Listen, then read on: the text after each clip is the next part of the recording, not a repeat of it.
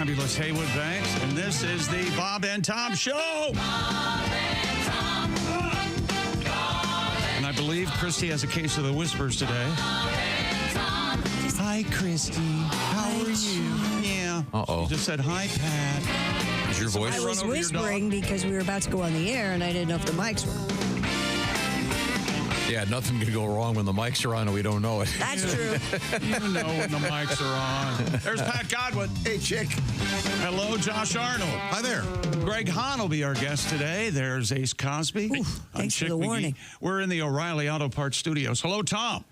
Hey, hello. Hey ho, hi ho. It's great to be here. Christy, you do have your full voice today? Yes. Okay. I'm fine. Okay. I just want to make sure. I can whisper on live. Today, I'm just checking. today's Ash Wednesday. Yes. You'll be getting your ashes today? Yeah, noon mass. You want to go? Yeah, I am fully booked today. Are you? Yeah, I'm completely buried today. I've got Are you ready? Sick little girl. I have no time. Keep your letters coming. The Bob and Tom email, bobandtom@bobandtom.com. Here's our first letter this morning. I know I'm breaking protocol, but this is too good to pass up, considering it's Ash Wednesday. Ash Wednesday. Okay. Hello, gang. With it being Ash Wednesday, I started reading into the Pope's recent illness and was surprised to hear that he has the bird flu. Apparently, he caught it from one of the cardinals. Indeed happen, they say. Wow. Wow. Well, let's hope Ace, he's, your Wish thoughts. the Pope the best. Good effort. hope he's doing well. Struggling. Now, to get the ashes, do you have to sit through the whole service? Yes. Oh, It's a God. mass. It's not service. You know, and some don't consider it having to sit through. Well, a sentence is what They it is. said, Some say it's a celebration of the beginning of Lent. I said on my morning news show today, you know, where the morning news, hi, welcome, good morning. How are you, Josh? You're great. I am too. We're all great. You can get ashes to go. And they gave a list of churches. No. That's what they said. Drive-through? Ashes to go. Boom. That's great. That's It's so Not right. 2025. Wow. Damn right. Get your damn ashes right now. I think that that's just, They should pass them out at Starbucks. That would be official. well, but are you getting them just so you can say to other people, look at me, I did get my ashes, or do you really? I don't know. think that it's- And isn't the rule you're not allowed to wipe them off? No, there's no rule about that. There's not? I don't think so. I thought there was. Because people I leave them. thought there was People when I leave was them a up kid. there. I know. Yeah. But apparently there is not. In some religions, you got to leave them on there all the time. I'm Catholic, and I swore I thought we had to leave them on all the time. No, but I mean, there's some Just read last where they paint a dot on, and you got to wear it all That's the a whole different thing. A different religion, different That's a God. whole different Very thing. complicated. Hey, sorry, I didn't invent this stuff. Yeah. And what do those guys with dots sound like when they're praying, Tom? I don't know. Okay, that's a good answer. What, Josh? I get confused. I remember the guys at the airport. Remember when the Hare Krishnas were at the airport all the time? I never saw that, but I'm familiar with it through airplane. That was very real. Yeah. And I don't know exactly why they were always at airports and why they let them in. And I don't know where they went because I've flown a lot and I've never seen them, ever. Yeah, point, I wonder Chick. where. I don't know if there was legislation disallowing them to be there. Well, maybe. Of course, it had to be. I mean, maybe They lost their freedom when we had. You remember, you used to be able to go to the gate with your friends. no, but they were always there in the lobby, and Yeah. But they had that like mud dripping thing between the eyeballs. Well, I What? don't think they called it that. Well, I mean, that's what it looked like. I don't remember that. They were playing some kind of exotic bongo. The shaved heads. That was a good look. Yeah. I swear, I think you're getting movies confused with real life again. No, they used to be there at the airport. I know, but then they're playing some weird bongo. Yeah. Okay. I remember David Leisure was one of Yes. Yes. in the airplane. And then he became famous for. Joe his Suzu. Sure. And he was the promiscuous neighbor in Empty Nest. Wow. I am not familiar with Empty The Nest. Richard Mulligan vehicle on NBC? I am not. Yeah, I like that. Well, in any event, today is Ash Wednesday. We have a couple of tributes coming up. So be careful if you go to a Catholic church. You might get the bird flu. Now, From a cardinal. We have tributes to ashes? We do? Yeah, we do. Yeah. Absolutely. All right. And by the way, we're in day 2 of Pat not being able to play his organ. Day 2. I'm still learning. Man's a busy man.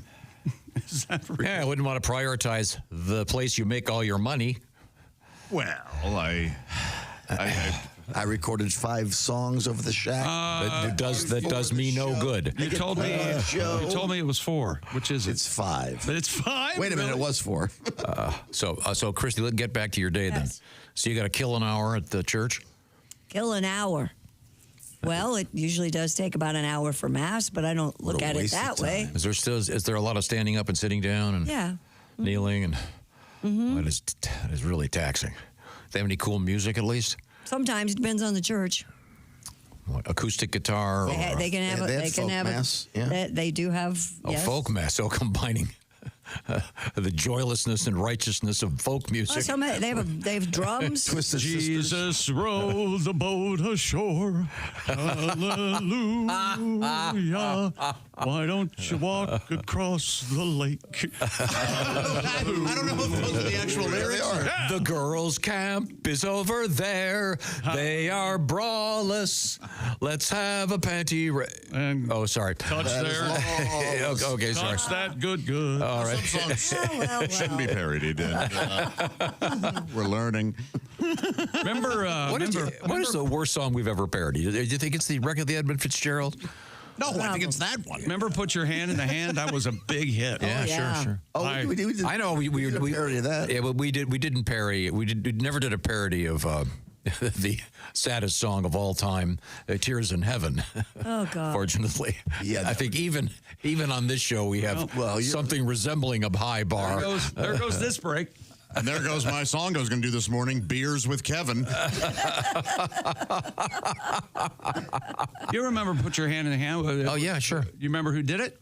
That was a legitimate top 40 hit. Absolutely. Give me 5 answers and I'll pick the right one. The Something Well, Singers. it starts with O. The group starts with O. It's not the Osmonds. No. I'm pretty sure they never had another hit. Okay, I give up with it. Ocean. Oh yeah. I never would have got it. Not Your Billy hand Ocean. In that, no. It's not Billy Ocean. You know, there are there's Pacific Ocean, Atlantic. There are many oceans. I wish there was a Billy Ocean out there. I'm going to be sailing the Billy Ocean. Hey, we can change the name of it. Hell, we changed the name of the Gulf. Why not you go to the ocean? I think yeah. Pacific sounds like some kind of peacenik thing. Like that. You should have called it the Billy Ocean. The Billy American Ocean, Mexico. You name it after somebody. Coming up, we have a lot of interesting things going on out there. How about Ocean? Put Your Hand in the Hand, and not this awful song. How about?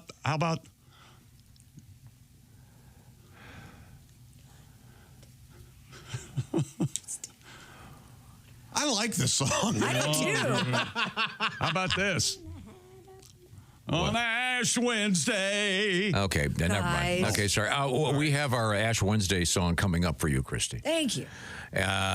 Also, various other delights that I'm we'll remembering the Ash Wednesday. Oh, I do too. we'll sprinkle about. I did a hand-in-hand parody 2 weeks ago. You did. Yeah, that shark incident. Remember the woman got her... Yes. Oh, that's right. You 2 did. weeks ago. How timely. I was gone that day. I know. You need to play it now. That's why I got away. You can play it with it for me. I want to hear Play it it right now. and I want to hear the story. But right now, I want to remind you that the best way to listen to this show is with those Raycon earbuds. That's Tell right. me more. Raycon's Everyday Earbuds. Do you feel it? Do you smell it? It's madness. That's right. It's March. And there's a lot of noise right now. And that's where Raycon's Everyday Earbuds come in. Just take a quick break and listen to really good music or whatever music you like. Raycons have active noise cancellation that drown out the most maddening of sounds. Their latest model, Raycons, also has a 32-hour battery life. And multi-point connectivity lets you pair with 2 devices at once. And Raycon's quick charge function, 10 minutes of charging, 90 minutes of battery. I have no idea how it does it. Plus, Raycons start at just half the price of other premium audio brands with similar features. Raycon's Everyday Earbuds also come in a spectrum of vibrant colors. And if you don't love them, they have a 30-day happiness guarantee return policy. Go to buyraycon.com/Tom and get 20% off the best-selling Everyday Earbuds, the official earbuds of the Bob and Tom Show. That's Raycon's Everyday Earbuds. Go to buyraycon.com/Tom. Got a Bill Belichick update regarding Hard Knocks. We have the splits in the news. Can you do the splits, Christy? I have been. I maybe if I practiced a minute. Okay. I'd like to see Pat do the splits because You I do think the splits? I did one yesterday almost. it would result in a painful groin injury. Of all things, we have the splits in the news, along with woolly mammoths in the news. You mean woolly mammoths? What did I say? Willie. Woolly mammoths. I was thinking of that. Your son, Willie? No, I was thinking of that thing with the metal shavings. Oh, yeah. Woolly Wally, really? Yeah. Woolly Willie. Willy Willy. We have one of those of you, actually. Okay, yeah. That's all on the way. I'm very excited about it. And I will report the following. We are in the O'Reilly Auto Parts studios, and of course, this is the Bob and Tom Show.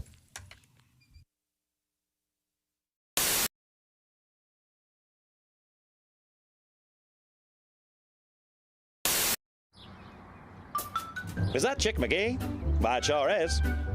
Chick McGee, who knows that an annuity from the folks at Silac Insurance Company means a retirement check in his mailbox every month. Chick works on perfecting his mailbox opening technique. Easy, Mr. McGee. Don't blow that elbow out. Chick isn't quite retired yet. He's just practicing for it. Because one day, Mailbox McGee will be taking his retirement the easy way. SILACINS.com. Silac Insurance Company. Come on, baby. Everyone's doing it. But I've never done it before. Your brother tried it and he loved it. My brother? What? Okay, I'm gonna turn it on. Ooh, I hope there's batteries in it. Batteries? The Bob and Tom Show, mornings on 95.7 QMF, Louisville's classic rock station. We should wake up with Bob and Tom every morning. Well, that sounds good to me. No problem here. Get up and get it on. Joining us in the studio now, we have Dr. David Wolf, astronaut, and He and Kirsty are making out, evidently. Welcome back to Earth, sir.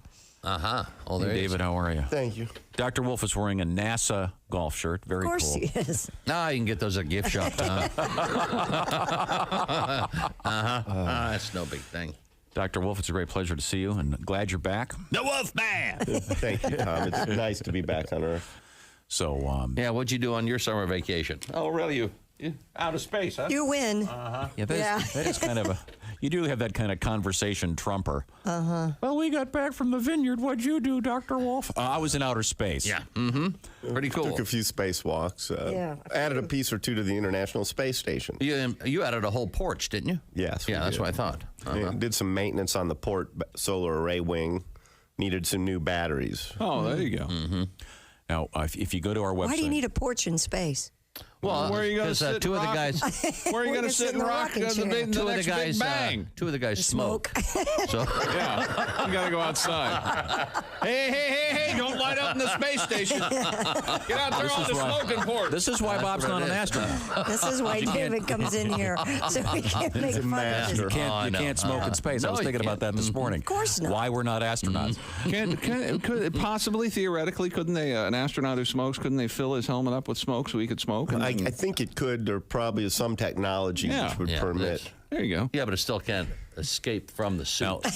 Now, on a serious note, And your clothes would really you guys smell. are NASA launching again probably tomorrow. Yes, I haven't heard this morning. We were on time as of last evening. Still, things going The well. concern is that fueling. there's some thunderstorms may come in and delay the fueling. Summer in Florida, it's tough to get off the pad, as we As demonstrated. you know. Yeah, you Now, did. that was actually my first question. I wanted to know. You have to get dressed each and every one of those times. How long does it take to get into the suit and everything ready for It's launch? a pretty big ordeal. It takes 3 or 4 hours, from getting up and then out to the pad, and it's 2 million pounds of cryogenic oxygen and hydrogen. You get up on top of that, the countdown goes, and then it's a few hours to get out. It's a big deal, but it's harder on the cooks and the friends and the family. We go to work whether we go to space or go to Earth, Right. But everyone else has traveled and they want to see a launch, and it's a lot of trouble to turn around. Our guest is Dr. David Wolf, astronaut. If you go to our website on the left side, you'll see a photograph of Dr. Wolf. Did you take this one? Were you holding your hand out? It's a long arm. Is this you with your arm or one of your buddies taking it? Nobody up there want to take a picture of you, Dave? It looks like you're... No, that's somebody shooting through the hatch when I'm getting ready to go out on a spacewalk. I'm in vacuum in there, ready to go out. Okay. And if you click through the window. If you click there, we have a sort of a whole set of photos there, and you can see Dr. Wolf floating around in space. We'll talk about some of these when we come back. I'm curious, how long does it take you to get into the spacesuit that you're going to use to do a walk? The suit, you spend the day before checking it out, like a spacecraft itself. The next morning, you spend 2 or 3 hours getting in before you get out through the hatch. About 3 hours. Wow. Don't you have a series of mirrors in your passenger car here at home where you can drive laying on your back? Isn't that just to make you feel comfortable? More comfortable upside down. Wow. Hello, my name is Alexa. If you have a smart speaker and what to hear, Bob and Tom Radio, just say, Alexa, play Bob and Tom Radio on TuneIn. Now, you try it. Alexa, play Bob and Tom Radio on TuneIn. That's the first smart thing you've said to me since you took me out of the box. Larry, the cable guy. Larry, good morning. It's good to see you. But I got to tell you, I had a horrible nightmare. Last night? Last night. Really? Before I come in here, I dreamt I drank the world's largest margarita. And woke up this morning, they was salt on the toilet lid. Thank God I didn't eat the worm in there, I'll tell you that much. I tell you what, I was madder than a skinhead watching the Jeffersons. I tell you what.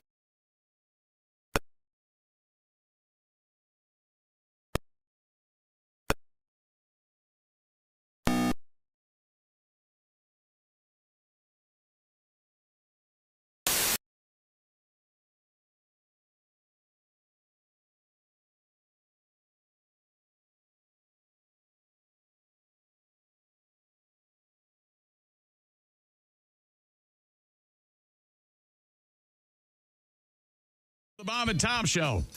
Hello. I look around the room and I see we have a lot of things going on over there. What do you got, Tom? Well, we got Chip McGee at the OrangeInsoles.com sports desk. That's right. It's the Orange Insole season.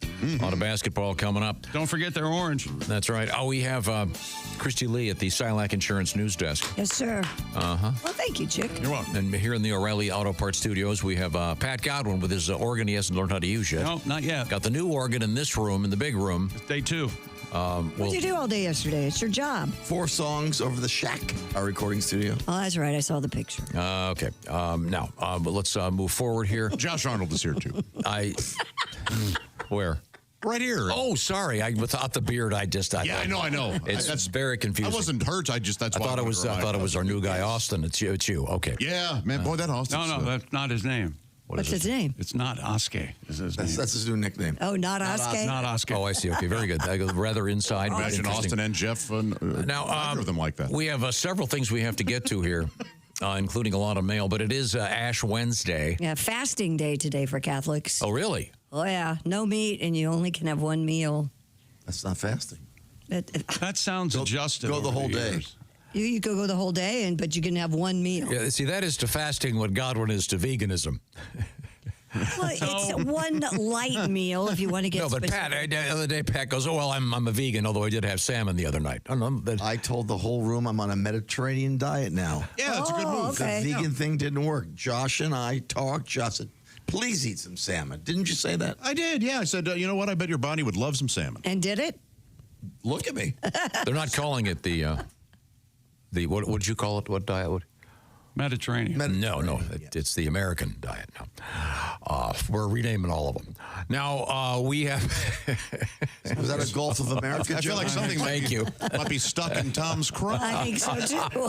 Did you watch TV? We're renaming stuff. Now all of my globes are wrong. Let's just rename everything. We have a story you were going to do for me about sharks. I did not. I was not here for this. A woman's hand was bitten off were bitten off. There were both of them by a shark in the Caribbean after she tried to take a picture of it. Bit him off. The woman, believed to be a Canadian national, was vacationing in Turks Caicos when she spotted the 6-foot-long predator just a few yards from shore. Oh. The 55-year-old waded into the water, Tom, and attempted to engage with the shark and take a picture of it when it bit her hand off. Witnesses rushed to the woman's aid, and her husband fended off the shark as it circled around and bit her again. Well, they're like Lay's potato chips, you know. You just can't have, One hand had to be amputated at the wrist, the other midway down her foot. Oh, God. That's awful. I have a question. So did you say she was trying to take a picture of the shark? Yes. Did the shark swallow the phone? I don't know what happened to the phone. It doesn't say. Probably a good chance she dropped it. I mean, if the shark bit her hand off, the phone was in her hand. Wow. I got to hang up right now. The shark's biting me. I'll talk to you later. Look, I'm going to have to call you back, all right? Yes, I love you too. This is why you have a selfie stick. Now, Pat, you have a song about this? Never put your hand near a shark and try to take a selfie. Stay in the sand on land, 'cause sharks roll in the sea. Take a picture of yourself from a distance and behave responsibly. Now you got no hands and you can't hold your phone for any more selfies. The shark ate her hand and her hand. Now she's handless and she can't pick up things. Can't pick up things with her hands because of that damn shark. Was she a young lady? 55, I thought. 55? 55. Yeah, from Canada. Yeah. No, then she probably wouldn't have been able to find the photo on her phone anyway. Oh. That's well, ridiculous. you have no trouble, so she would have had no trouble. You'd be surprised with that new program. It's very hard to find anything. Yeah, sea creatures. Don't get near them. Well, from my vacation recently, the dolphins were out. You know how dolphins are. They're playing, they're having fun, and my girlfriend goes, "Oh, look, there must be a big school of fish over there. Those dolphins are really going at it." I go, that isn't fish. They had circled a female, if you know what I mean. Oh. Yeah, dolphins tend to horny. Yeah, and it's mating season, and they were going at it. Did you say you had a girlfriend with you on vacation? Yeah. Yeah. Did you record any of that? No. Would you like me to? Matt Chick and I both need a new car alarm. Okay. Yeah. Dolphins are, I think, it's dolphins and humans, the only two things that derive pleasure from sex. They don't just do it. I thought it was. Now wait a minute. Now, how do they know that? I don't know, but they do. No, who are they? They asked the boy dolphin how was it, and he puts a fin up. Muskrats also enjoy. Oh, they really do? Oh, of course. Muskrat physical love? Muskrat love, yeah. You've heard of that, right? Yes, I didn't realize it had to do with sex. I thought it was just sort of a crush. No, it's sex. Oh, wow. It's very meaningful. Pat, do you like sex, Pat? Love it. Okay. Now, we have another oddball request here. Pat, since you've got this may be a keyboard thing, I'm sorry. I'm ready to go. Either way, you know me. We had a story yesterday that referenced this whole thing about labia puffing, the surgical procedures that some women are doing. Yeah, they inject using, quote, dermal fillers like hyaluronic acid to restore volume to the labia majora. Oh. Now, the labia minora, of course, is only used in Hanukkah. But right now, we have a tribute. Doesn't labia majora sound like something that's just east of the Lesser Antilles or something? Yes. It's just really out there somewhere. And by the way, you always hear about the Lesser Antilles. What about the Greater Antilles? That's right. They never get any. You never hear about them in the news. Always lesser. But this request here involves the famous story about Josh Brolin sunning his taint area. There was a fad in Hollywood, which is of course Hollywood and the source of all good things in the medical world, as you know.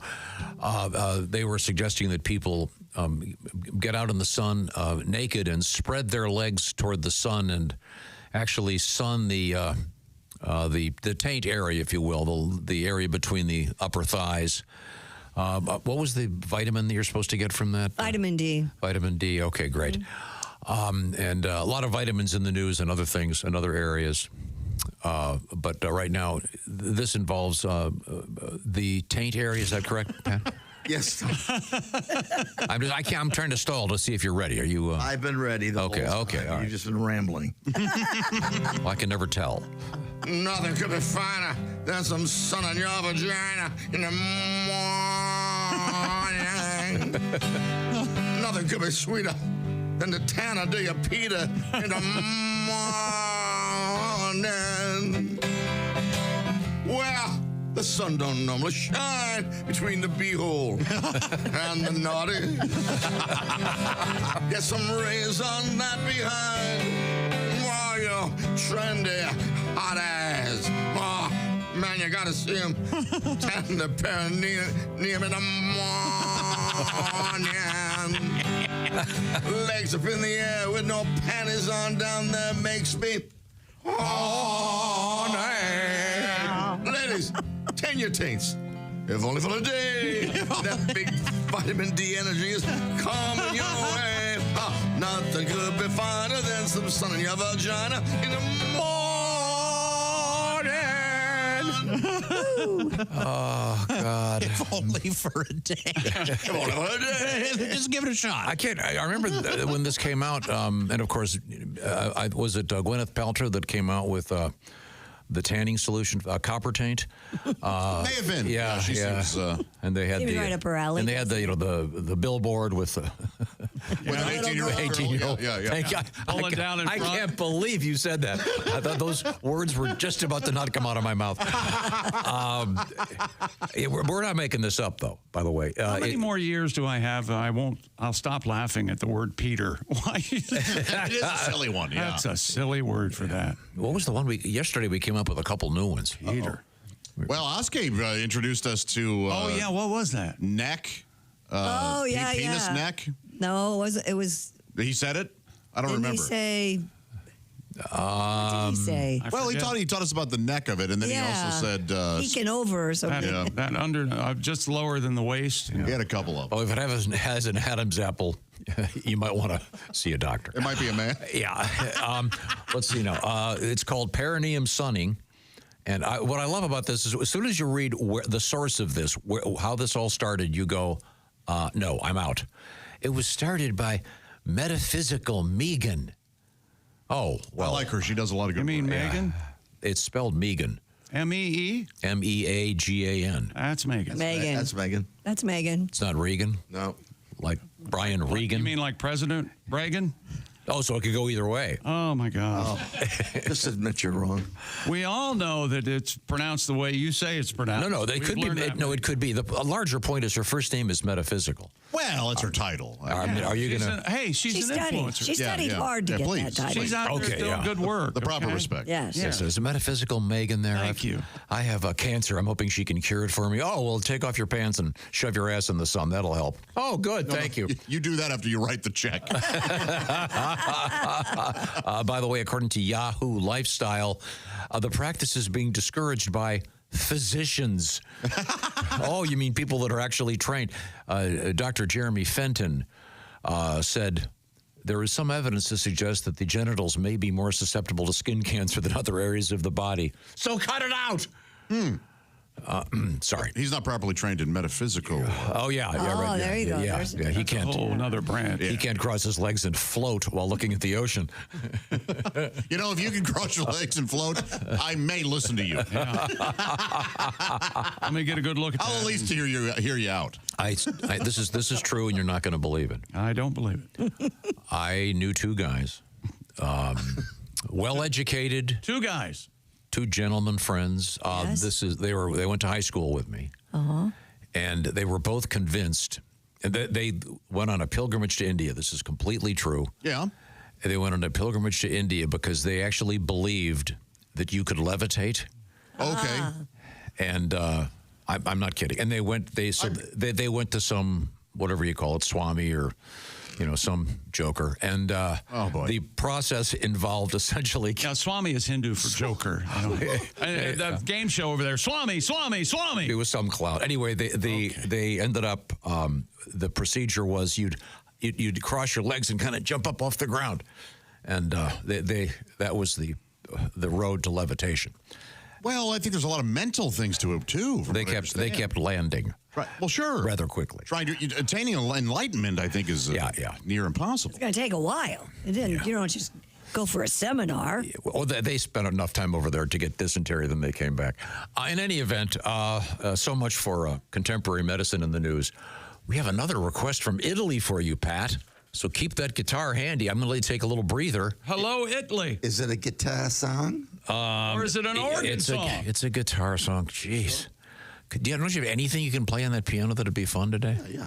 Okay, well, we'll get to it coming up. Now, today is Ash Wednesday. That piano being put in here might be the worst thing that's ever happened in the world. That's a lot of things that have been bad. But no, Pat, I'm not criticizing you. This whole thing has been a nightmare, and you know it.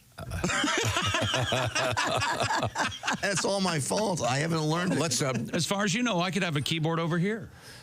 Let's move forward here. We have this classic from Tim Cavanaugh in honor of Ash Wednesday. Oh. I love this song.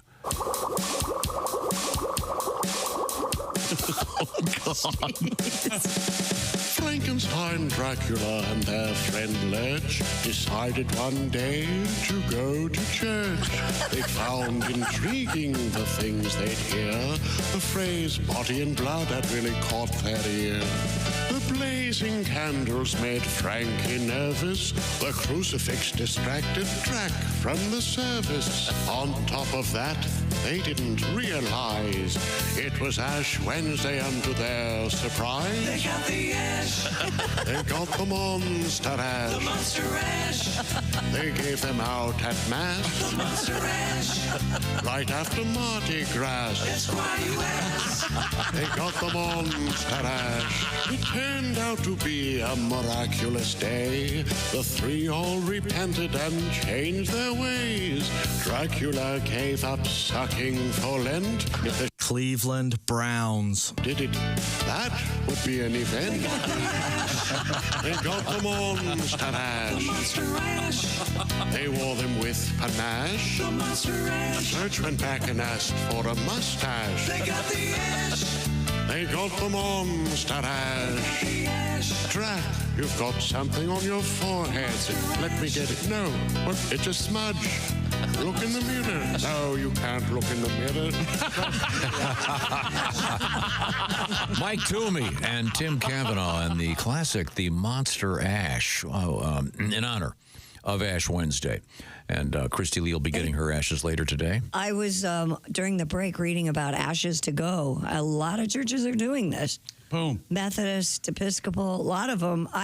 So you don't, in other words, you don't have to attend an actual service. You just pull up. Drive through and the It really is a drive-through. I was kidding. No, it's I remember actually. seeing a news story about that a couple of years ago. Yeah, no, that's what they're doing. Yeah. Do they have a drive-through window at the church? No, you're standing. This gentleman standing outside. They don't have a drive-through window at the church I go to. That would be hilarious. If It's they, one of those things that started during COVID, and then they went, "Oh, yeah, people actually kind of liked this." Right. Is there It's like my therapist. I'm still on Zoom. Is there a bucket for donations? I don't see a bucket here. I don't know. Oh, then they're doing it wrong. You got to monetize this. I'd have a second priest standing there with, hey, a little something for the effort. Tom, you're so misguided. The Catholic Church has nothing to do with money. I'm sorry, I couldn't even get it out.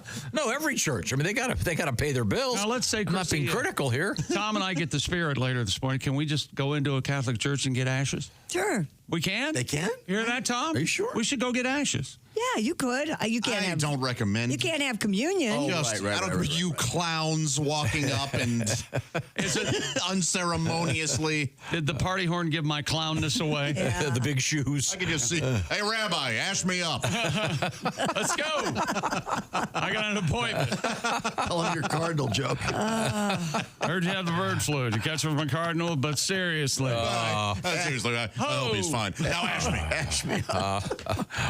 Right now it's imagine? Let's check in with Chick McGee over there and find out about Simply Safe. There we go. Do-it-yourself home security system. We trust Simply Safe here at the Bob and Tom Studios. There are cameras out there in the hallway just to keep an eye on Pat. You never know what he's up to out there in the hallway. You never I'm not know. practicing, obviously. That's right.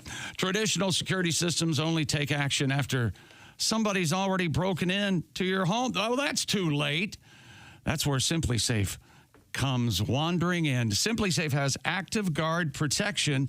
It can help prevent break-ins before they happen. Simply Safe has AI-powered cameras backed by live professional monitoring agents that monitor your property and detect suspicious activity. If someone's lurking around or acting suspiciously or being a lurker, agents see and talk to them in real time, can turn on spotlights and even contact the police all before they even have a chance to get inside your compound. No long-term contracts or cancellation fees. Monitoring plans start affordably at around $1 a day and a 60-day satisfaction guarantee or your money back. Visit simplysafetom.com to claim 50% off a new system with a professional monitoring plan, and your first month's free. That's simplysafetom.com. There's no safe like Simply Safe. Thank you very much, Chick McGee. I'm so excited. We've got a couple of great letters here. Wait till you meet Lep. Lep? I'm so excited to tell you about Lep. I'll remind you of a couple quick things. We're going to be on the road. Major League Opening Day, Cincinnati Reds, Thursday, March 27th. We're going to be at Smoke Justice. It's a restaurant in Covington. We'll be there from 6 to 10, brought to you by Field of Dreams Whiskey. Hope you can stop by and say hi. We're going to have some special T-shirts, a little benefit project like we did in Iowa for the Children's Hospital in Cincinnati. Then minor league opening day with the Toledo Mud Hens, Friday, March 28th. We're going to be at the Glass City Center in downtown Toledo, brought to you by Field of Dreams Whiskey also. Nice. Got a couple of other fun things we're doing. Excited about that. Good morning ahead. I'm really, really happy about this, and I'm so excited. Wait till you're going to see when we come back. You're going to go, I'm excited too. Okay. We're gonna. Right. I will take that bet. If you do not like this, wait a minute. I will give you $5. All right. Ready? Okay. And then Ace will give you 10. We are in the O'Reilly Auto Parts Studios, and this is the Bob and Tom Show.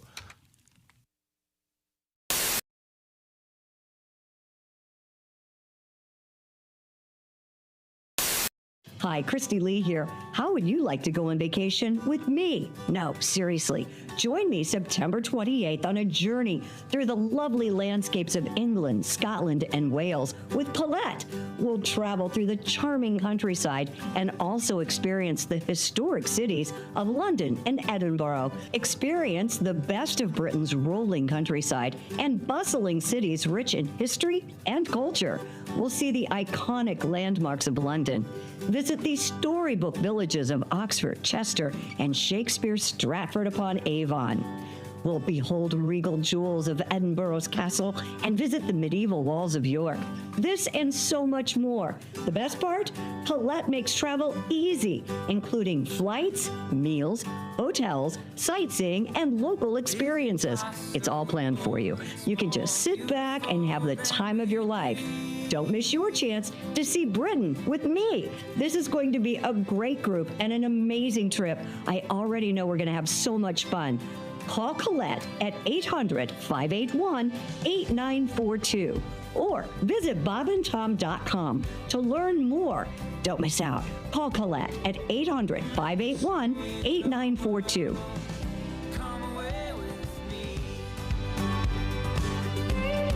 Like every other comedian ever, I too have recently broken up with my girlfriend.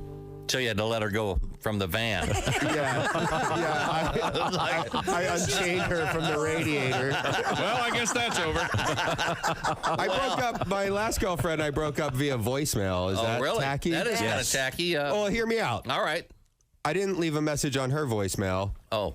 I left it on the outgoing message on my voicemail. All right. Hi, this is Brendan. Exactly. Leave a message it's unless less you're confrontational. If this is Susan, it's over. All right. Hit the bricks, Ugga-Mug. Would anybody else just leave your message? Yeah, anybody else leave a message. Don't forget your number. Did you start with your message? Your message is important to me. Unless it's Susan. Did you say hit the bricks, Ugga-Mug? Yeah, I called her Ugga-Mug. She's ugly. I was dating an ugly girl. Well, somebody has to. She was hard on the eyes.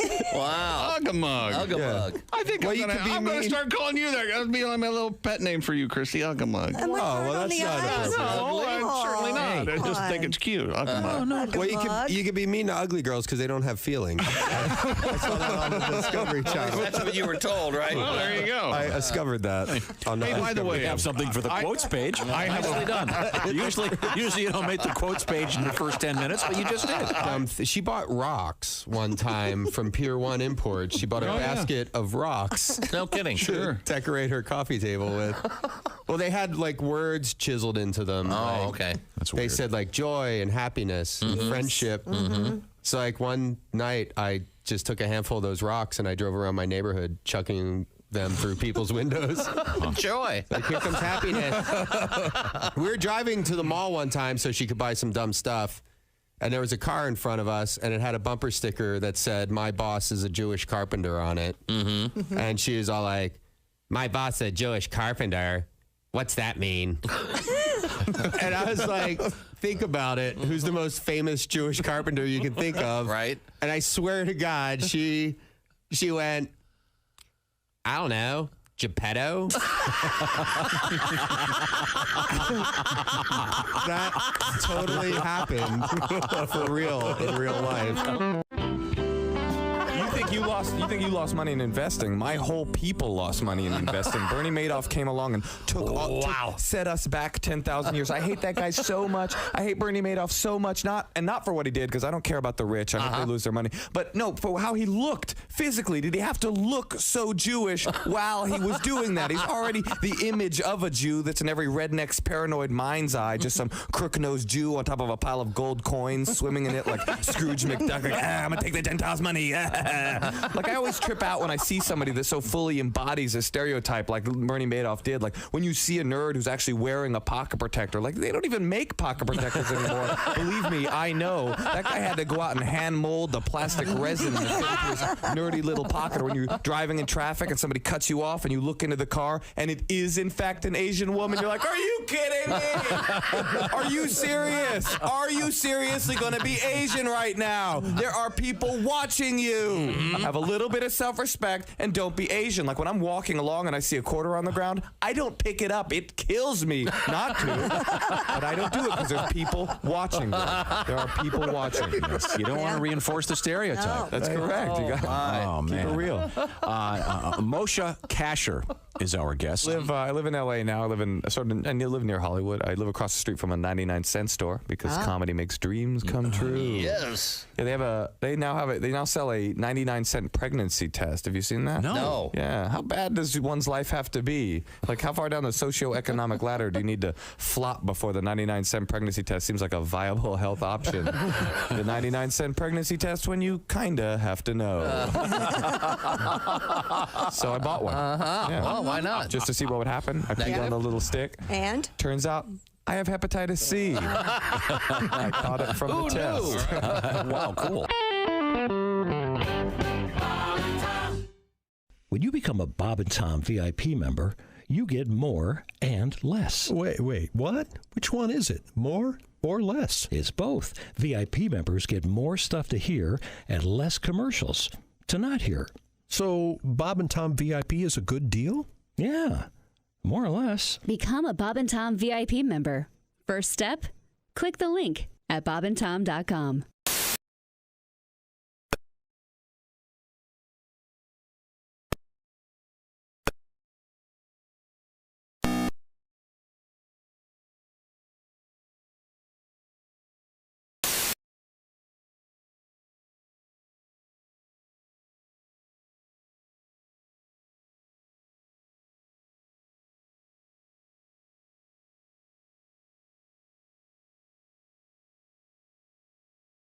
Tickets for that Steve Martin Short Show coming October 25th to the Murat Theater. Two of the great comedians together on stage. You could win tickets. I'll tell you how in a few minutes. Hey, welcome back to the Bob and Tom Show at the Silac Insurance News Desk. It's Christy Lee. Hi. Pat Godwin and his guitar. There's Josh Arnold. Hi. There's Ace Cosby. I'm Chick McGee over here at the Orange and Soul Sports Desk. We're in the O'Reilly Auto Parts studios. Hello, Tom. Hello, Chick. Yesterday, was about this time, I think, in a new segment that I'm doing called Belaboring the Obvious. Okay. I was talking about with my dogs, my little guy, my puppy, he is a real tail wagger. Oh, and you just love that. You go, good boy, and he's wagging his tail, and he's so happy. Boy. My older dog, my 3-year-old... Sounds like a kiss ass. Really can't be bothered. You walk up and go, you're such a good boy. And he looks, I know. Doesn't really wag his tail much. Like, I don't know, I'm a good boy. Just, yeah, there's that guy. But we got this great letter from Matthew. He writes, this is a picture of my deaf Australian Shepherd dog. Okay. His name is Lep, short for... Leper? Deaf leopard. Ah. He's a year old. If you want to tell him he's a good boy, you have to give him jazz hands. Good boy. He watches you guys on YouTube with me every morning. Well, look at there he is. We got to give him the jazz hands. Look at that blue-eyed, gorgeous dog. What are you doing? You little nut. We got to post that photo. Well, thank you for taking the time to write, Matthew. What a great dog. Yeah, very sweet. Oh, but jazz hands, I'll have to try that with my guys, see if they like maybe the jazz hands. Maybe one of your dogs is deaf. Maybe he just doesn't hear you. Yeah, maybe. No. Have you tested him for hearing? No, he can hear. You should take him to the fair and test him for hearing. He can hear. He does the sit, all that stuff.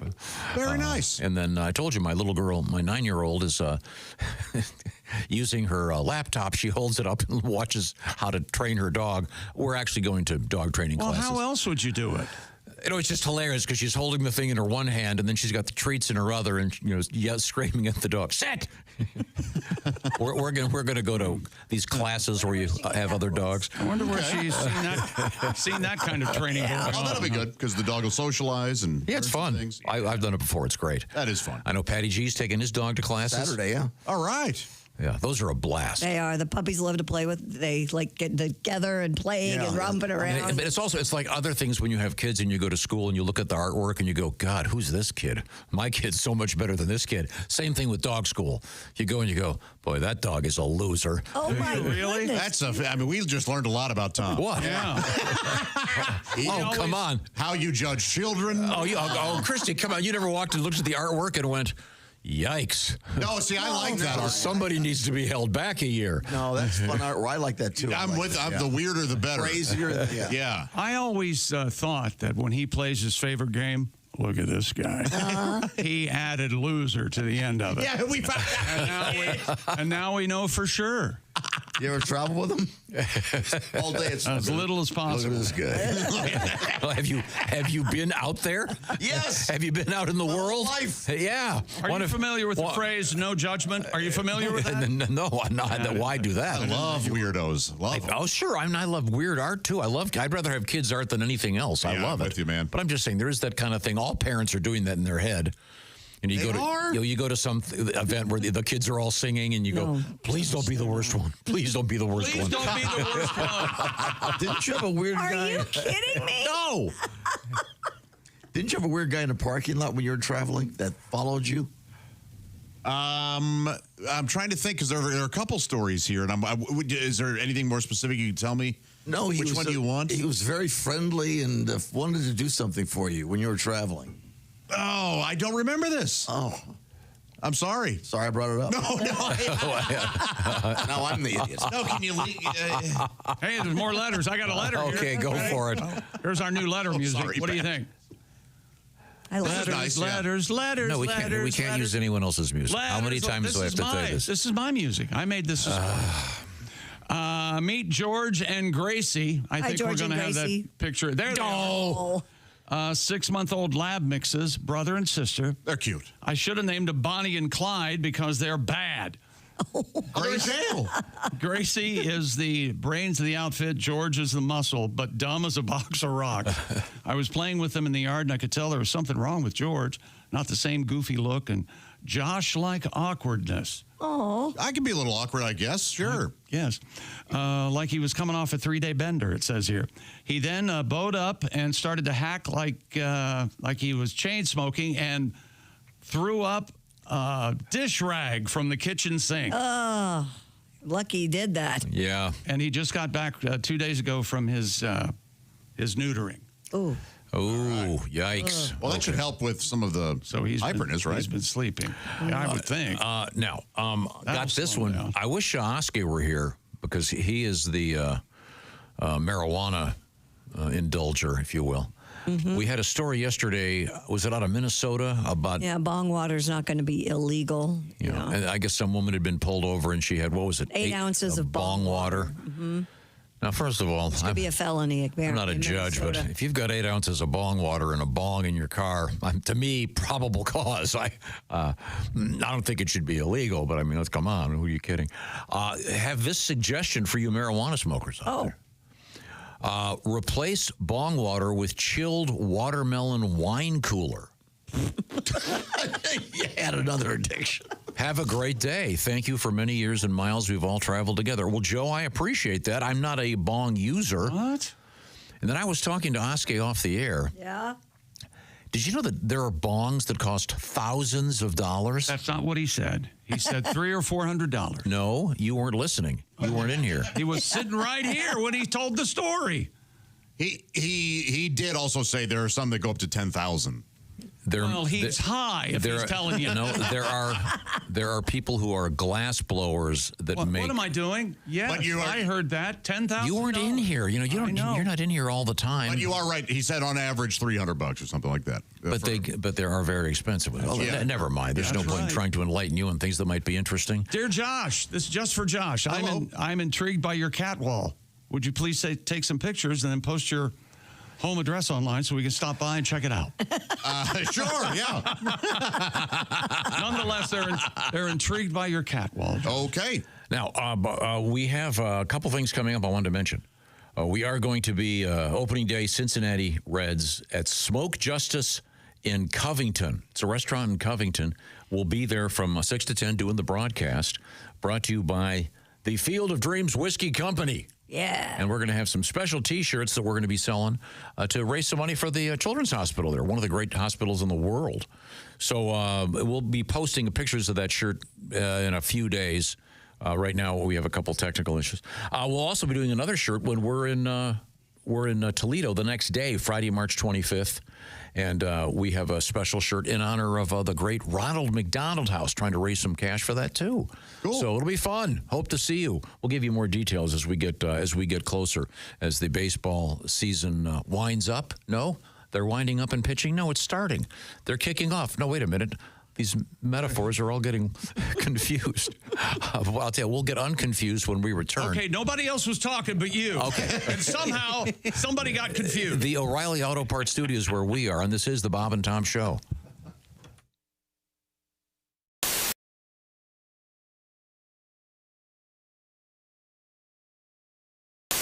Dear Allie, my boyfriend recently proposed to me and I'm so madly in love with him. We met after he went through a really bad breakup and I was there for him.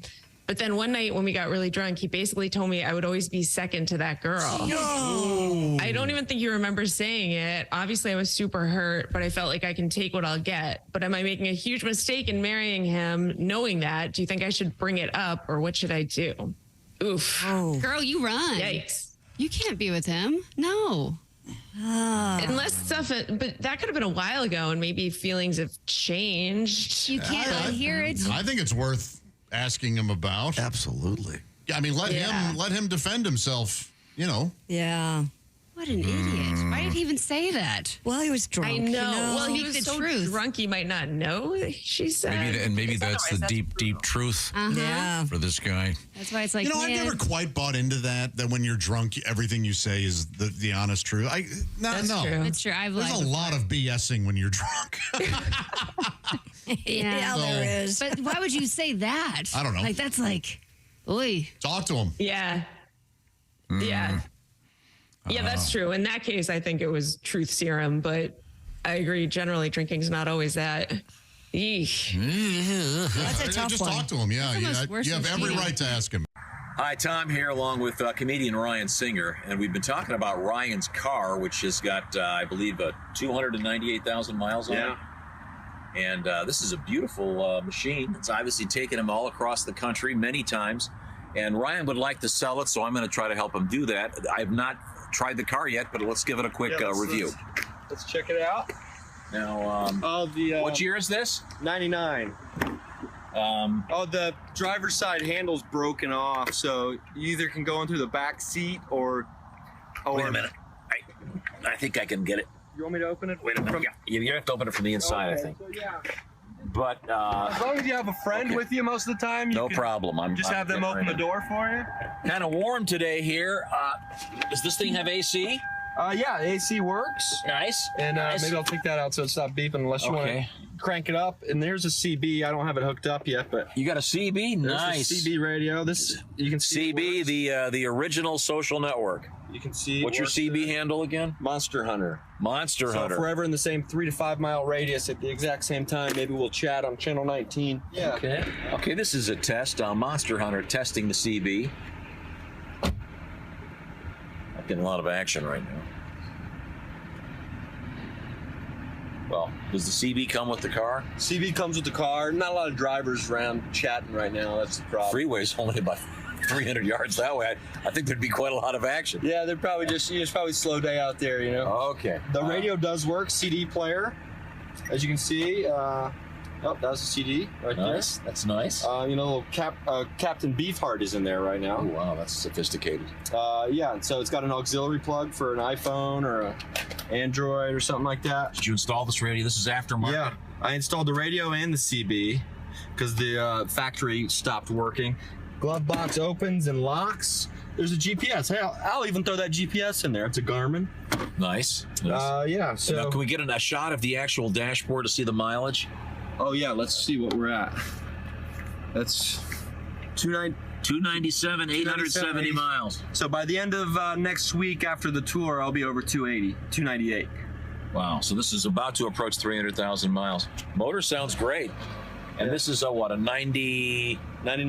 99. This is Camry LE. Camry LE. Four-cylinder. Four-cylinder, four-door. Okay, well, let's continue the tour, shall we? Okay. Once again, we're taking a tour of this beautiful 99 Camry, 298,000 miles on it. Let's head back here. Nice, it's got the electric window thing to keep the ice off the back window. Gas door. Nope. Good looking trunk. Yeah, trunk's got a lot of trunk space in here. Yeah. Oh, we don't need. Oh, here.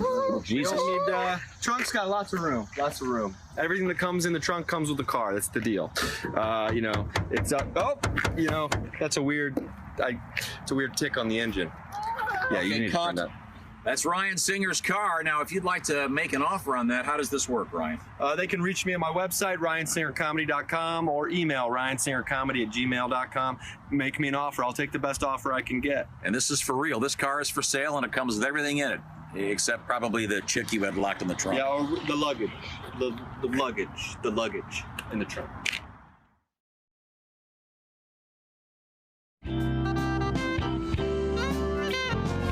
I'm watching The Dating Game. That's right. Mm-hmm. And here they are.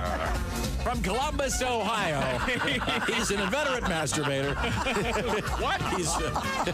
He's trying to grow a beard and thinking of a radio name. It's Chuck Michaels. Yeah. Good afternoon, everybody. Okay. Wasn't this for T-Berry gum or something? Didn't they use that? They may T-Berry have. Shuffle. Now, right? was that indeed the dating game, or was that the newlywed game? The Lonely Boys. It sounded like one of them. I don't know. There. Is this it? Yeah, this is the dating game. And here they are. He's an obsessive compulsive from Midwestern United States. He likes collecting things and telling people what to do. Including Ladies and children gentlemen, and dogs. They love shiny objects. And he's just now. He's a member of the Black Panther Party. I didn't expect that one coming. He didn't. And a confirmed bachelor. All right, now here they He's are. fathered 9 children. Ladies and gentlemen, big round of applause for Tom Griswold. Yeah, that's where you come around the partition. Okay. Now this is where you go, bachelor number one. Hey, if I I'm was held greasy, bachelorette number 1. If I were a bush, if I dropped some food on the floor, how many seconds before you eat it?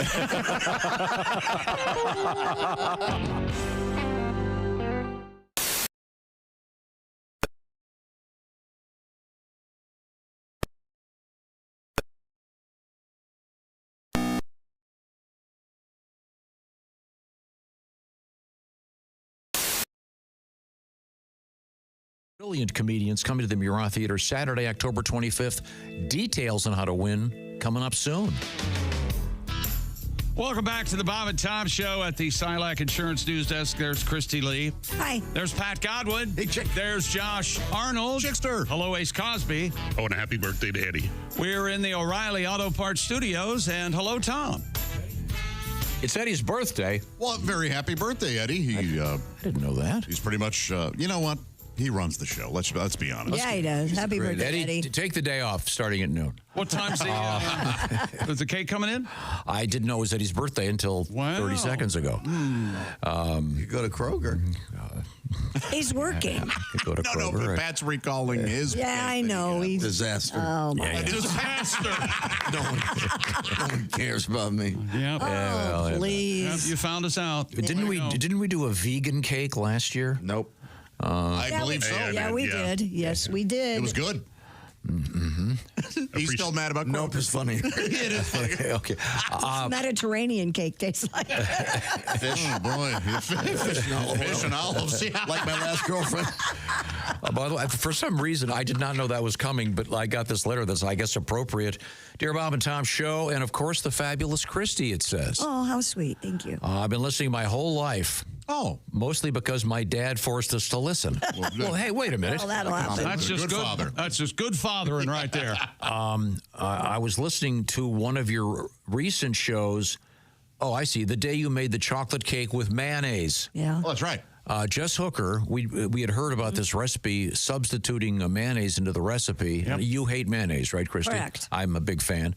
And anyone want to weigh in on how great that cake was beside delicious. me? It was wonderful. Moist. It was great. Yeah, not a hint of mayonnaise flavor. Yeah. Have any of you tried Thunder Cake? It's chocolate cake made with tomatoes and mayonnaise. It's amazing. It will melt in your mouth. You do not taste the tomatoes or the mayonnaise. Wow. What? So I'll give this letter to Jess, and we'll take it, see if we can get this organized. Thunder Cake. You could do a nice song about that. Pat, got a request from Italy for you. From Italy? Yeah, this is amazing. Oh, the old country. Speaking of the Mediterranean again. Right. I am from Florida, Fort Myers, but I am on a train right now going from Venice to Florence listening to you guys. Very nice. Very nice. Could Pat Godwin please play one of his pizza songs? Todd from Fort Myers. All right, Todd. 1, 2, 1, 2, 3, 4. Some folks like pizza just for the cheese. Yeah. Or the fact that it's delivered whenever you please. That doesn't matter to me. Just make it crispy at 500 degrees. I don't care about the toppings and sauce. Make sure the pizza dough is kneaded and ready to toss. 'Cause you know what's important to us. It's always been a matter of crust. Always been a matter of crust. One more time. Always been a matter of crust. All right. Woo. Oh, thank you. I hope Billy Joel sells that to one of the pizza companies, certainly. Time to move on here. Thin or thick? What are you? I like them both. Do you like a specific area of the country, like Detroit or Chicago or New York? With respect to pizza? Yeah. No, with respect to hotels. Yes, pizza, Tom. Not necessarily. I like really extra. I don't buy into the New York City slice on the streets, the best pizza in the world. I lived in New York for many years and never found that to be the case ever once. Somebody in this room likes cauliflower crust pizza. Yeah, I like all of them. Yeah, nothing wrong with cauliflower crust. Wow. I know. Yeah, it can be okay. But It's okay. I much prefer Does that come with the medicine you're taking? No, I don't have it all the time. You need one of those countdown clocks to tell you how long you've got to live while you're eating the cauliflower pizza. That would come in handy. Okay. 10, 9. I had one that was real tasty and one that was utterly joyless.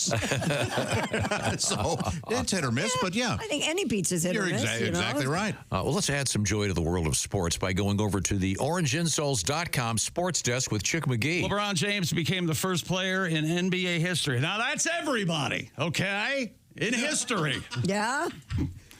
He scored his 50,000th point last Meadowlark Lemon? Oh my God. But that doesn't. It was a. He signed the NBA. I don't know how to tell you this, but the Globetrotters aren't considered in the records of the NBA. That's a shame. Is that what it is? He had 34 last night. Luka had 30, and the Lakers win.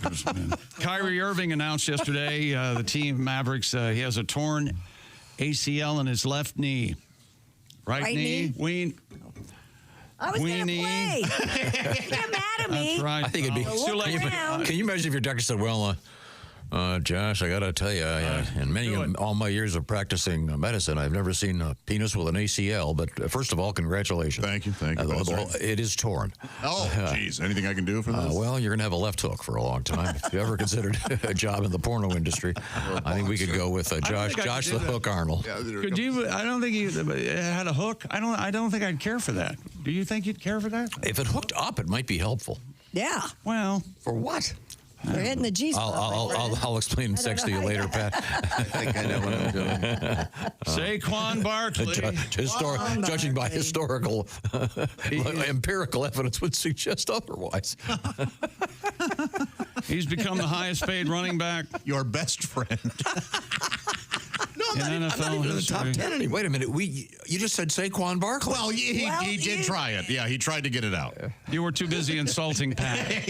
Yeah, you really were. Well, it's because he was taking credit for being some kind of super stud over there. I'm just telling you. Have you seen my numbers? A 2-year contract worth $41.2 million, $36 million guaranteed. That's quite a that's money. Who was the first agent that got the guaranteed money thing going? Yeah, that is I think really something. Kirk Cousins probably was the first that got a guaranteed contract. That's a great deal. You mean if I get hurt, I still get paid? I don't know which sport had the first guaranteed contract. It might have been the NBA. I'm not sure. Somebody will tell me. Somebody will help. Defensive tackle Osa, O-S-A, and his last name is O-D-I-G-H-I-Z-U-W-A. That's right. Odig Haizuwa. They can dig it. Can you dig Osawa? What's his name? That's exactly right. Hawuza. Can you dig Azua? Oh, great song. Right. Friends of Distinction. Yeah. I jammed. What's his first name? Osa. O-S-A. Ah. Can you imagine him in the shower? Have you seen D's? Osa D's nuts. As long as he's having fun. Kind of rhymes with Bofa, I guess. University of North Carolina. Not with Bofo. And head football coach Bill Belichick will not be the subject of HBO's Hard Knocks off-season series after failing to reach an agreement with NFL Films. I wonder who the difficult one in this was. That's hard to believe. Sources told CBS Sports that creative control was at the center of the deal falling through.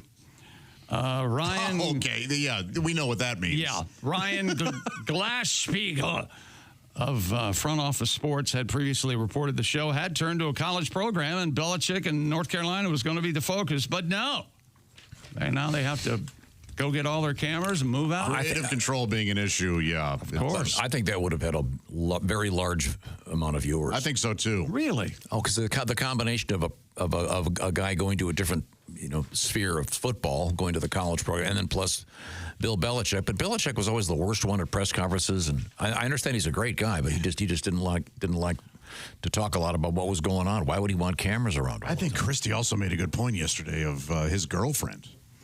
Yeah, HBO wouldn't mind a little of her, at least in the background, or Well, I know Belichick, one of his things was he wanted full frontal nudity of himself. Yeah. And they said no thank you? They said no, they didn't want to see that. Huh. There's a little Belichick. Yeah. The hard knocks. I mean, would you want, for example, a camera crew in here all the time getting the behind-the-scenes stuff? No, thank you. I think we do. Oh, we have them. No, but I mean... Exactly. It's impossible. Yeah. It's not fair. Right. A lot of that stuff... I know that they did it in... Non-airable. They did it in the sphere of pornography, of course. It wasn't called Hard Knocks. Oh, sure. Yeah. Different title. It was called... yeah, never mind. Okay. I can't. He thought it was... I can't figure it out. He's on the rhyming thing today. Yeah, he's... Osa, Knox. Osa D's nuts. Osa D's. Can I tell you about Prize Picks? Please. Hard Knocks. Oh, I get it now. The second half of the basketball season's here. It's playoff time, and the race is heating up. Which team will be involved? That's where you jump on Prize Picks, the best place to cash in on your favorite sports. 10 million members and billions of dollars in awarded winnings. Prize Picks has made daily fantasy sports more accessible. The app, it's simple to use.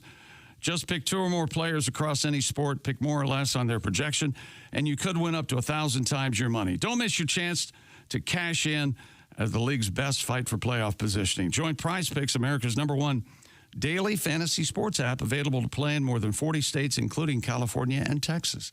Download the Prize Picks app today. Use the code TOM and get $50 in bonus promo funds instantly when you play $5. That's all it takes. That's code TOM on Prize Picks. Get $50 in bonus funds instantly when you pay $5. Play $5.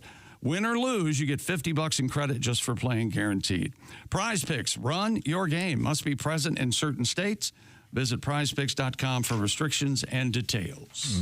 Thank you very much, Chick McGee. Coming up, comedian Greg Hahn will be joining us. A special edition of Sexy Time coming up today.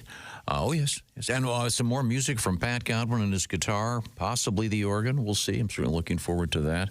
And we will be returning with Christy Lee. Of course, she's going to be passing along some very, very interesting news about divorce and can you be friendly with certain people, and we will find out what's happening there. Be quiet, Pat. We are in the O'Reilly Auto Parts Studios. This is the Bob and Tom Show.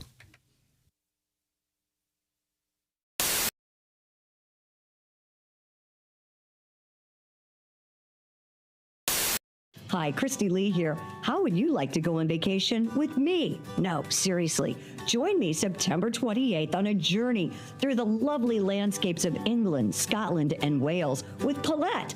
We'll travel through the charming countryside and also experience the historic cities of London and Edinburgh. Experience the best of Britain's rolling countryside and bustling cities rich in history and culture. We'll see the iconic landmarks of London. Visit the storybook villages of Oxford, Chester, and Shakespeare's Stratford-upon-Avon.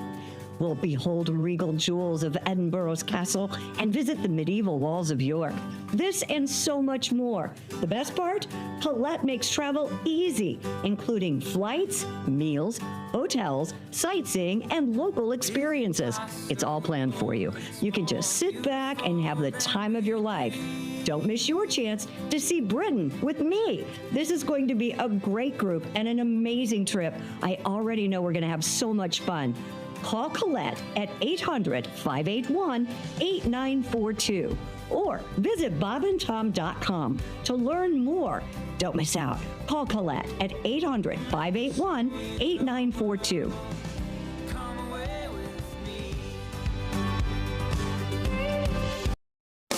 Hey, it's Josh from the Bob and Tom Show. Thank you for watching this morning's show. To listen, just go to bobandtom.com, check out the list for a station near you, or stream the online radio station on our website and the Bob and Tom app. The Bob and Tom Show, on air, on app, and on demand. This is the Bob and Tom Show. Hey, hi. We're hanging out with comedian Ron Ramey. Chick McGee doing double duty. Chick's doing anything else? What's the most dangerous thing about starting a new relationship with a girl, fellas? That's right. What kind of pet does she have? Oh. I was going to say finding out she's a psycho. And what does it mean about her? This is from, maybe depending on the kind of pet, you can tell she's a psycho right away. This is from holytaco.com. If she has a big dog, what she thinks it says about her. Mm-hmm. I'm not like those other girls with their tiny yappy dogs. Mm-hmm. I'm a strong, confident, independent woman who's making it in a man's world. I see. What it really says. I love big dogs, though. What it really says about her is a big dog says, I want a boyfriend. I want a boyfriend. I want a boyfriend. I want a boyfriend. Really? What the pet is thinking is, please stop using me as a body pillow and grinding on me in the middle of the night.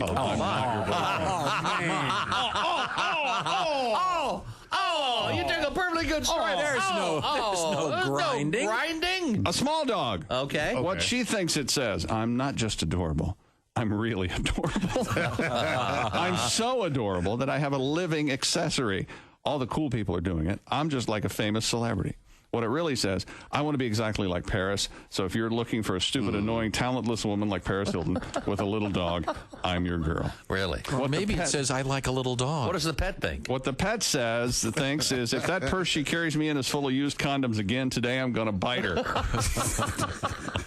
I miss my ex-wife. This is a mean website. Here's a cat. What if she owns a cat? What she thinks it says, I'm responsible enough to care for another living creature, but I don't want to have to pay a lot of attention to it. That's why I have an animal that I could potentially leave alone for a few days, and it would be just fine. What it really says, having a cat, I don't like having guys spend the night at my house, so I adopted one of nature's ninjas to scare off any non-regular visitors using a razor-sharp pounce attack in the middle of the night. Ouch.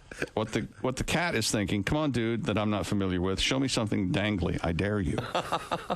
What she thinks it says owning a fish. Fish tanks are sexy. I know this is just a small bowl, but it still oozes sex. This fish depends on me, and if it lives past the first day, people are going to know that I'm responsible enough to take care of another life.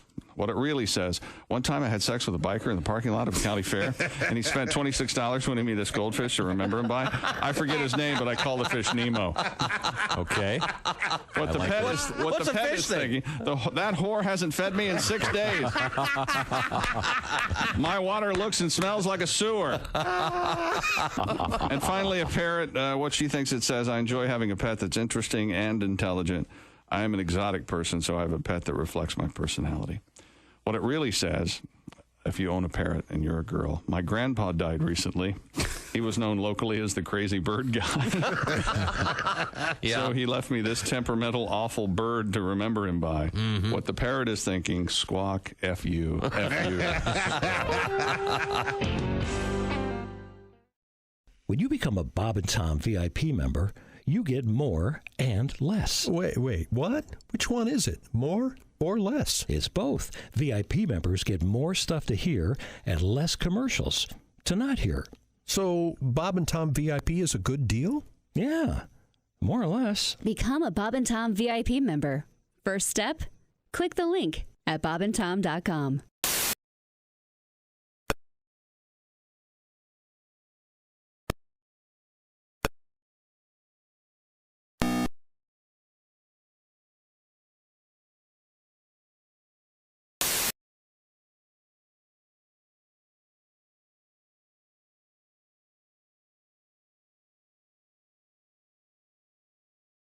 Show. There's Josh Arnold, Christy Lee, Pat Godwin, Ace Cosby, and that joke of the day on the way. We're in the O'Reilly Auto Parts Studios. Here's Tom with our special guest. Hello. Joining us in the studio, it's comedian Greg Hahn. Hey, thanks so much for having me back in the big show. Oh. I'm so thrilled. Ash Wednesday. Yes. Hey, man. Remember you were talking about earlier, Hare Krishna? Hare Krishna. Hare Krishna dudes. What's the other thing? The Moonies. They were at the airport, the Moonies. They were? Yeah. Remember that? But no, remember going to college and like you're walking to a test that you're not prepared for and you see the Hare Krishnas playing guitar and the tambourine, you'd be like, I might join. I failed this test, I might join. You know what I mean? But then after the test, you'd walk past them, man, I'm glad I didn't join a cult. You know? I don't know. Whatever happened to those guys? The Hare Krishnas? Yeah. I don't know.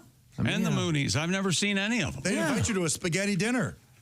Is that what their thing? What they do? Yeah, they hand They you a used gift. to own a sushi bar close to here. I know that. I mean, the Hare Krishnas. Who was the spaghetti dinner? The Moonies or the Hare Krishnas? Both, I think. Really? Maybe the I think the Moonies for sure at the airport. Spaghetti dinner, yeah. I'll be darned. That's a good come on. I like that. Yeah, I've never seen. Who would want a spaghetti dinner as opposed to a tasteless wafer? Maybe the word's out on me. They think they know I'm a smart aleck. I've never seen the Mormons at my house. I've never seen anybody. Jehovah's, none of them. Really? Not at the airport or anything. Huh. Do you live in a rural area? No. I'm with you, Chickster. I've never had them at my door either. Right? Yeah. What's happened? I don't know. I think they're leaving a lot of souls at the door. That's what they're doing.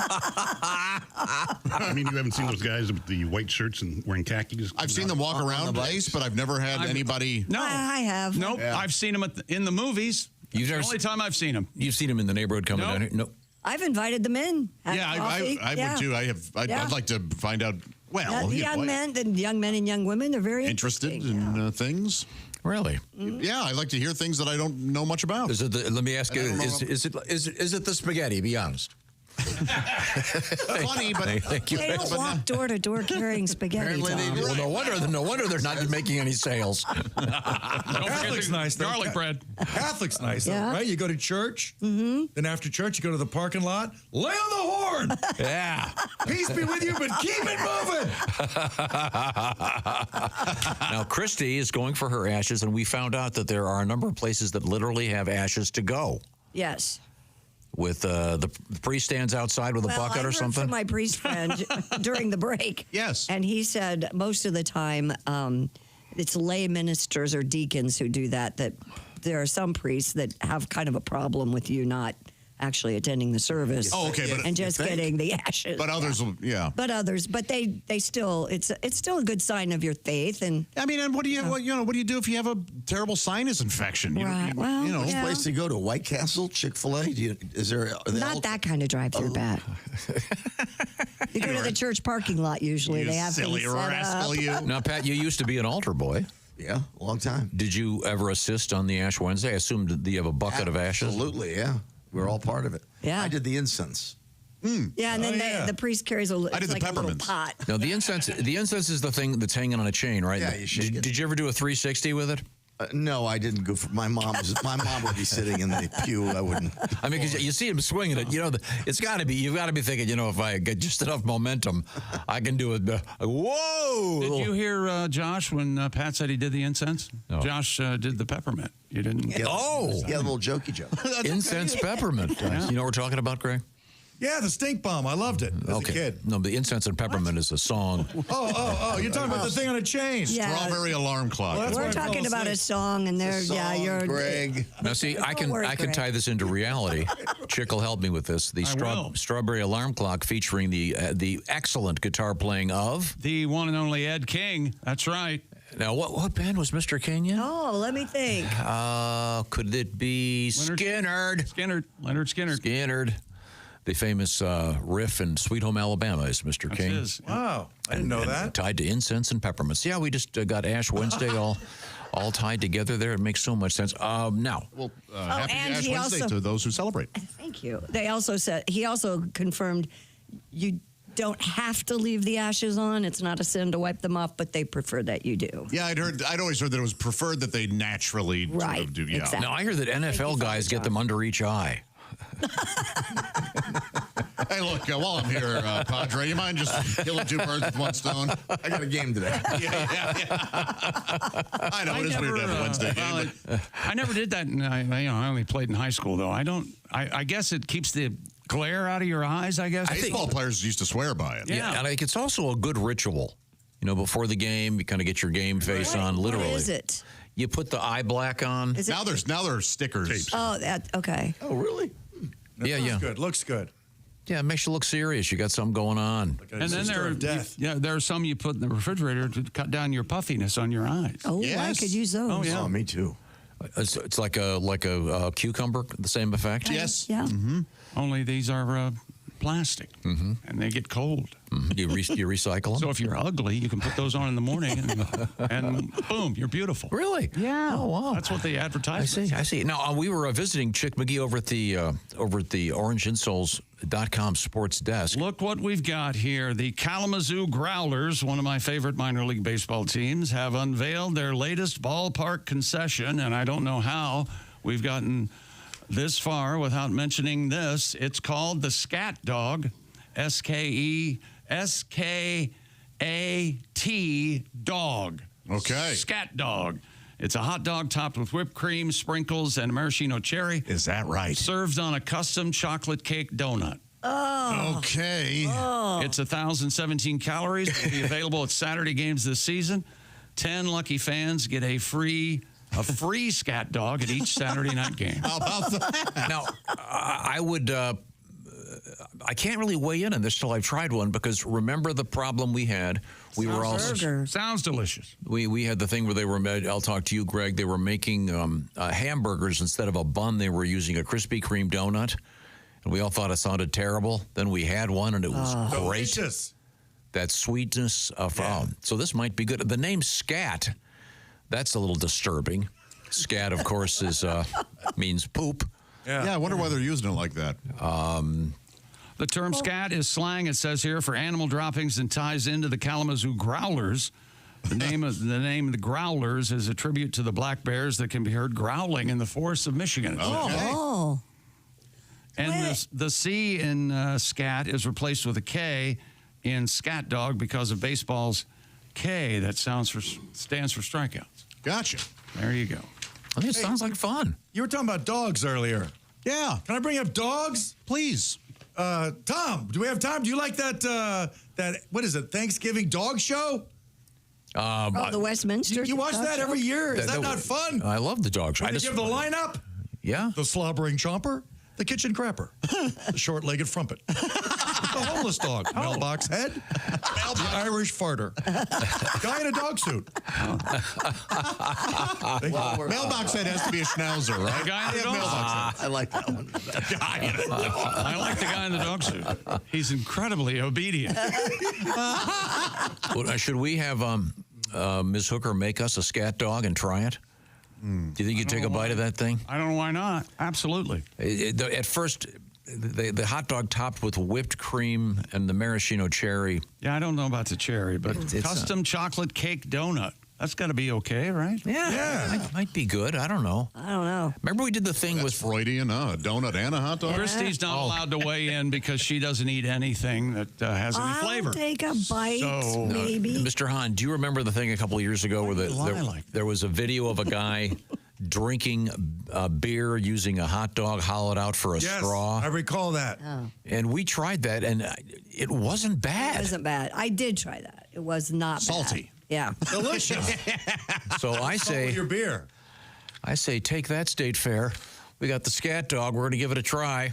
It sounds pretty good to me. Hang on, Ace has something. Yes, Ace. No, is it custom cake bun or donut? Yeah. So it'd have to be shaped like a bun, wouldn't it? I don't know. Yeah, who knows?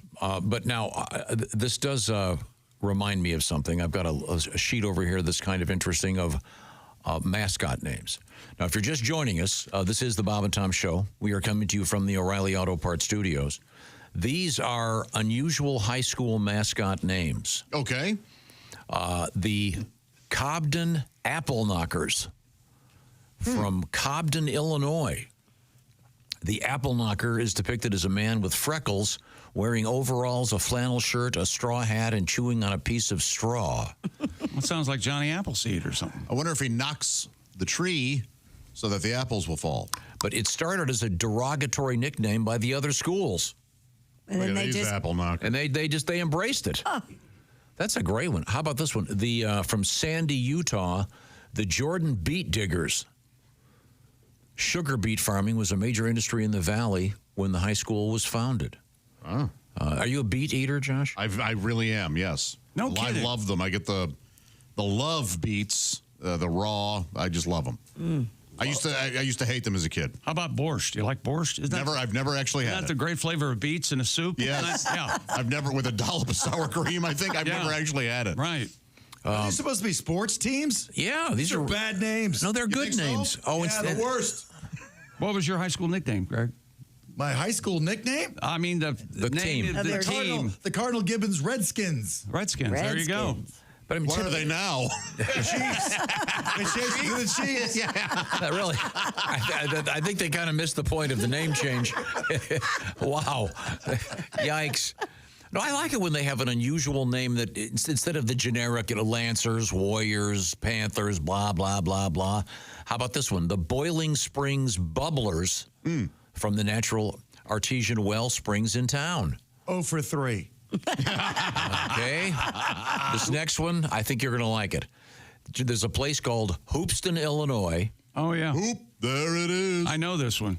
The corn jerker. Yes, very good, Chick McGee. Yeah. It says, before the days of mechanical harvesters, corn was pulled or jerked from the stalk, then shucked and tossed into a wagon. This is known as corn jerking. The jerks, they're probably called. Go ahead. Let's go. No, I think we can all build our own joke there. Sure. Pat, you jerked the corn last night. Is it me? I thought it was Josh. Is it me now? Yeah, no, today. It would have thought me because it's food and jerking. Today we're ganging up on you because I bet Chick knows. I know Chick knows this one. Once again, the high school team in Polka, West Virginia. Oh, it's got to be the Dots. The Polka High. Kind of where Randy Moss went to high school. The Hontuses. No, the Dots. The Hontuses. Again, it used to be the Pocahontases, and then once again, I used to go through Polka to get to Welch. Polka Dots. Yeah, they are the doesn't Polka really Dots. Is that the put name of their fear in their opponents? Yeah, is that the football team? Yeah. The Dots? Is that a joke? Yeah. No. No, The Dots. Wow. The only time you're afraid of a dot is if there's a red one on your forehead that's sort of laser-like moving. Yeah, Okay. laser. Christy, I bet you can get this one because you were just in Key West, right? Correct. The Key West High School, the Key West Fighting Hemingways. Roosters. No. Six-toed cats. I got to get my mouth wet so I say this right. Ew. The Fighting Conchs. Oh, conchs. Oh. Okay. How do you pronounce it? Conch. You said it right. Like Conch? Conch shell, yeah. Yeah, Conch, like a conch, conch conch. shell. Boy, you know the other team know what they call them. Yeah, they mispronounce that, I'm sure, all the time. Here's a good one from Horsham, Pennsylvania. Ooh, ooh, ooh. Staccato. Wow. Oh, I'm sorry. That's Horseshack, Pennsylvania. Horsham, Pennsylvania. You remember Horseshack, don't you? Do you remember Horseshack? Arnold Horseshack. Funny. Yeah. Funny Welcome show. back, Cotter. Remember the little? He's no longer with us, by the way. No. Yeah, he. But remember, he was in that boxing match. No. Yeah, remember they were doing those celebrity boxing matches with the big gloves and. Who did he fight? Did he fight Daddy? Screech. Yeah, and Screech took him on. Just move on. Yeah, well, it wasn't really a match; it was a hate crime. Old Ron Palillo. All right, let's go on. He told you to move on. The Hatboro Horsham Hatters. That's a mouthful. That's getting better. From Horsham, Pennsylvania. Here's a great one. Okay. The Northeast Dubois Jeeps from Northeast Dubois County, Indiana. Dubois. The Jeeps? The Jeeps. Eugene the Jeep was a character with magical or supernatural abilities in the Popeye comic strip in the 1930s. Of course he was. You don't talk down to me. I didn't know that. I didn't either. I'm just sounding like. All these teams are 0-14. Yeah. Okay, how about this one? This is a really easy one. Pat, I'm going to give it to you. Like some dumb? Well, he didn't really. If you don't get this, you owe me $20. He kind of I owe you a lot more than that. From Polo, Illinois, they, of course, are the Polo Ponies? Ace, you want to give it a shot? Marco. The answer is sorry, Ace, I gave you the answer. The what? The Marcos, the Polo Marcos. Well, that's stupid. Bass Aqua. Yeah. How was I going to get It's a school for the How would he dyslexic. get that? How was I going to get that? I was going to go with shirt, maybe. It should go polo Polo shirts. clubs? It should be ponies. That's no good. I say we go there and change the name. The Polo Marcos. Nope. Dumb. Okay. That's stupid. Lastly, from Brewer, Maine. Yeah. They are. You'll probably you may know more about this one, Josh. The Brewer High, H-I-G-H. The Brewer High Witches. Oh. All right. Oh, now you got something. Yeah. Oh, is it near? People are afraid of witches. That's right. Yeah, it must be. Salem? Well, no, that's Maine. That's Massachusetts. not Sure, Maine. sure. New England was riddled with them. Ah, that's true. Yeah. Up to our necks and witches. Yeah, boy. Yeah, you tackle the guy and you go, sometimes dead is better. If you went to a high school that has an unusual name, send it to us, won't you? We'd love to hear from you, Bob and Tom at bobandtom.com. Pat, you guys were what? The Fighting what? Mountaineers. Mountaineers, that's good. That's good. Christy Lee, you were the Giants, right? The Giants. My husband was a spark plug. That's kind of unusual. That is unusual. It's the only one, I think, in the country. Is that Speedway? Mm-hmm. Did he play Speedway sports? spark plugs. Yeah, he was a football player. You ever call a woman a spark plug?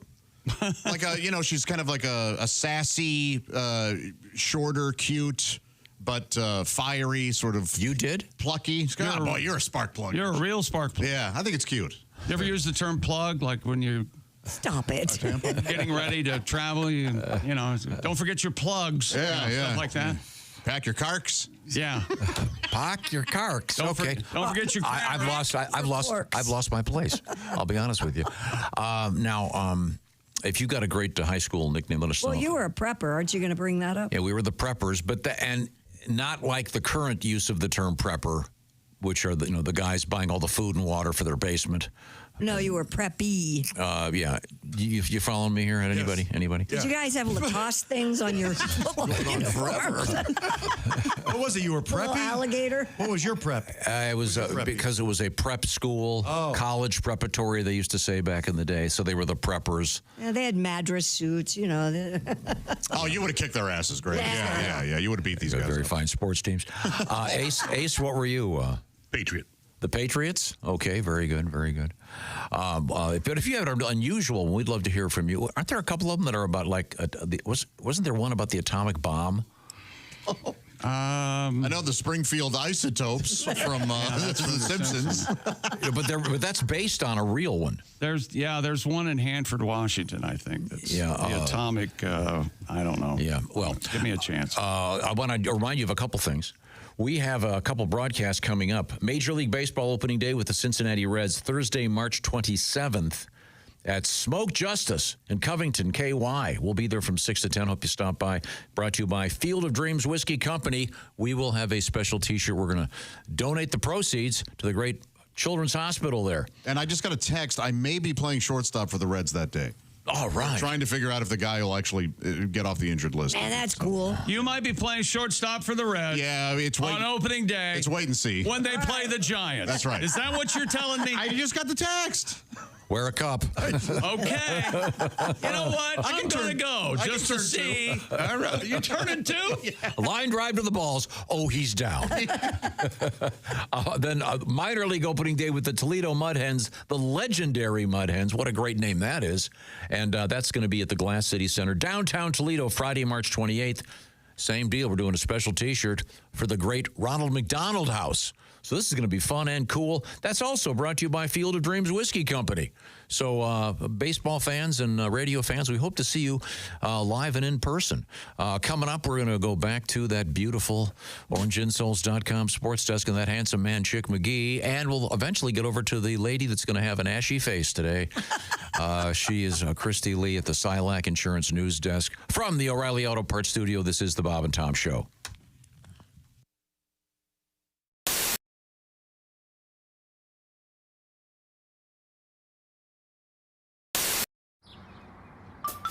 Is that Chick McGee? Why, it sure is. Chick McGee, who knows that an annuity from the folks at Silac Insurance Company means a retirement check in his mailbox every month. Chick works on perfecting his mailbox opening technique. Easy, Mr. McGee. Don't blow that elbow out. Chick isn't quite retired yet. He's just practicing for it. Because one day, Mailbox McGee will be taking his retirement the easy way. SILACINS.com. Silac Insurance Company. Now, when you first got out of the Marines, didn't you have to be an usher like at your sister's wedding or something? What was that story? Right. When you come out of boot, first of all, let me just say I was engaged once. Uh-huh. And the girl kept the ring. Oh, no. That was 2 hours of salary gone. All right. No. When you come out of boot camp, you're ready for anything. I mean, you know what I mean? Outstanding. That's the attitude. Outstanding. That's the Marine Corps. When I came out of boot camp, my sister got married. She had me seat the people at her wedding. Mm-hmm. They'd come walking up to me in front of their church like, oh, you must be Patricia's brother. Sit down. Shut your pie hole. I don't want to be your friend. 200 people showed up. I put them all in the same row. Tighten it up. We don't have all day. We are totally uncomfortable. Outstanding. Shut your cake hole or pie. What do you eat, cake or pie? Oh, my God. Comedian Greg Hahn. Why can't we have single vows? How about some single vows? Single vows? I vow to be single? How would Just that some work? vows, do you promise to sit all by yourself in your quiet apartment with your frozen dinner and your stupid pet fish? Yeah! Never have a ride to or from the airport? Yeah! Sign me up! Parked in lot 88Z, schlepping your stuff. But I want to clarify for Christy, because I know Christy's a big Catholic, and I grew up Catholic. I was an altar boy as a kid, and I think Jesus is a great role model, but I think he's kind of like the popular guy in high school where everyone says they're his friend, but he wouldn't name you as one of his best friends. Yeah. Like if you asked him who his best friends were, he'd be like Gandhi, Martin Luther King Jr., Matt Damon. And you'd be like, what about Mike Birbiglia? He'd be like, I feel like I'd recognize his face if I saw him, but the name doesn't ring a bell. Jesus has a lot of Twitter followers. He does. Actually. Yeah. Absolutely. Oh God. You know what? Let me tell you something. I'm gonna have a wedding agreement I'm putting together right now. I've been writing it over here. The girl's gonna have to sign this before I get married. Okay. Number what do you one, have? Yeah. at no time will your rear end be wider than your shoulders. Okay. Number two, your eyebrows will number 2. Normal size, not super skinny or painted on, thus reflecting mental illness. It's all making good sense so far. So far, keep going, We will have a dog for me to play with and for you to care for. Same with children. By the way, Greg is serious about that. We've had that conversation where you don't say that in joke form. No. You don't do your version where you've said to me, I want a girl to marry who we can get a dog and she'll take care of the dog when I go on the road. And that's one of your prerequisites. And pick me up at the airport in your SUV. You've had this conversation. Why limit it to an SUV? Why not a limo? Because you want to drive. Limo's a good idea, Bob. Good idea. I like limos. Hi, this is Christy Lee from The Bob and Tom Show. Thanks for watching this morning's show. To listen, just go to bobandtom.com. Check out the list for a station near you or stream the online radio station on our website and the Bob and Tom app. The Bob and Tom Show, on air, on app, and on demand. So we're getting back to your hobbies, James. You're a bowler. Yes. You got that going for you. Yes. Golf, skydiving, scuba diving, skiing. You went skydiving? How'd that go? Yes, I did. Well, was it a tandem jump or did you? It was a tandem jump. Yeah, scared me. I'm big. I was going to say I don't scared you. Who were you with? I was going to say the other dude. I was strapped to the guy. What do you weigh in at? Do you mind if I ask? Then I was about 280, I guess. I'm probably 295 now. Oh my! Now is the person when you do the tandem? Is the person with the chute? Land on somebody else. Is the person with the chute in back of you? He's behind you. You don't have to do anything. You're basically like luggage. You're looking at. You're just watching the ground come at you while the guy behind you has the chute and does all the work. And you've never been so glad to have a man strapped to your behind. Ever. You will never. And you know, they call it a sport, too. Well, sure, it's very difficult. They're like, did you like the sport? And I was like, falling is not a sport. You know, if it was, my grandmother would win a medal. The Silver Hip Award goes to. Yes.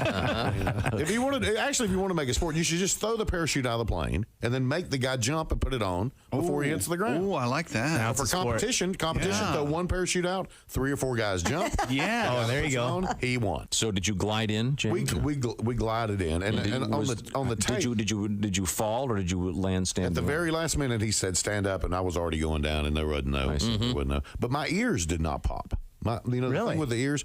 Yeah. So when I hit the ground, immediately I was like. He was like, "How do you like it?" And I was like, "It was good. I enjoyed it very much because I could not hear myself. Couldn't hear a thing." Well, that's because if it were me, I would be tightening every orifice in my body to prevent leakage, including my ears. Plus, there's a dude behind you. Yeah. And that part stayed. That my ears did not pop until maybe the next day, and I had to sing that night. I was doing a play called "Smoke on the Mountain." You're a singer? I didn't know. Yeah, where you sing gospel music. It's a gospel music play. You know, smoke on the mountain, fire in the sky. It's a great play. Yeah. So I'm trying to sing. I'm like, amazing, great that we. Well, that's unfortunate. I want to apologize to anyone knows that might have. Well, I don't know if you're deaf, you automatically talk that way, even though you can speak. That's what it sounds like when you talk. Yeah, I mean, it's nerve wracking. And the more scared you've already done it, the more scared of it you are, the better you get out. The more you get out of it. You know, it is really like that facing your fear and all that stuff. And when you're standing in the doorway of that plane, it's every cell in your body screams, "You better hold on to something." I mean, it's overwhelming.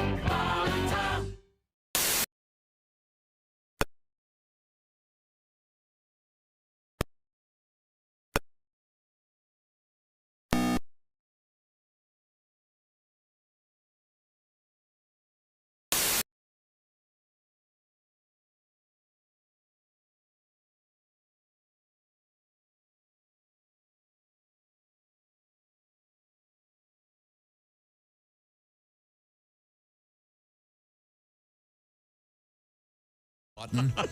Technically, press that. You might win yourself some tickets. More details when I find out what the hell I'm talking about. Damn it. Hey, welcome back to the Bob and Tom Show. There's Josh Arnold, Ace Cosby, Pat Godwin, Christy Lee, and Tom. We have a special guest to the studio. Look at that man over there. That's comedian Greg Hahn, one of my favorite human beings. Thank you. I feel good. The rose hips are kicking in. Supplements. Yeah, feel it. Greg is a very handsome young man. Wouldn't you say so, Christy Lee? Yes. Thanks, Christy. Your hair looks very nice today, too. Oh, yeah? It's not overcooked on top? No. Well, Christy, you look like a beautiful little Christmas tree that talks. Isn't that nice? He's always been able to talk to the ladies. Yes, earlier Josh was suggesting, you ever called a woman a little spark plug? That's a fun way to, Debbie Reynolds was a spark plug. Is that right? I would love it. My husband could call me a spark plug. Yeah, it's That'd be cute. cute. You got to know how to talk to ladies. You know what I mean? You got to have the small talk. Small talk. Hey, hot enough for you? Not if I see you first. You know what I mean? Sure. Leave him blushing. Well, thank you very much. You can find out more about Mr. Hahn if you explore the world of the internet. Is that correct? Correct. GregHahn.com. GregHahn.com. Maybe you've got a company and you want to have a nice outing and you want to have it spoiled by everyone laughing. Call Mr. Hahn. We had him do a business thing for us once. It was one of the greatest meetings of all time because it was so much fun. What is that called? Team building? Corporate event, any kind of, yeah. Yeah. And I'm bringing this up because at this time of year, I always get mad about the same thing, which is when the basketball tournament starts, March Madness. Right. We always get that story from, Christmas Gray, Party Pooper, and Van Dyke about how much productivity is lost. Right. This is going to cost $1 billion to the economy because people might be enjoying themselves for 20 minutes in the office getting together to watch a game. They always talk about it in such a negative fashion. I don't buy that. It's you want the place where you work, people want to have fun. Right? Yeah, I say that every day. Yeah, one of these days. Love to work at a place like that. Yeah, one of these days we'll turn the mics off and watch a game. I had a corporate job. My power tie used to squirt. I never had one of those. A squirting, a flower, right? A flower in your lapel that squirt water? Man, I did. Man, that was funny. Did you have one? I bought when I was 13 or something, there was some weird mail order catalog that came to our house and it had all that stuff. And I saved and finally got to order this kit with all those things. Oh. The thing about the squirting flower couldn't have been more obvious. I mean, it was like, that's clearly a squirt. And you can see the piping. Yeah, it's dripping. Did it have the hand buzzer in it, too? Yes, I had a hand buzzer. The best thing was a pack of gum that had a piece kind of sticking out, and when you pulled that, it was like a mouse trap. Yeah, I remember that. And what I did was, it just said like gum, so I took an actual juicy fruit wrapper, and I really made it fancy. And I rigged the mouse trap. I mean, I tightened the hell out of it. No kidding. It hurts so bad. Almost take your finger clean off, I bet. Yeah. Broke some fingers, eh? That was a good one. You have to know that there's some guy that converted a taser into one of the handshake things. Yes. And so they really give a guy a jolt. Right. The trick would be doing it so that you don't get the jolt, too. That is the key. There's probably some barrier that you can put up of some miracle fiber. that would be great. We are going to return to the OrangeInsoles.com sports desk with Chick McGee. And look what we've got here, Tom. Stupid world record. Oh, this one's great. Do we have a picture of this record? Christy, you're going to love this because you're a former gymnast. I don't know what is the record. Is it a handstand record or better? Oh, 20. Remember all this. Okay. 26-year-old Syrian ballet dancer got into the so-called splits position and balanced on a pair of moving ATVs for a ride lasting over 1,500 feet. Oh, the old Van Damme. I was going to say the only thing that probably relatable is Jean-Claude Van Damme. It looks like he's doing this. I don't know if he actually physically did. Did he really? Yeah. What was the Van Damme? This, but on, I think, semi-trucks. Yeah. Sounds right. Yeah. What was the now? Fast It's and not Furious? very good though. I forget what the commercial was for. Oh. Yeah, I forget too. But See that? I do remember that. Well, this young lady is in the splits position. And you can see the ATVs are moving. The sound was disturbing, but there was kind of a high-pitched whistling. Oh, sure. The dogs are following the ATVs. There she is. You can see. Well, she couldn't be hotter. She's a ballet dancer. She's got on those nice. I've seen some Uggo ballet dancers. Oh, yeah. Those tight yoga pants. She has on tights and a leotard, and she's doing the splits. Nope, those are yoga pants. I mean, she's really not my type. Her she isn't. Those. Come on. What? Look at how thin She's her legs beautiful. are. No, she's That's got not your quads. type. She's got quads. She has nothing to hold on to. Snotty is No, you can Snotty see is coming off her in waves. you can see that this was in Syria apparently, or she's Syrian. Here it says the guys driving the two ATVs are I guess they're famous. Famous ATV driver. Yeah, Mohammed. Oh yeah, Ablushi and Abdullah Al-Hadawadi. Okay. I'm totally serious. What? Al-Hadawadi. Well, I know Muhammad. There was John, Jim, and Muhammad Belushi. I know that. Right. It's Al-Blushi. Albloshi. Al-Blushi, right? Okay, all right. And Abdullah Hadawadi. And their professional name, of course, they're the Dubai Brothers. Adobe Brothers, Joe. It was too much work. It was too much work. It was a lot of work. The Dubai Brothers. I don't even get it. You're not supposed to. They're from Dubai, you see. It's a country or a city. What is Well, Dubai? I know don't remember. Dubai, but Doobie Brothers, Dubai Brothers. well, if they were This in a goes a lot band- faster if you. Exactly, Christy. It's yeah. Take it to the ashram, or what are they? What are Ashram. they? Where do they have their services? I don't know. Don't you wish you were part of whatever show he's doing? Look at how much fun he's having. He is having fun. What do they? I don't know. What do you? To feel an ounce of that. What do they call their churches? I don't know. You know what you should do? Is keep guessing. It's not ashram. Is that something else? I don't know, but have you ever heard the word fatwa? Are you familiar with that? Because I believe you now are the owner. Have one. Yeah. That's a personal vendetta of some sort, I believe. Yeah. I was just reading Salman Rushdie's book. Poor guy. Salman Rushdie. That's how we're doing. Salman Rushdie. That's how you pronounce it. Salman Rushdie. Poor guy lost his eye. It's terrible.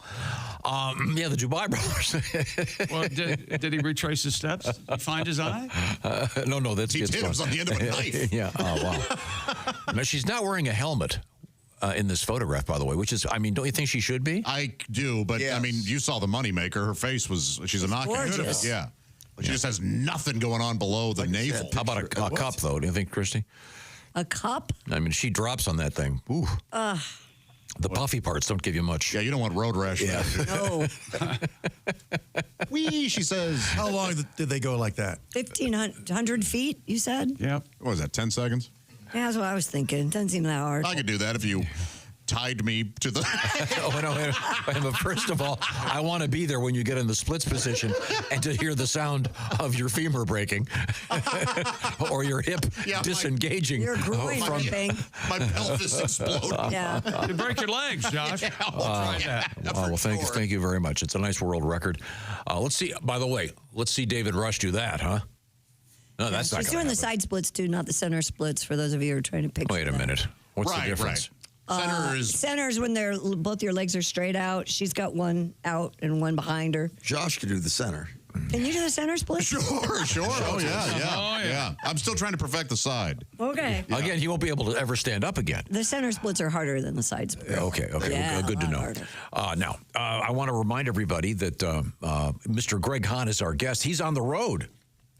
March 13th through the 15th in Waterford, Michigan at One Night Stands. Hey, it's my arena tour at comedy clubs. And it's delusional.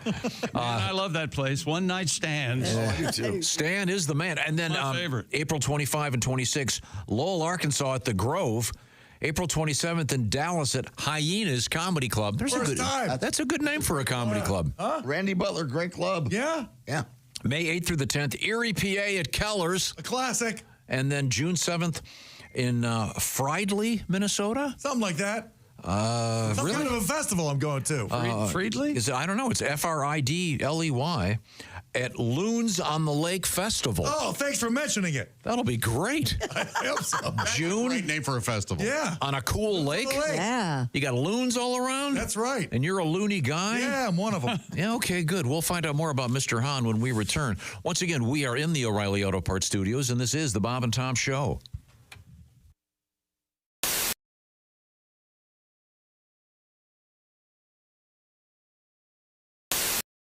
Hi, this is Pat Godwin from the Bob and Tom Show.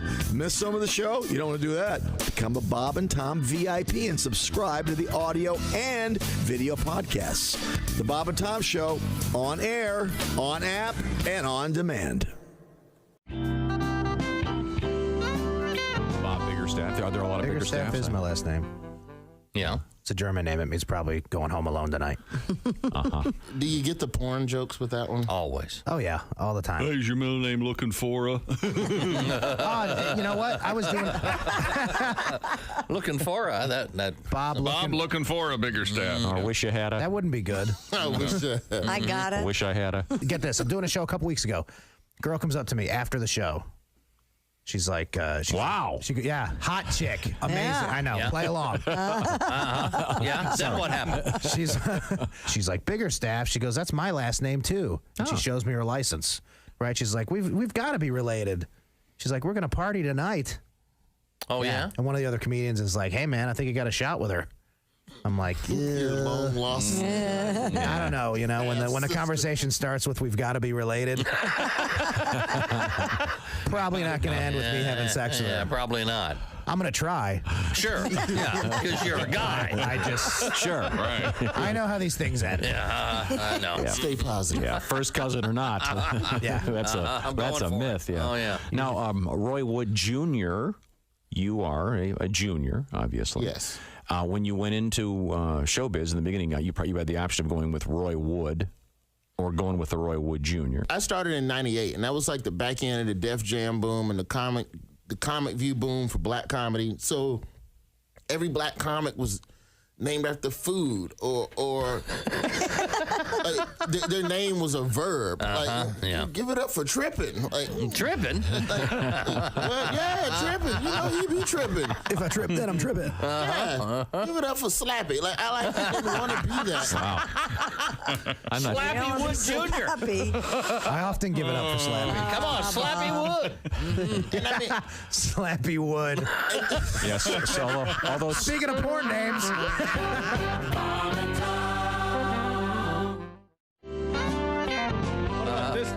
Well, Is that look at that. Christopher Walken. The tribute to Christopher Walken. Marsupial dog. Designed by one of your fans.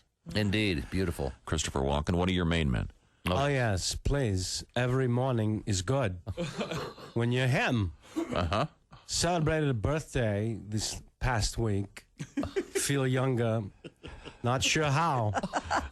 Must be booze. Could be. Because it ain't the vegetables. I can tell you that. And you met Christopher Walken long after you developed the impression, Didn't you do the right? whole star ceremony with him on Hollywood Boulevard? Bigger. He had his hands and feet and signature in the imprint of cement in front of the Chinese theater there. Oh, that is big. Yeah, and they asked me to be one of the two speakers at this thing, and I'd never met him. And I was honored, and yet I couldn't help think, how far down the list did they have to go? Before you pick the guy down to the P's who impersonates, right? In fact, deep into the P's. That's way over half the alphabet, I think. Yeah, I believe it is. We got to D. De Niro. Can't make it. So I show up to that thing, and they take me inside the theater where they had him before the ceremony out front, and I see him in the flesh for the first time, and he looks over and sees me, and he goes, "Hi! They told me you were coming. Thanks."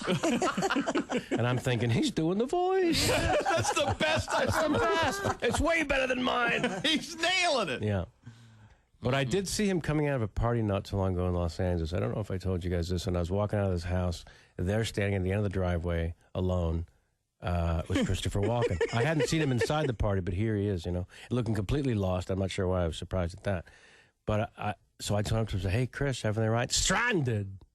Stranded. I've been searching for over an hour for the bastards who brought me. It's clear to me now. They're gone. Oh, my God. And my first thought is, who would ditch Christopher Walken? Yeah, no kidding. Who brings him to a party and says, he's at the bar, let's go? They ditched him. Yeah. Wow. I actually in love right now. My boyfriend and I are walking around town in a two-headed snuggie. It's getting pretty intense. That's nice. Yeah, it's pretty nice. I'm so good, because I have a hard time listening to the love songs with Delilah. Where are you calling from tonight? Where are you? What's going on with you tonight? What's your name? Requests and dedications. Hi, Amy, calling in from Tustin, Arizona. What's going on with you tonight? You and Matt broke up? That's hard. What do you want to say to Matt tonight? We'll play that for you. That's Penny Lover by Lionel Richie. Penny Lover. Oh, you know what? I've had enough. That's it. I'm in love with her. I remember that very well. Maria, that is for those that get that. Yes. And for those that don't, you should listen to Delilah just so you do. Just that one just time. So you get the joke. Intense. They should have those songs. They're not good for people's mental health. Like they should have little footnotes at the end of every verse. I would cross an ocean for you if that ocean led to an English-speaking country. Because at this point in my life, it'd be really difficult to learn a second language fluently. Not to mention the anti-American sentiment. We'd have to talk about it. Wow, you are quite the literalist, aren't you? Yeah. Baby, I would die for you if I were already dying and you just needed my giblets. Maria Bamford is our guest. She's not kidding. She was.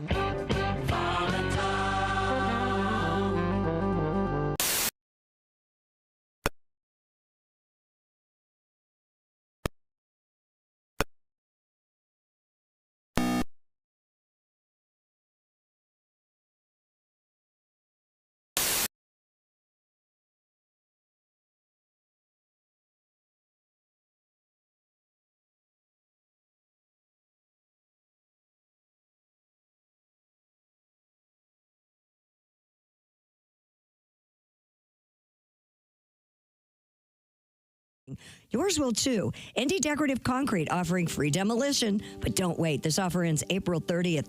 Backyard living starts at indiedecorativeconcrete.com. Thank you very much, Christy Lee.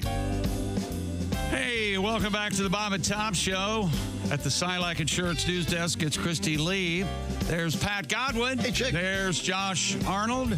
Ace Cosby over there. The joke of the day coming up. We're in the O'Reilly Auto Parts studio. Tom is here, and we have a special guest. We have a comedian, Greg Hahn. He's right over there. Flintstones chewables are kicking in. The Flintstones chewables, of course, got this letter. Since Greg Hahn is in this morning, I have to forego my coffee, writes David from Cedar Falls, Iowa, because he's afraid he'll have a spit take. Yeah. Ladies and gentlemen, the man is very, very funny. Tom, do you remember for years, and I don't know if they've ever rectified this, Flintstone chewables did not have a Betty? She was the only character that Really? They just didn't make Betty. And I wonder if they finally fixed that. And that's, of all the cast, I think I would eat Betty. Yeah, sure. Yeah. Absolutely. Yeah. Hey, Fred. That's right. My wife. Wilma was kind of whiny. Yeah, Audrey Meadows wasn't the sexiest inspiration. She was a redhead, too, Yeah. I didn't like the piled high hair. See, I knew it. I knew you were going to go. Yeah. We actually have something Flintstones related in the news. Oh. This is a real stretch. Do you know what I'm talking about, Christy? I'm going to... Pardon? Ace does. I do. Are you talking about the mammoth thing? Yeah. A group of scientists claim they are one step closer to resurrecting the woolly mammoth. Man, these guys have been telling us this for the last year or so, but they're still going forward. Colossal Biosciences, Josh, hoping to resurrect various extinct species. Have they not seen the movies? Yeah, we've begged them to stop. They have genetically engineered a shaggy little brown mouse with fat deposits as part of its effort to revive the extinct woolly mammoth. Okay, I would like to see that. Scientists focused on mouse genes related to hair expression with links to the mammoth's genome. Boy. Colossal has also been working to bring the dodo bird and other This is wasn't the dodo bird the record player on the Flintstones?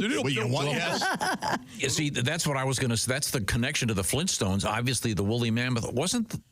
Was it the shower or the dishwasher? Maybe both. I don't remember. Yeah, I definitely remember a shower. She would pull on the trunk, and then it would. Okay. Think how small a mouse's DNA is, though. Think ours small. Yeah, no kidding. Yeah. How would you find My cells have to be way small. God. Yeah, boy, do we know a lot about science. Huh? Holy hell. Scientists must listen to this show and just go shaking their heads going, And they these look guys, at each other and go, we never thought of that. these guys are really morons. I like the term hair expression. Hair expression. Yeah, this My hair expression's a frowny face. I edited this thing down because it's. Do we have a picture of the mouse? Why? Okay. Well, if they can make hair grow on a mouse, why can't they make hair grow on people? Here, I just found one. Yeah. Here, Josh, can you step over here and look at this? Sure, yeah. I mean, these things are the cutest things you've ever seen. Look at these little guys. A little pet hairy mouse? They're like little super bushy little, they look like little dogs. But he has taken leave of his senses. And there are a lot of scientists that are not happy with this. Yeah, there's some ethical things going on. Here's what's interesting. This company is currently valued at $10 billion. It was founded by an entrepreneur named Mr. Ben Lamb, L-A-M-M, and a geneticist named George Church. The lamb. Once again, they're trying to bring back the mammoth, the dodo, and the Tasmanian tiger. And Ernest Borgnine for some reason. Isn't that odd? But that's on the list. And there are, by the way, there are other scientists. Ernest Borgnine, Tom, you love him. I swear to God. Jokes are flying. Yeah. And this guy is just reading over there. He's not having it. I mean, we've had 6 jokes shoot across this room. I'm sorry, I was preparing over here. He would have spent all morning finding the McHale's Navy theme of Ernest Borgnine, but no. One of the greatest shows of all time. There we go. Are you familiar with them? Welcome back. Greg, would you like to earn $5? Sure. What was the number of the PT boat in McHale's Navy? 51? No, geez, you owe me $20. Okay. It was all the bet. PT 73. You didn't hear the second half of the bet? PT 73. I'll make it. Okay, you can win your money back. We'll be even. Just say Carl Ballantine. One of the great actors of all time, the great magician. Carl Ballantine, actually, you know something? Oh, Christ. Oh, my God. Just a second now. I know something about Carl Ballantine. Carl Ballantine is the closest thing to Greg Hahn in show business. That's not bad. Am I right? That's not bad. Yeah. Carl Ballantyne's delivery, you would love it. Yeah, you would really appreciate him. Yes. I'll look him up. Yeah. But the larger point here is John F. Kennedy, his PT boat number 71. Allegedly. 109? 109. There's no proof he was actually in Now you owe me $40. That's the way the fairy tale goes. $40? How did that go? He and John Kerry were drinking up in Canada. That's right. Couldn't get enough. Well, that is just as disrespectful. It really is. If your dad were here, he'd take out his bayonet. Constantly, Jackie's on my ass.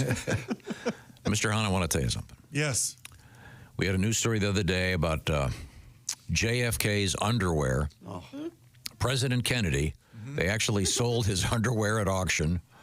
I mean, it's amazing to me, the stuff that happens. You read about these sports figures selling crazy stuff, but the former president's underwear. From the 1940s when he was in the Navy, and it had his name embroidered on the label. Jack. Okay. That's rich. When you can embroider your underwear. Yeah.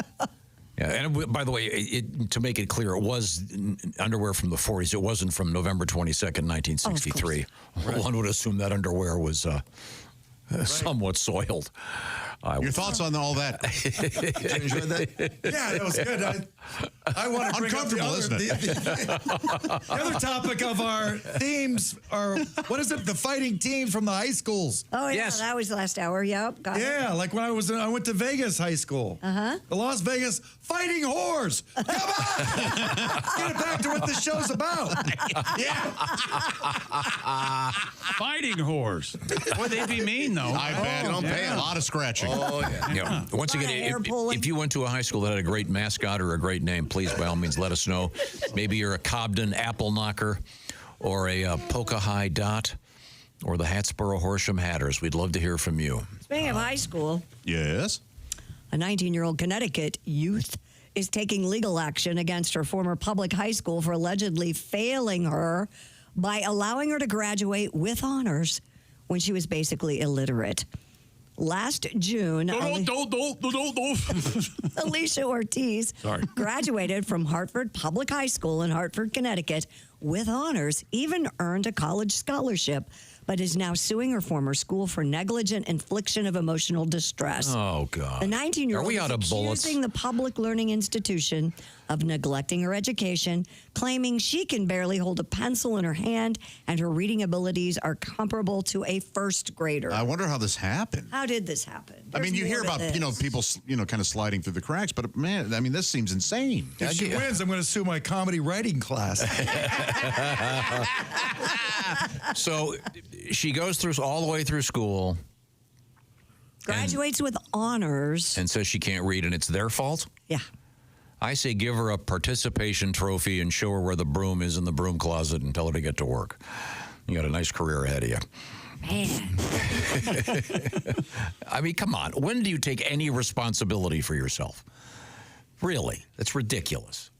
Oh, I misspelled my own name in the yearbook. Why did they give her all these awards? I don't know. Like I said, there's got to be more to this. It's the participation trophy mentality of our culture. But I mean, that's a high level. That is a very... Yeah, and she got a college scholarship? Well, talk to the college. I don't know. You're suing? Talk to the college. They must not have what they call a vetting process. Well, then that's what her complaint is. What? I don't feel like this story was meant for this show. I agree. Well, I just need to know more information. There's something missing from this then. She can't read. She's apparently qualified to go for the Senate, at least. Hey, that's Simply Safe. That's right, huh? Let me jump in here, Tom. That's right, Simply Safe, the design-it-yourself, do-it-yourself home security system. It's a scary world out there. And you know what gives me peace of mind? My Simply Safe home security system. That's right. I sleep more sound every night. I leave the house with confidence. And we also trust Simply Safe here at the Bob and Tom Studios. Traditional security systems only take action after somebody's already broken in. That sounds like, and it is, too late. Simply Safe has Active Guard outdoor protection, can help prevent break-ins before they happen. They have AI-powered cameras backed by live professional monitoring agents that monitor your property and detect suspicious activity. If someone's lurking around or acting suspiciously, agents see and talk to them in real time, can activate spotlights and even contact the police, all before they have a chance to get inside your home. And there's no long-term contract or cancellation fees, and monitoring plans at Simply Safe start affordably at around $1 a day. 60-day satisfaction guarantee or your money back. Visit simplysafetom.com to claim 50% off a new system with professional monitoring plan and your first month free. That's simplysafetom.com. There's no safe like Simply Safe. Thank you, Chick McGee. I finally saw there's a video of this gal. She's very cute. Maybe hooker could be in her future. You don't have to read much. There's just nothing we can do with this. Sorry. Now, we have a number of interesting things going on, including the presence of Greg Hahn. Hey, all right. The next visit with Greg, March 13th to the 15th, Waterford, Michigan at One Night Stands. Ladies and gentlemen, those will be some great shows. Love it. I will remind you that we are in the O'Reilly Auto Parts studios, and this is the Bob and Tom Show.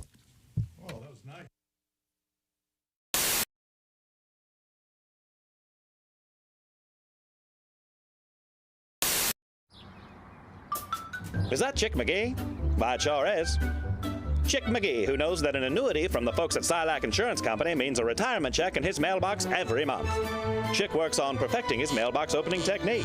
Easy, Mr. McGee. Don't blow that elbow out. Chick isn't quite retired yet. He's just practicing for it. Because one day, Mailbox McGee will be taking his retirement the easy way. SILACINS.com. Silac Insurance Company.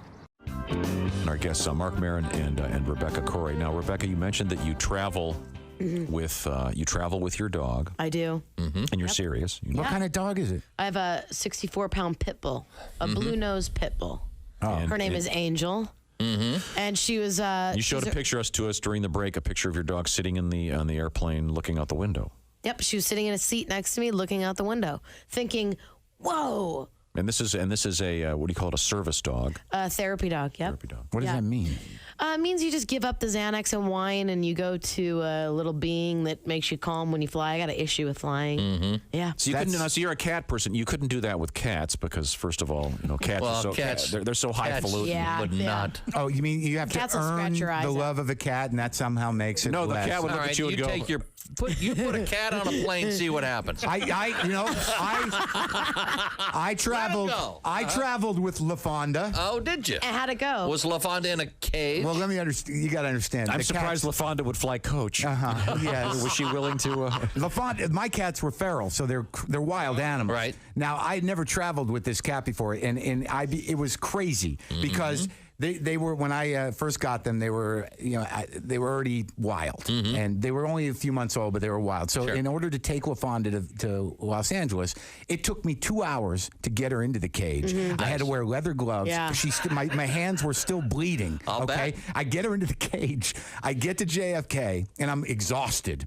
And I'm aggravated, and I put the cat on the conveyor, and the TSA guy goes, "Oh, you're gonna have to take the cat out of the cage and walk it through." Oh, and I'm like, "Are you kidding me?" I became crazy cat lady. See there my is hands? no way. Yeah, look at my hands. And I made the biggest deal. I was like, "There's no way this cat's getting out of that cage." He's like, "Then you're not getting on the plane." Okay. And by this point, I'd frightened everyone around. I was crazy, and it would have been. They would have been less freaked out if I'd had a bomb. I mean, I took this little cat out of the cage, and they're like, "Step back, everyone back!" And LaFonda was just freaked out. I'll bet. And I walked her through, and all she wanted was to get back into the box. But my biggest fear was that the cat's going to get away, and I'm going to be like in some. You're going to chasing her down. Yeah, I'm in a children's film. It's just a montage of me on the baggage claim, and, and it ends running through kitchens, down it ends with you in a federal facility being sodomized. Nothing more enjoyable. Oh yeah. Wow. Is that the sodomized bell? Sodomized bell. There it is. What's nice about bringing Angel on is bully breeds are really gassy in general. If you know anything. Oh, they're very gassy. And there's no hair there to muffle. The smell and the sound. And so sometimes on the plane, she will just let it rip. Yeah. And it's real nice. Do you look around and say, "Excuse me," or do you just point at the guy in front of you? I just laugh because it's so unbearable. But now there's someone, because normally you've been asleep on an airplane with your mouth open and been woken from a dead sleep because you thought someone crapped on your face. Because, you know what I mean? Yes. And now that I have a bully breed, I just go, well, there it is, everybody. Take that. Take that. You need to give your dog Beano before you fly. What's that? I need to give me Beano before I fly. Yeah, it's the same stuff you put on your food, and it prevents gas. Isn't there something magic on planes that just that gas just evaporates? I always thought there was a magic to it. Well, it doesn't. It actually makes it all the way to the back. Yeah, it does. It makes it to that sleeping person with their mouth open. Are you the guy that? Are you the guy that pulls the SBD that reaches up and turns off that fan thing? It works its way the entire length of the plane. It does. Everybody have their vent. What's the exact correct name of this? The pickle dog. The pickle dog. Pickle dog. Okay, now. Well, we are all pickle dog virgins. So, Bob, why don't you go first, and I'll do the play-by-play. Now, Bob, your right hand. You're supposed to put your left hand behind your head before you. Oh no! Pickle dog down.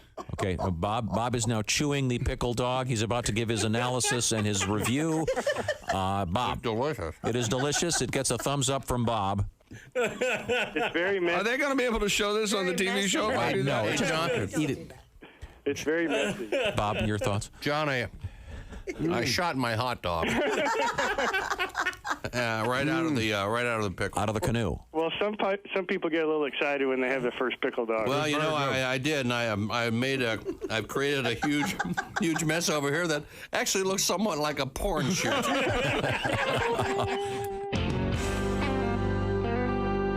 Here at the Bob and Tom Radio Laboratories, we've discovered that if you listen to the Bob and Tom Radio Show in the morning, you're going to be all right.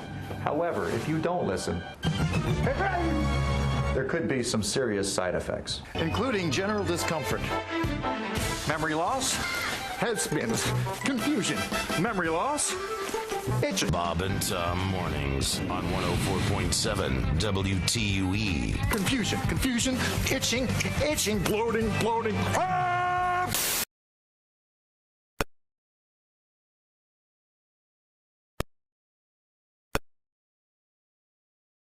Tom Show. There's Josh Arnold. There's Christy Lee. Hello, Pat Godwin. There's Ace Cosby.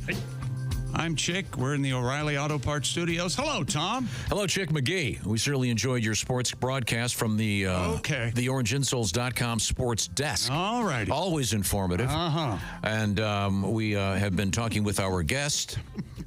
He's not going to play. Our guest, Greg Hahn. Very, very handsome. I haven't asked you. You're a single guy. Yeah. What are you, like 6'4"? 6'4"? Solid rock. Gristle. Weightlifter. Piece of gristle. The goat milk's kicking in. Yeah, that's right. Handsome man, wouldn't you say so, Christy? Oh, yeah. Thank you, Christy. Yeah. No, handsome guy. You got to be out there with the ladies. You got a special. I went on a ship. Really? I took a ship gig. For the you girls. did. You know what I mean? There I was on Queen of the Muck. That's an odd name for a ship. You ever been on a cruise? They got the light system for your cabin. Okay. You know what I mean? Green light means my room was fine. Huh. Yellow light means please clean the room. And then red light means plunger ASAP. I think that'd be the brown light. Yeah, very good. I go to the island. You know what I mean? Ever done a cruise? All the time. You got to fill out the rent a snorkel paperwork. Yep. They're like, take the snorkel from the rinsed out snorkel stack. Then you swim from this sewer pipe to that sewer pipe. Whatever, man. Depending on the country, yes. I see. So, but is there a special lady these days? Oh, yeah. Are you kidding me? Nonstop. Woo! Next question. Yeah. Because I know you got the penthouse apartment down in these girls, we get in fights. You know what I mean? What? Oh, boy. Yeah, this one, she's like, you're very delusional, quite immature. Like, that's no way to talk to Batman.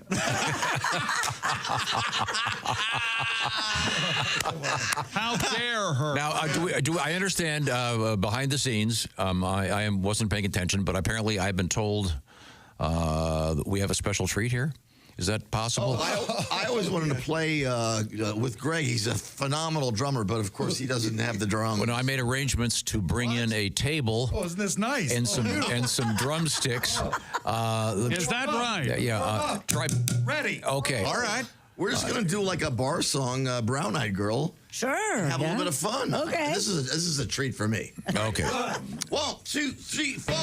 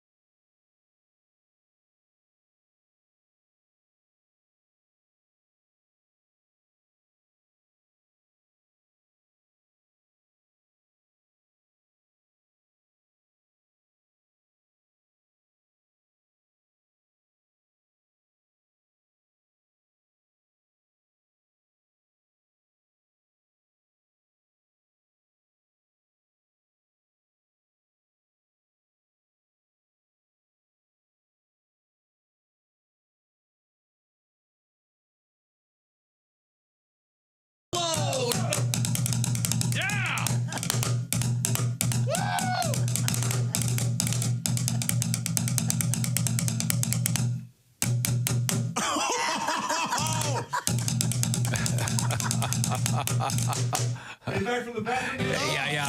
Whatever happened? Tuesday so slow. Going down the old Mile River. Oh, nice. Everybody standing at the sunlight laughing. How the rainbows wall. Bring it down. Slipping and sliding. All along the waterfall. Yeah. Brown-eyed girl, into the showers. Yeah, my brown-eyed girl. Hey. Do you remember when?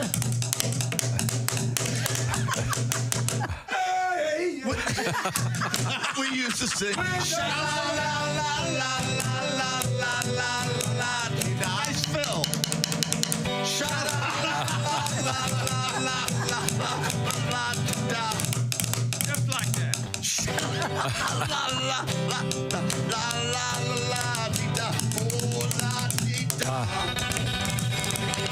Holy. Thank you very much. Isn't that that something? Wow. Greg Hahn on the drums. What kind of drum is that? That's just a coffee table? Table. Table drum. Oh, okay, very nice, very nice. The last 10 minutes of Whiplash. Oh, yeah. Certainly appreciate that. I like to use music as a metronome. The song is a metronome to my solo. That was great. That was wonderful. Now, do you have you're in your penthouse apartment. You're in Pompano Beach, Florida, right? I'm in Pompano Beach, Florida. We got the HOA. We're trying to get the pool fixed before the belly flop contest. Nice. I wave at everybody up there. All the boats that go by, I wave at them. If they don't wave back, I give them the finger. You've had any ladies up there to see the... Oh, I've had a few girls up there. Oh, yeah, left and right. Oh, yeah, little Lainey Lulu's been over there. How you doing, Lane? Oh, that's her. Yeah, that's her. Now, I know in your old place, you used to walk in and the first thing you'd see was the drum set. That's right. Is it still the same? This place, no, I'm going to get an electric drum set because I don't want to wake up Carol next door. Ah. The old powered kit. I mean, the what? Yeah. Powered kit? Yeah, the powered kit. Carol next door. How's Carol? Thank you, Christy. I was going to ask you. I don't know if she can hear. Carol, a hot granny, if you will. Oh, yeah, she's good. They're nice. Okay, very good. Well, let's go that direction. And we have Christy Lee. She is at the Silac Insurance News Desk. Christy. Well, we've been talking about Greg's current girlfriends. I'm sure you're friends with some ex-girlfriends, right? Oh, yeah. Yeah, beautiful. Ex-wives, right? Nope. They'll hate me. Well, a woman claims to be so close to her ex-husband's new wife that they even do each other's cosmetic waxing. That's right. Whoa. Haley Neal has been married to Josh Braswell for 6 years before they decided to split and co-parent their 3 children as friends. Okay. They have since married new partners, with Ms. Neal saying she now considers her ex-husband's wife, Morgan, her best friend. Oh, that's awkward. That's awkward. Almost daily, and Mrs. Braswell even waxes Ms. Neal. That's wild. That is crazy. Yeah, I haven't seen any pictures. Are they waxing her back? They acknowledged. Are you saying she has a hairy back? Is that what you're trying to... I don't know. She said that not only do they have a similar style, but they also look alike. They do. Oh, my God. Here's a picture. Joking that Mr. Braswell must have a type. They could be... Sisters? They're almost twins. Oh. The distinction is this one has a larger nose and larger boobs. But I mean... The second one? I don't know which. I'm not sure which is what. But Josh, you want to come here and validate me on this one? Yeah. He's getting some exercise today, isn't he? I mean, yes or no? Okay, yeah. One is attractive. Yeah. One? They're both very, very pretty. That would be very awkward, I think. You know, don't you think, Christy? Yeah. No, I think it's great. I think it's great. But the waxing thing is interesting. Yeah, that's weird. Would you ever do that with a friend, Christy? No. Yeah, that seems very odd. Doesn't have to be an ex-husband's wife either, just any friend. Exactly. No. Now, I don't know if you know this, Greg Hahn. Josh here has repeatedly been waxed. He's had the hair removal treatment. I have had that done a few times, yes. Okay. Yeah. Do you remember what that's called? Depilatory something? What's it called? Were you bored? What's it called? The Brazilian? The baboon. The baboon. Oh, the baboon. Yeah, I got the full baboon, they called it. And describe what that is. It's all the pubes below the belt. Yeah. Yeah. Everything. You know, you can go to Dunkin' Donuts or go someplace and have a donut or do something. You don't have to do that. I learned that. And then when they go, when you take a walk. Yeah. I have a question. Yeah. So I'll do it in a geographic manner. So they start at the belly button and go south. I mean, and then they go around the corner. Then do they end up going north on the backside? I didn't follow you. So it's, they do the front and the back and the taint and the ass cheeks. And the BH. They get close to the BH. Turned on right Yeah. But the BH itself isn't hairy. Yours. Your actual BH. There are just some stray... A few little ones down there, yeah. So how'd you like walking out of that place? Did you have a little spring in your step? I liked it, yeah. But I was... eventually gifted a tool that I can do it myself. I don't need to do the waxing anymore. Tool? Yeah. Okay. Because it hurt. It's painful. Uh-huh.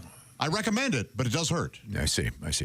Now, let me remind you that you are joining us here on the Bob and Tom Show. We are coming to you from the O'Reilly Auto Parts Studios. Our guest, a comedian, Greg Hahn. Very handsome man over there. Okay. Just played the drums. It's good to see you. Wild show. Yeah, okay. Set your bidet on stun. Now, are you aware that Josh Arnold also has an aftermarket bidet attached to his toilet? Is that right? Clearly, I'm a man who keeps things clean and in order down Don't there. you know you could go to a Dunkin' Donuts? Don't you know that? My bidet is attached to the dishwasher. All you have to do is hover over the sink. Problem solved. And I always ask the same question, but I can't remember the answer. So to get it up to temperature, do you have to close the lid, turn it on, get it flowing, and then sit down? No, it's already there. So it's heated then? Yeah. Mm-hmm. Well, the seat is heated. I'm surprised you don't have this in your family. No. life.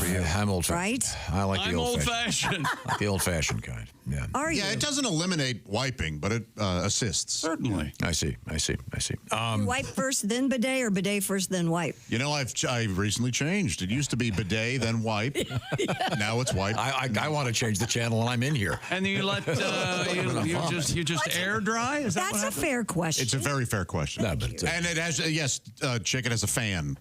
Oh, okay. Yeah. You know That's something? a fan. Yeah. You know what's going to happen one day? They're going to find him dead. Well, he bled to death from his testicles. The fan's gonna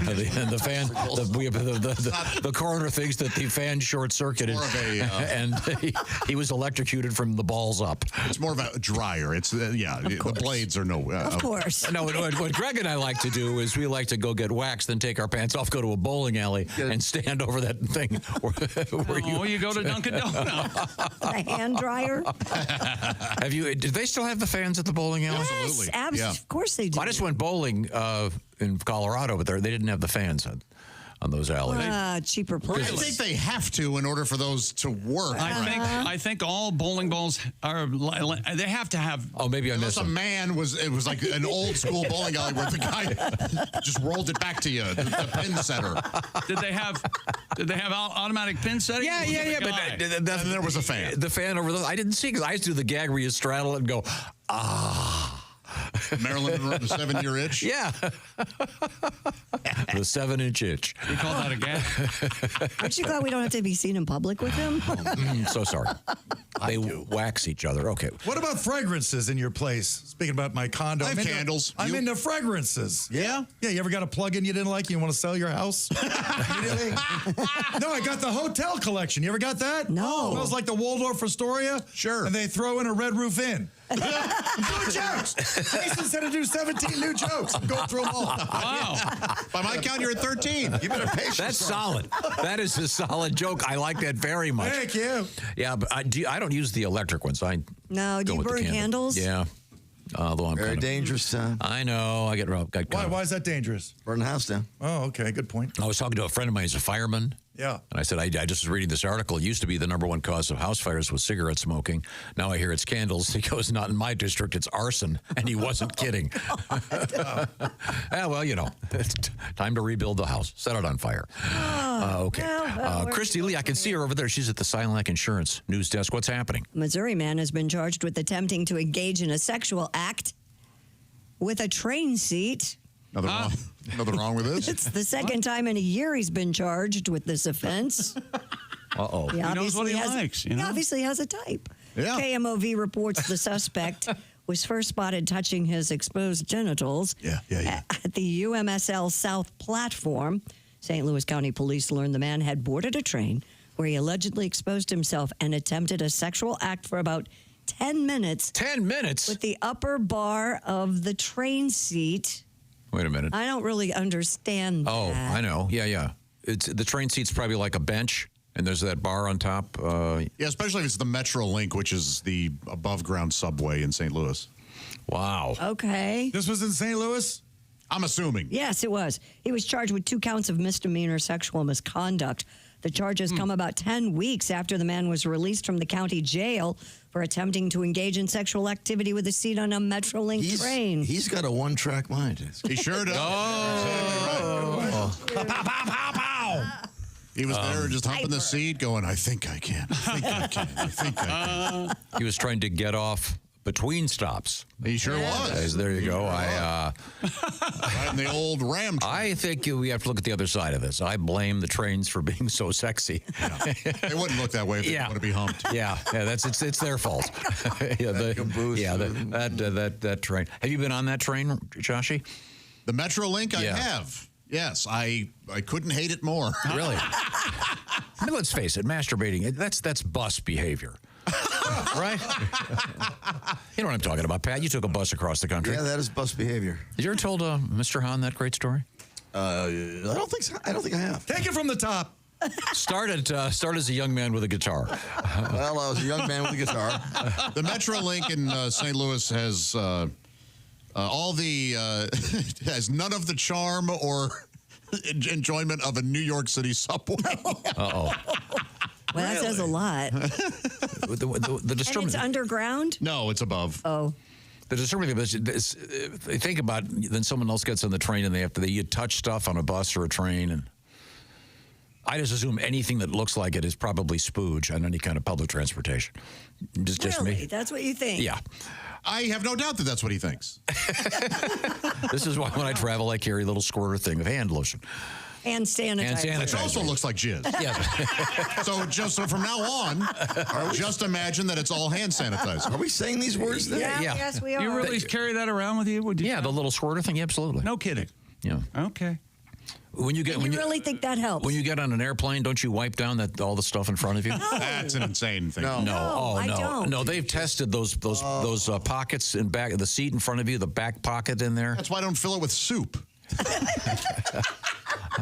The whole world is dirty. Get used to it, right? You're supposed to take. Germs. You fill it with soup. You take a ladle and you put it into a bowl. You idiot! You gotta have germs in your body, Tom. What are we doing? Yes, I do the same thing, Tom. That's weird. Okay. You don't wipe down the. You don't take a couple of naps. Oh yeah. It's because everybody's wiping them down, so you can just sit down and relax. No, That's how I do it. No, the guy in front of you. You wipe them down, and then you put in your Raycon earbuds, don't you? I do. That's exactly right. And Raycons now are new and improved. They have active noise cancellation, capable of drowning out the most maddening sounds, like those birds chirping away in the morning that spring's here. And Raycon's latest model is better than ever, a 32-hour battery life and multi-point connectivity that lets you pair with 2 devices at once. And Raycons start about half the price of other premium audio brands with similar features. Raycon's everyday earbuds come in a spectrum of vibrant colors, and if you don't love them, they have a 30-day happiness guarantee return policy. Go to buyraycon.com/Tom. Get 20% off the best-selling everyday earbuds. That's Raycons. Go to buyraycon.com/Tom. Speaking of things you want to go to see the great Greg Hahn, March 13th to the 15th, Waterford, Michigan, at the famous One Night Stands, STAN''S. One Night Stands. And you ever had a one-night stand? Me? That's all he has. So sorry. We have a lot to get to. I'm very excited about it. Coming up, Christy Lee, what have you got over there? Coming up, we have a scorpion at an airport. We have a hiker who lived on toothpaste. And then we never got to our megalodon. Oh. Our megalodon fish. Megalodon fish, for real, Josh. Megalodons did exist. Okay, we're getting to it. It's all coming up. We are in the O'Reilly Auto Parts Studios, and this is the Bob and Tom Show.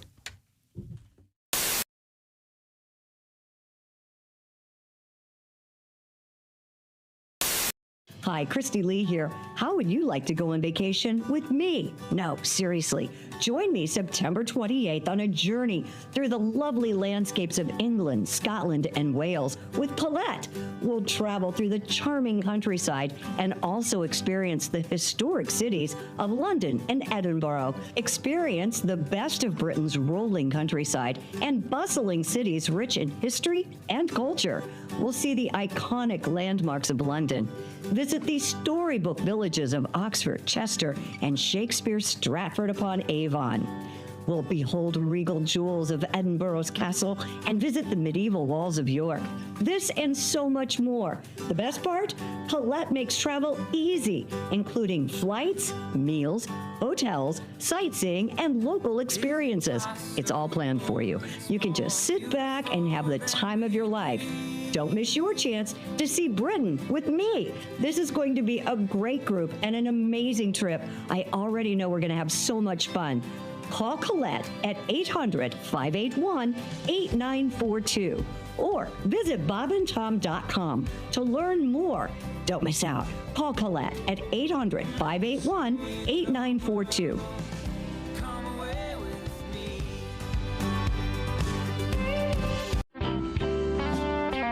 One of my favorite things you've ever discussed in the show, and if you wouldn't mind maybe doing a little bit of this for me, you have talked about marriage on this show to the point that we actually get requests all the time. Well, good. For people to hear your little discussion about this, which is brilliant. And I don't want to give away any of it, but would you mind relating a little bit? You know what I'm talking about?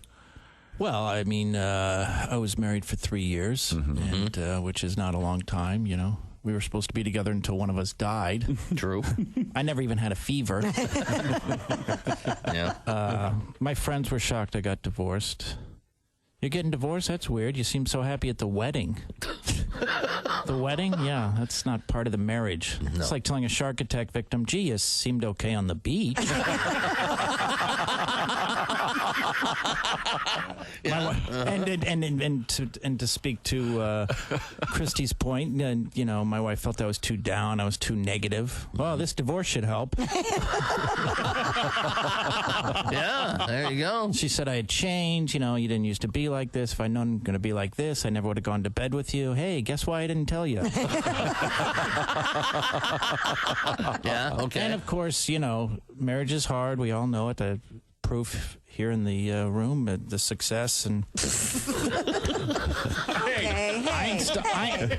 Gotcha. Marriage is so hard. Einstein got divorced. Albert Einstein's unbelievable. Yeah, Albert Einstein, arguably the most intelligent man who ever lived, got divorced. They should tell you that before you get married. It shouldn't be, do you love her? Do you want to spend the rest of your life with her? It should be, do you think you're smarter than Einstein? And there you have it. Yeah. Nick Griffin, ladies and gentlemen. Let me see this pair of panties with it kind of looks like the cushion. Yeah, see, and it's is it a regular pair of panties? God. Oh, look at that. More of us could fit in these. Should I try these on? Can we see your butt right now? I mean, sure, Bob. Well, I want to see the before and after. Well, I can't. Well, she's in a skirt, though. You really can't. Oh, okay. Well, I don't know.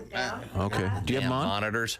No, I don't have them on. Well, that's really rude. Wow, that's your big ass. Wow, look at this. Nipper attack! Like, Nipper! Kill it! Let him have it! Get him, do Nipper! you have them on? No, your ass looks very nice. You don't need to put them on. That's not what you That's not what you said. No, you see, implied she had a big ass. No. All right, we need a before of Christy's butt. Take as long as you like, Dean. Come on. Come on, smile. Now, do you just put them on? Are you going to put them on? Can you? Oh, remember, Christy, the padding. put 'em on right the now. padding goes in the back. Yeah, now. make Remember sure you that. do it Just right. like pant. Oh, she's slipping them right on. So.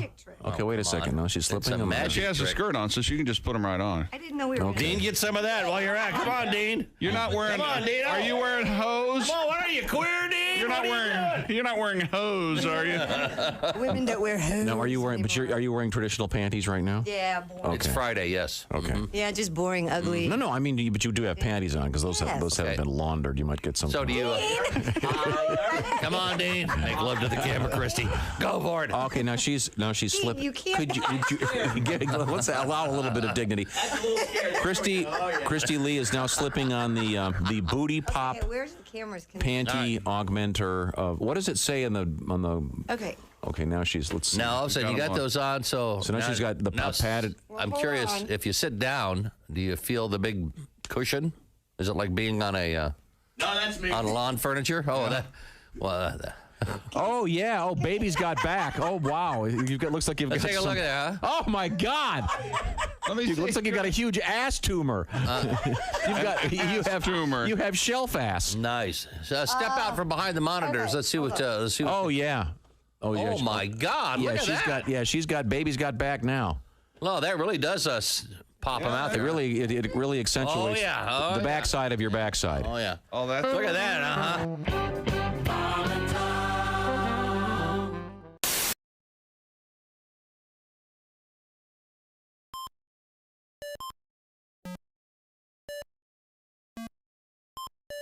Hey, did you enjoy those videos played in that break? Check out the Bob and Tom YouTube playlist for more great stuff.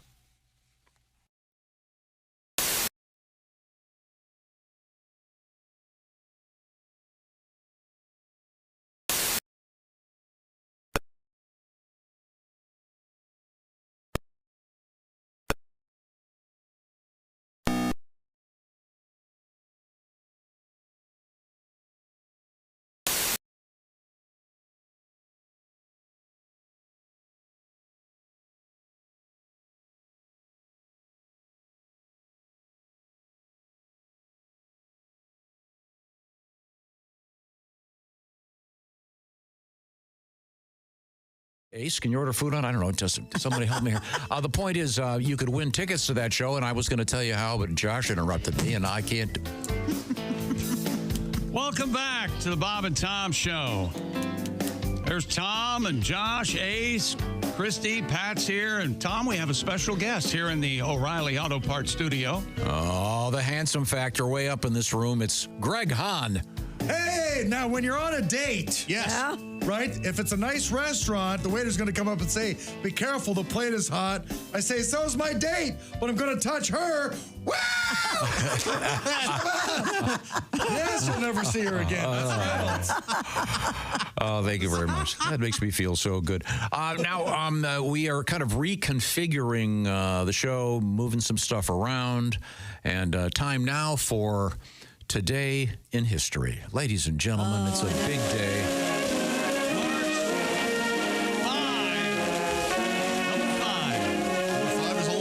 Of course, every year famous for Ash Wednesday, March 5th. They do it. I think Tom's right every day. It's always March 5th. It's very confusing for the kids. How come it's Ash Wednesday and a Sunday? It's March 5th. Shut up. Never mind, punk. It's religion. Okay. We can't explain this stuff. Okay. I asked everyone to get a pencil out or a pen. Yes. All right. Ready? I have a pen because I'm a confident man. Okay, go. Yep. I'm going to spell this guy's first name. MOMOFUKU.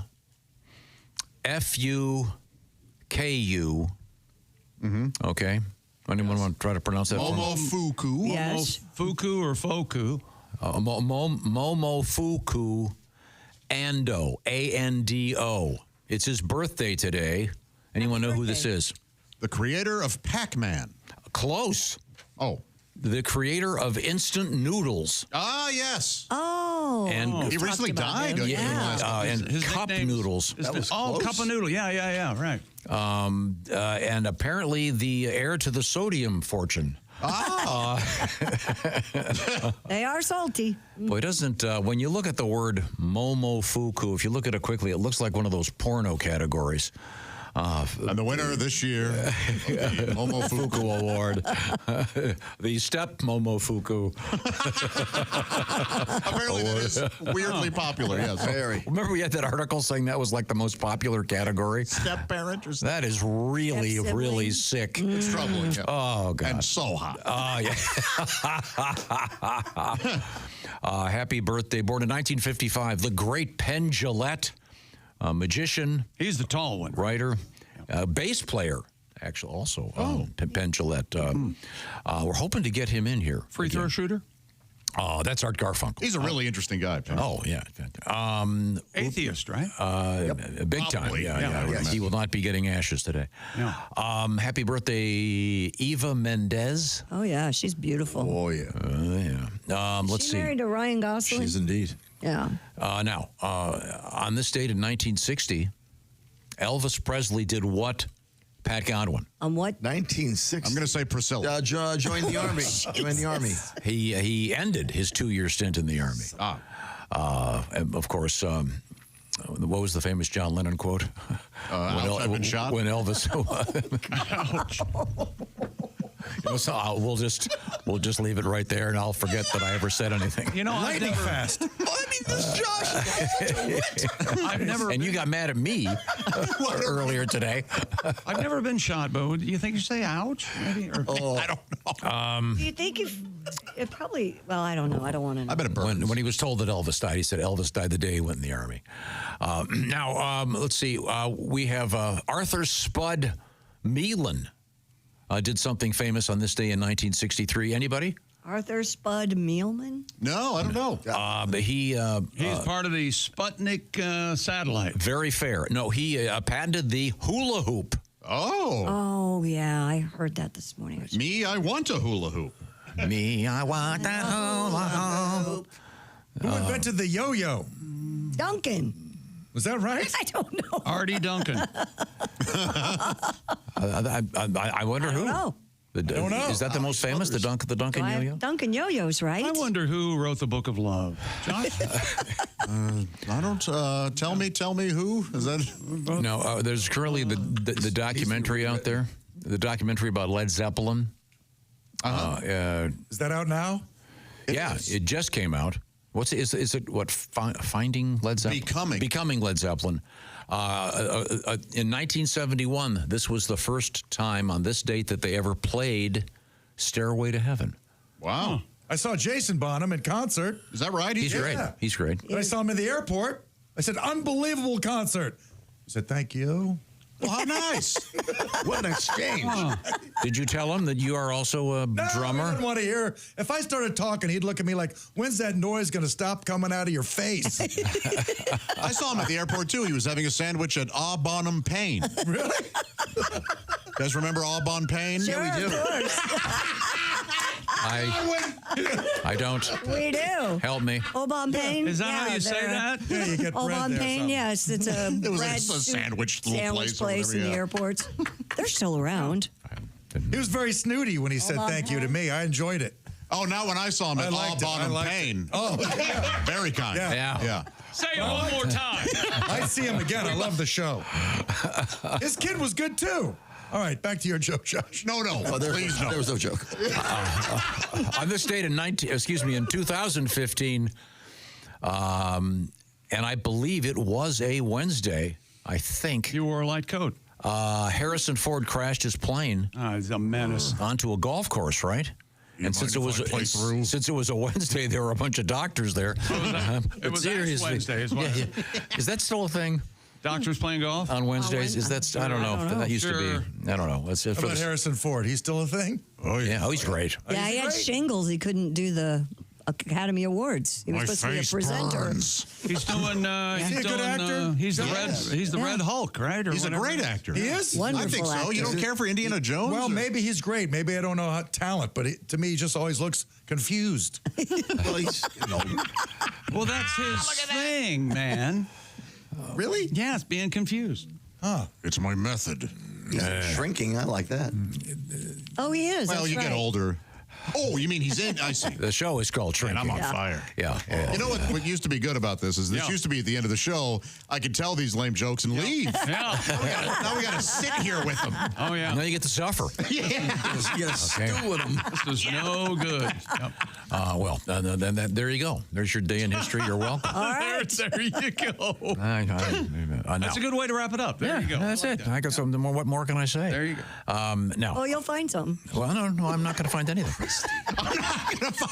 I'm going to tell you something, though. All right. Oh, tell me something. I'm going to tell you real quick that we're going to be on the road. And Major League Baseball opening day, Cincinnati Reds will be at Smoke Justice, Covington, KY, part of Greater Cincinnati, technically. Live from 6 to 10 that day, brought to you by Field of Dreams Whiskey Company. We'll have a special T-shirt. We're going to be selling and giving the money to the Children's Hospital. Then the next day, Toledo, Ohio is our spot. We're going to be doing the show in honor of the Mud Hens, the legendary Toledo Mud Hens. And we'll be, you can come see us. We'll be at the Glass City Center, downtown Toledo. Hope to see you there. We'll have a shirt there, and we're going to donate the proceeds to the great Ronald McDonald House. So it's going to be a lot of fun. There will be posters. There will be love. There will be signing. There will be bitching about the signing. You know, Toledo's playing Columbus that day. Oh, really? Oh, yeah. Now, this is going to be a little tough for you. I'll be conflicted. Yeah, I'm a big Clippers fan. Okay. Good. We'll find out all these things. Right now, I want to say one thing. Two things. We're in the O'Reilly Auto Parts Studios. That's one. One. This is the Bob and Tom Show. Ah.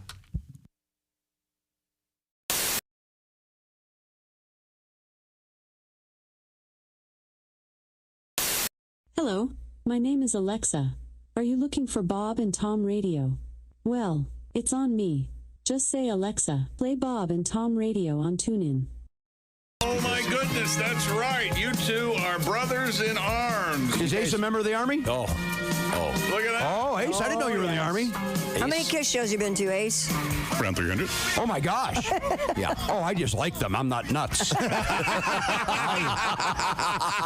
Oh, my good Lord, Ace. That's too many. Oh, that's too many. They're friends. Even Peter Criss said that's too many. I'm out. Even the Catman said, give me a break. Where am I? All right, good. I'll tell you something. I'll figure in there. Oh, okay. Have you been to more Kiss shows than members of the band? I was sitting with Paul Stanley one time, and he goes, "You've been at more Kiss shows than the Ace." When Bruce was in the band. Yeah, than the Ace, yeah. Wow, See? Ace Frehley, that's amazing. Paul Stanley and I had the same sense of humor. Mm-hmm. You were in the Kiss Army when you were a kid, right? I was. Well, listen, I'm AWOL. You know that. I couldn't hack it. I was willing to rock and roll all night. I was not willing to party every day. Oh, so gotcha. I'm AWOL right now. There's a 57-year-old man, just a kitty cat, roaming the streets looking for me. I hear him calling. Can't come home right now. Come on, Ace knows that's Beth. If anybody in the house is going to enjoy that joke, it's Ace. I love that. I'm going to do a Psycho Circus reference in a minute into one guy's amusement. Okay.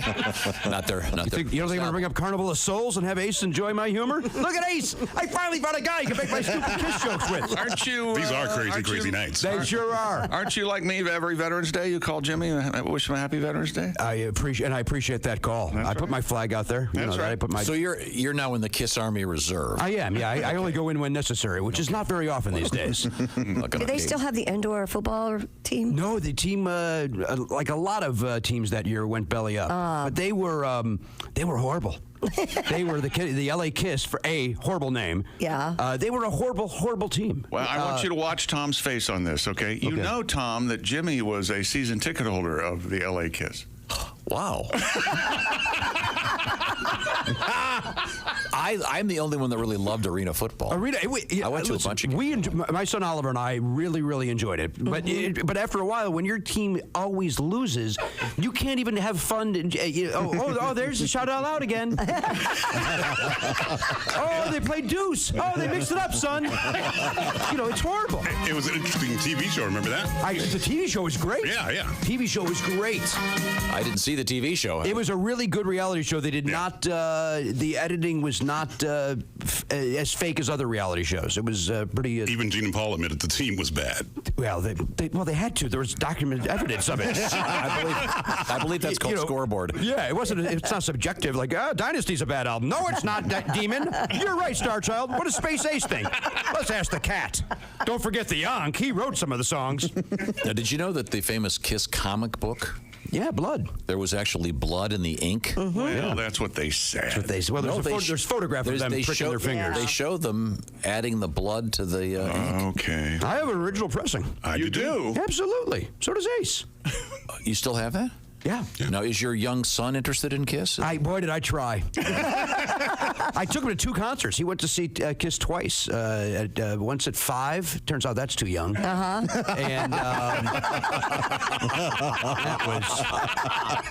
that was dumb. Boy, you want to feel like white trash. Bring your 5-year-old to a concert. Holy smokes. That was. And then get recognized. Are you to be part of it? I am not. No, I don't know who would bring their son to this show. That's an infant. Nobody should bring an infant to a show. Man, that was dumb. Then I took him again at at 5.5. I thought that was enough time.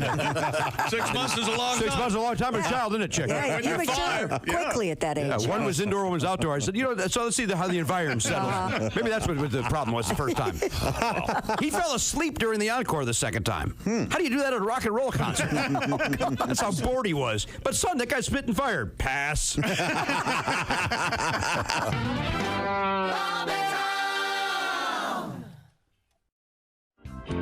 got the guitar out. So you have a new song? Yeah, I got a new one. Just got finished recording this for upcoming CD. Okay. All right. No, you don't want to mess with Michelle Obama. She's tough enough to whoop Ricky Tidwell's mama. Seen her out standing on the White House steps with the massive forearms and them big biceps. Yeah, I know exactly what the press corps is thinking. She's 2 inches shorter than Abraham Lincoln. Got a dress on tighter than a Swiss Army knife and a booty that shakes like Barney Fife. Yeah, she's the pretty lady that lives in the castle. The first lady that I wouldn't arm wrestle. Don't spill nothing on the White House rug, 'cause she put the Queen of England in a big bear hug. She's tall enough to make Yao Ming nervous. She don't even need any Secret Service. And she ain't gonna take any crap off Barack. She could cut his wind off with a side headlock. No, you don't want to mess with Michelle Obama. I'd rather start a fight with the Dalai Lama. She's got a lot of class and a lot of behind. And in 5-inch pumps, she's about 6'9". Trying to remember the next verse. May have to come back to me after commercial. Hold on one second. Oh, I know what it is. She's a Princeton lawyer and a real good mother. She's got more teeth than an Osmond brother. And a jawbone bigger than Kanye West. And there ain't no telling what she can bench press. And I think that's all I can remember. That's all you Okay, that's okay. It's still going. It's a work in progress. I'll think of it here in a second. It'll hit me when you're in the middle of commercial. All right, yeah, that's fine. Comedian Tim Wilson is here with us, and Tim has his guitar out, obviously, and he's going to be... She knows all the wrong buttons to push. She's read more books than Laura Bush. Got a right arm bigger than Maria Shriver, and she put Oprah Winfrey in a pile driver. No, you don't want to mess with Michelle Obama. You don't want to mess with Michelle Obama. You don't want to mess with Michelle Obama, comma, period. I think that's the end of it.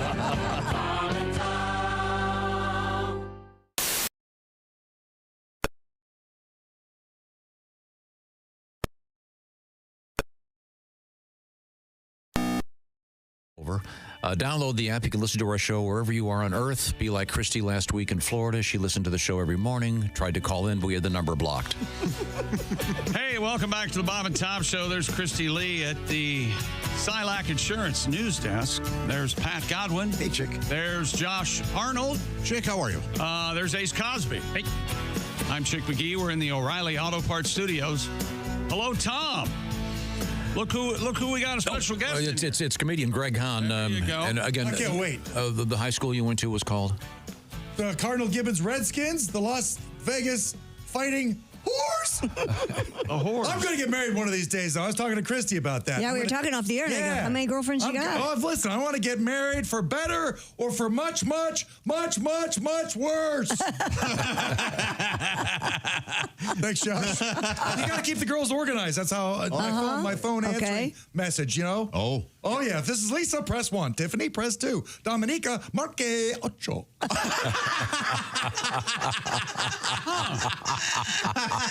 I want to go back in time a minute and a half. Yeah. You were a member of, what was it, Cardinal who? Cardinal Gibbons Redskins? Cardinal Gibbons Redskins. Yeah, well, that was the team. So we were talking about unusual high school mascot names, which I think is very exciting. I'm the only one that does. The Cobden Apple Knockers, that's real. The Boiling... Remember the Watersmeet Nimrods? Yes. That used to be, I think ESPN did a whole campaign about them. Wow. Go Nimrods. That's funny. Yeah. The Hoopston Corn Jerkers. I like that. These are real names. But I asked people to send us the names of theirs. Oh. Josh, what were you, Josh? No, wait. Joe, we were just the Falcons. Yeah. Nice. Yeah, nothing That was my junior high team, the Falcons. Nothing list worthy. Yeah. How about this one? Readable. The Freeport, Illinois pretzels. Oh yeah, that's unusual, isn't it? Must be a pretzel factory. Okay, now when you remember this. Oh, thank you. Oh, he thinks he's punishing us. It must be Christmas. We win. What a weird day. Fine. Well, you know, the water speed Nimrods are in the UP in Michigan. Did you know that, Tom? There you go. I will read these tomorrow morning when... maybe do it at 3:30. A little more. Take them home. Read them before bed. Christy's You'll go to sleep. You'll go to sleep all right. Mishawaka High School, the Mishawaka Cavemen.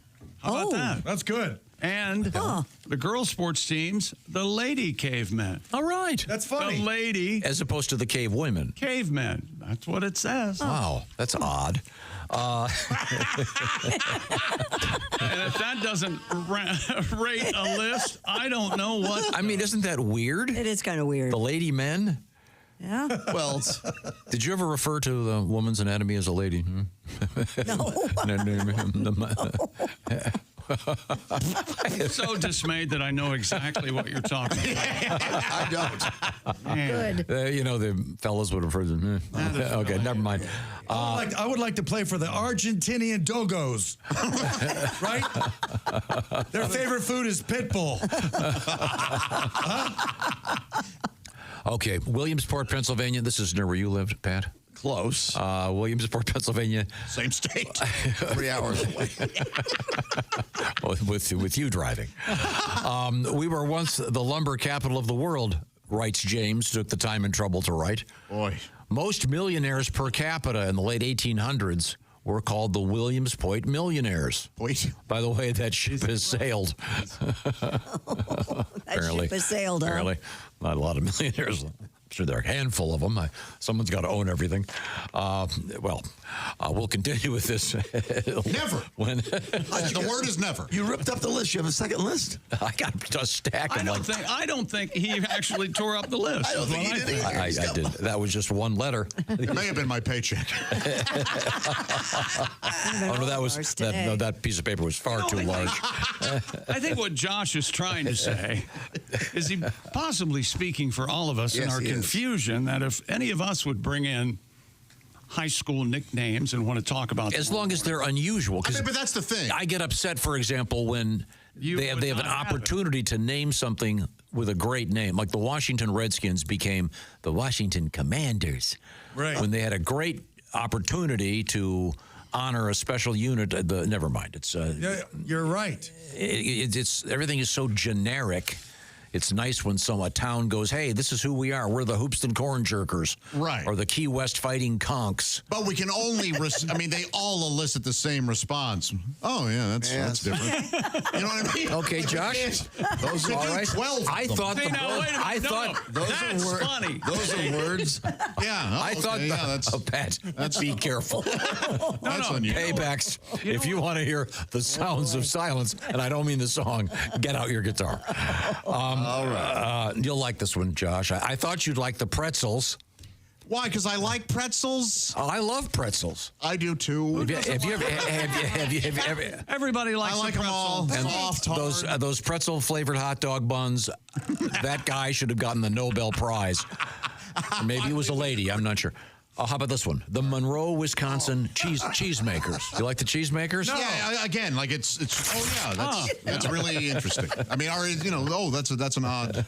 Must be something local. There we go. I got another one for you. We can only respond. I know what your response to this is going to be. Okay. I guarantee you will do this joke. All right. In my head, I wish I could write it down.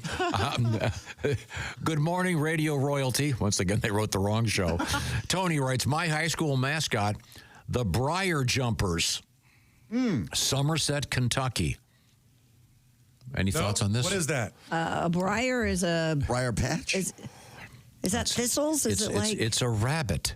Sure. The briar patch, the jumpers, the briar rabbit, or whatever the hell. Josh, I assume you were going to say if you read one more of those, I am going to jump off of a large bridge into a cold river. You don't want to know how pretentious the joke was that popped into my head. What is it? Where is he from? Somerset, Kentucky. Somerset, Kentucky. a Somerset mom joke. That is That's for no one. I love that. No, there might be an English teacher out there going, finally. Finally, someone's read it. Okay. So sorry. We can go that direction or this direction. You want to go that way? Or do you want to go to Mr. Hahn? Hahn. Hey, Greg.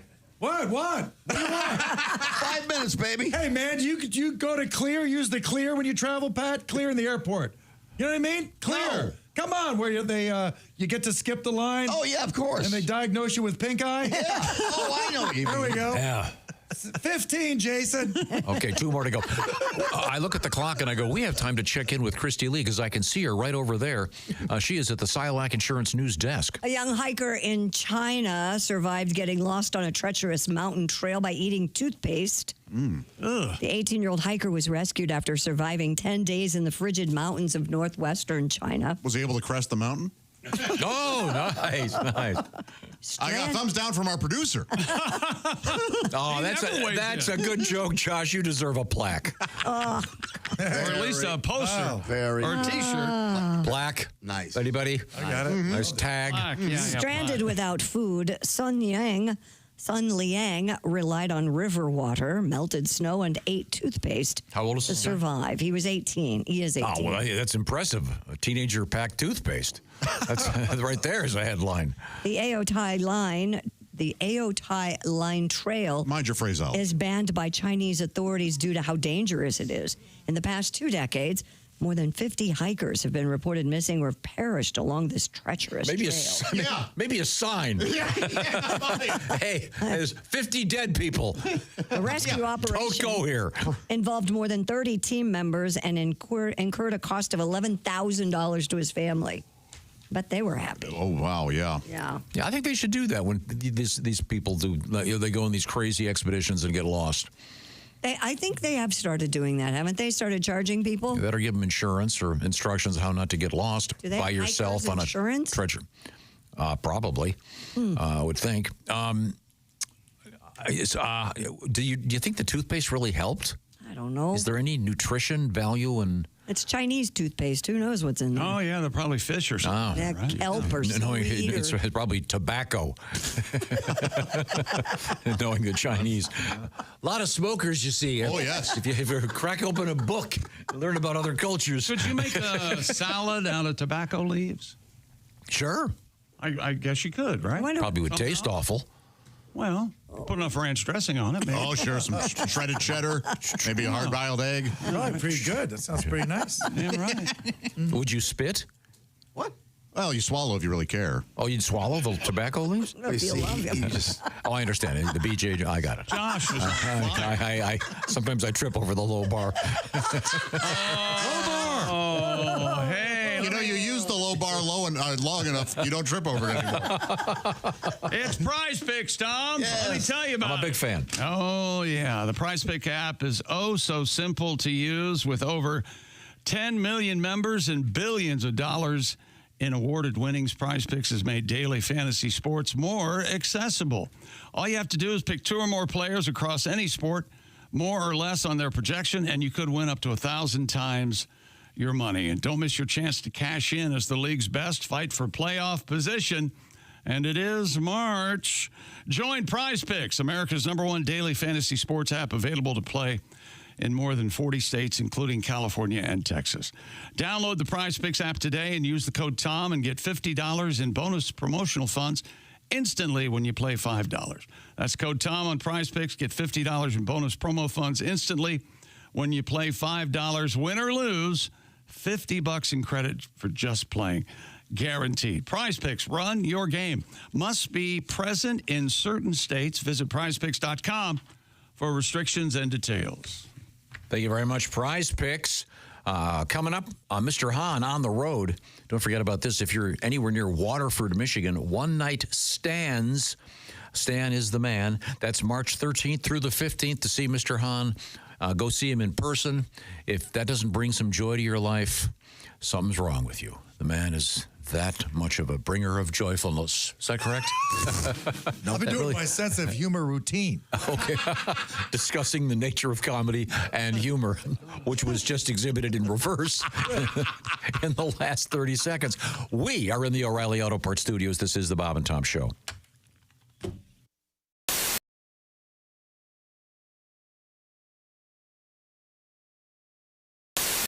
Hi, Christy Lee here. How would you like to go on vacation with me? No, seriously. Join me September 28th on a journey through the lovely landscapes of England, Scotland, and Wales with Colette.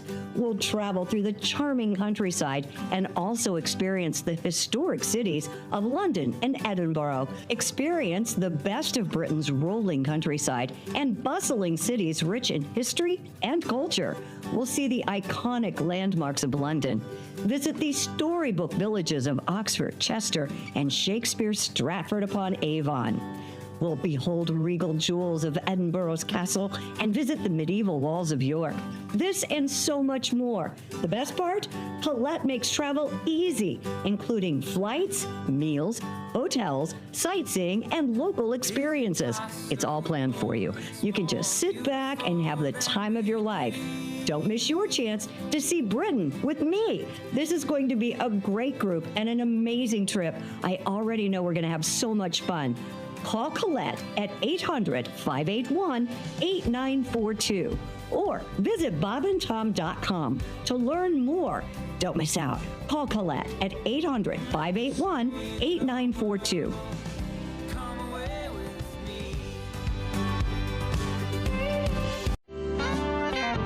Last time you were here, yes, you got talking about catchphrases.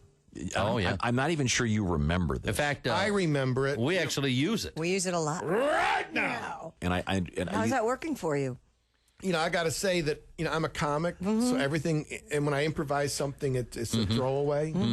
And I'm certain that I've thrown away my career and the potential for a decent career 100 times. I've had people say to me, you know, that baked bean bit, the funniest thing I have, and I don't know what they're talking about. You know, because it's like, you know, I got my stuff, and then I got my, because you had that guy on from Bruce Springsteen earlier. Sure. And he was talking about working with the boss and the boss way he works a set list. That's me. Yeah. I don't mean to say I'm like Bruce Springsteen, but I'm like Bruce Springsteen. Okay. You change it up every night. I have a set list, and then I'm willing to. Then you never follow it. Yeah. You know, I'll do what I need to do. I'll do whatever I got. It's like making love. You know.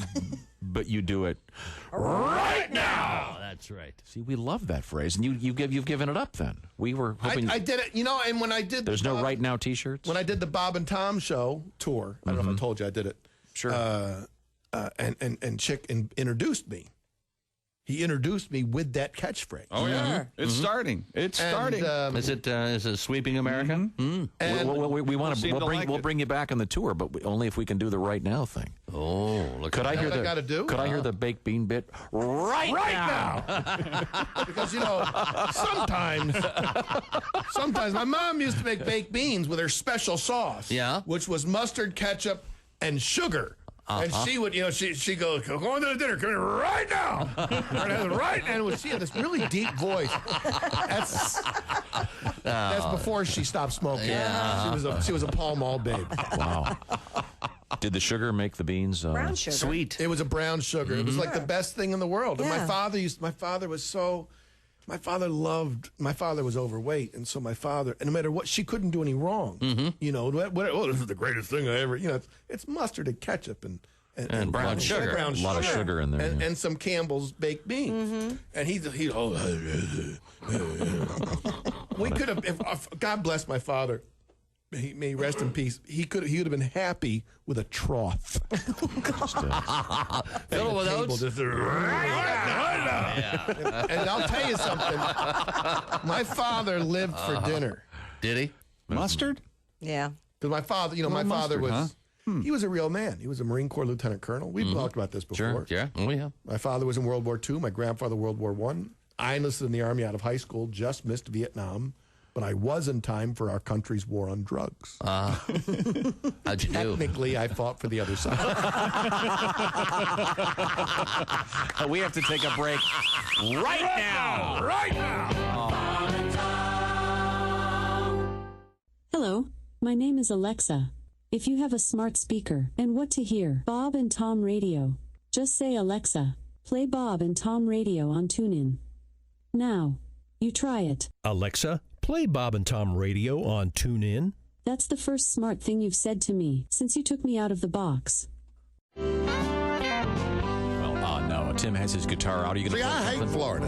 Why? Well, you're from Georgia. That's why. Georgia people hate Florida. Why? Because we grew up our whole lives wanting to go to Florida. Put a float on top of the car. Oh, my God, we're going to Florida. Drive 4 hours. Get there. Do you have a hotel room? Yeah, they're $100, unless you want to be near the water. Then they're $400. Okay? No, we don't want to be near the water. We want to sit in a hot-ass asphalt parking lot with a float on top of the car and finish up these pecan logs we got in Valdosta. So then a hurricane comes. They evacuate back to Georgia. Oh, my God, do you have a hotel room? Yeah, they're $100, unless you want to be away from the water.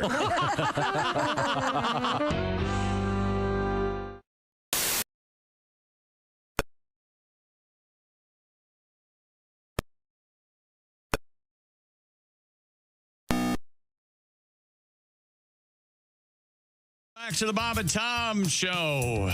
Christy Lee is here. Hello. Jessica Alsman joins us. Hi. There's Josh Arnold. Hi there. Ace Cosby. Hey.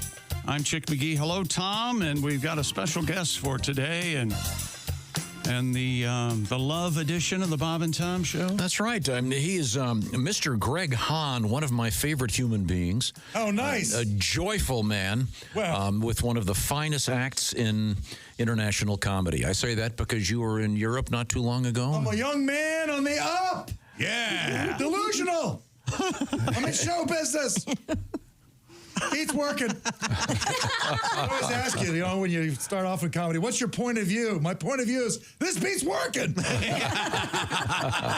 Point of view, ridiculous. Back on the road. We'll get some of that information out shortly. But right now, Mr. Hahn, at this hour, typically on this day, we do something we call never have so many. Sorry, we do something we call sexy time. And typically we have our host, Alli Breen. Right. But she's not available today. So she has forwarded us a number of letters that we're going to kind of go around the horn and read. Okay. And this is where we try to help people with their love lives. And Christy Lee is going to begin. I have not seen these letters, so go ahead. What have you got? I love this. I love it. Dear Alli, my boyfriend is always buying me lingerie and setting up baths and sexual situations and acts like he's being super romantic and going over the top for me. Huh. But I'd rather not have a whole costume ritual party round sex. I told him that, and he said everything he does is just to make me happy. And he hasn't stopped. So he's clearly doing this for him, right? Yes. Or does he think I really want this even though I said I don't? What an awful bastard this guy is. Yeah. Get a new girlfriend immediately. Good Lord. Next thing you know, he'll take you on a vacation somewhere hot and sweaty. You don't want anything to do with that. Yeah. Tropical island. Yeah. I've learned from listening to Josh that, am I right, Josh, that you're going to say, this guy, this is for him. He wants this. No, I'm not. Really? I think he is. What do you mean? You think he's really... I think this is one of his so-called love languages. And listening isn't, basically. Yeah, that's the problem. Right. But that is the problem. She has told him, and he continues to do it. He's like, oh, you're just being nice. I want to pamper you. You deserve it. And she's like, no, I'm good. No. Right. No, I'm thinking he's got to see her wearing lingerie. You know. Yeah, I guess I just hope he would say that. Hey, it's 4th of July. Here's your star-spangled crotchless bikini bottom. And well, those are becoming. That is America. This guy's an idea man. Yeah, you know what I mean? He's making an effort. Yeah. No, but he knows what he likes, and Well, get a girl that likes it's just a mismatch. That's all. It is a mismatch. You're right. And this happens on the show a lot. We get a lot of mismatches, don't we, Josh? We sure do. On this particular It is possible to move on. Yeah, I know. People forget get that. stuck in a rut. Get another guy, get another girl. I don't like her saying, but I don't like a girl with problems. You know what I mean? Don't have a problem. Don't have a problem. When I'm driving my car, you can't parallel park. Why she got to get upset that I can't parallel park? You know, or when the song ends on that I'm playing my music, I just want to hear, that was a good one. That's all I want to hear. Yeah. No, do you have any black-eyed peas? No, I don't want to. We're not switching it. That's a good one. That's all I want to hear. Okay. Thank you for playing that for me. Is that too hard to say? Exactly. You know what? Some people might say that you have a problem. Some people, not me. No. Well, God, no. Okay. Halsey, do you want to do your letter? Oh, sure. Dear Allie, my boyfriend has 2 kids, 6 and 9 years old. They're brats, they talk back, and they cuss, and he lets them get away with murder since he's a part-time dad. They're even rude to me, and he won't reprimand them. Should I start trying to discipline them myself? Yes, 5 across the eyes. Jiu-jitsu class. You might want to talk to him first. Here's what you that. do. You get yourself a nice, sturdy bath towel. You put like 5 or 6 bars of soap in there. And you private pile them? And then you beat them with it, and they won't leave any marks. That's the way Mom did it. No, yeah, I don't know if there's an answer to that one. That's a tough one. This is another mismatch, I think. I got the answer. I'm telling you, mixed martial arts class. And tell the instructor to teach these kids discipline and be good to your parents. That's actually a really good idea. Yeah. And then one of the strangle everybody who's got confidence, and then you learn to be calm under pressure. Right. Don't snap back at your. And after 8 weeks, one of the kids karate kicks her in the face. Man, I have with him. I don't know how she would handle that. I've been handled a very disturbing letter. Oh no! Okay. In my well, you'll see. This is once again addressed to Alli Breen, the host of Sexy Time. Mm-hmm. Dear Allie, my best friend has been married to an actual witch for the last 6 years. An actual witch. They're finally getting divorced. All of his friends want to congratulate him, but he is heartbroken. Mm-hmm. My friend says we should hire a woman to come on to him and snap him out of this. What do you think? No. Let this guy be heartbroken. As much as you may have disliked this woman, he was in love, and you got to let him grieve. Yeah, never mind that. Jiu-jitsu class. Mixed martial arts. Here's what you got to do. Get yourself a nice bath towel. But I mean, hiring a prostitute? Well, they didn't say that. Oh, They did not say a prostitute. Well, then who do you hire? Somebody's friend. Hey, we'll give you $20 if you flirt with this guy Yeah, let's or whatever. lead him on and break his heart again. I know, this is no good. This doesn't sound like she wants, or he wants them to flirt. It sounds to me like he... I got the impression that they were going to hire somebody just to flirt with him because that's what the letter said. Yeah, that's... we're It only says working on what she you wants said. the woman to come to... Oh, come on to him. Come on to him. Sorry. I was reading ahead. Well, that's just dumb. I can't imagine you misunderstanding something. Okay. Josh, you have a letter over there? I do. Dear Allie, my best friend got sick with a treatable condition. But I've been helping a lot with his family while he's in treatment. And his wife and I have gotten closer and closer. Oh. We started kissing the other day. Is this from a guy or a girl? I'm assuming guy, doesn't say. Okay. But stopped ourselves from kissing, and I really don't know what to do. I may be falling in love with her, but I don't want to take advantage of a bad situation. Too late. Any advice would be great. Step on the oxygen hose. Back at the hospital. Don't do this. Don't do this. Pull out the IV. Yeah. Switch the chemicals back to the saline solution. And that's awful. Yeah, the answer is don't go any further. Awful. Yeah. I look, I don't know how you guys feel about this. I would not say anything to anybody. No. Probably not, no. I wouldn't fess up to the guy. No. I wouldn't. No. No, you don't say anything. And he's false when he says, I don't know what to do. You know what to do. Knock it off. Yeah, exactly. He wants approval. Yeah. You know where you learn to knock it off? Where?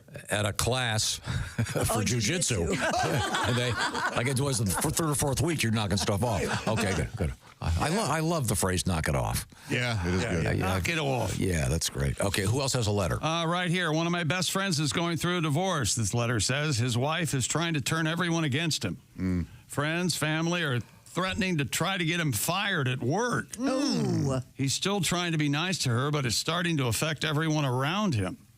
Why should we suffer because his wife is crazy? I don't think you have to. Everybody should just ignore her. And there's a follow-up. Oh, I'm sorry. Should we start retaliating against her? Come on, people. Yes. Jeez. I figured Alsman would be pro-retaliation. If she's going to start crap, just give it right back. But I don't know why they're trying to get him fired unless he did something really bad, like embezzlement or, yada, yada. So we're assuming he's innocent. Wait a minute. Proven guilty. If he gets fired, he can't pay his support. Very, very good, Christy. Come on. Yeah, see, this is like the old debtor's prison. Right. Well, you owe $1 million. We're putting you in jail. Then you got to pay it back. How? Okay. No. Don't get involved in that. This one's complicated. Oh. Once again, addressed to Alli. Dear Alli, I've been married for 10 years and have not had a relationship in a sexual manner with my wife for quite a long time. Okay. I met a girl at a convention. Mm-hmm. We have amazing chemistry. Yeah. We've been seeing each other more and more. The only thing is, the only time we're together, we're heavily intoxicated. So far, there's no problem. I wonder. Why are you telling us? I wonder, will we get along when we're sober? What should I do? Well, why don't you sober up and find out?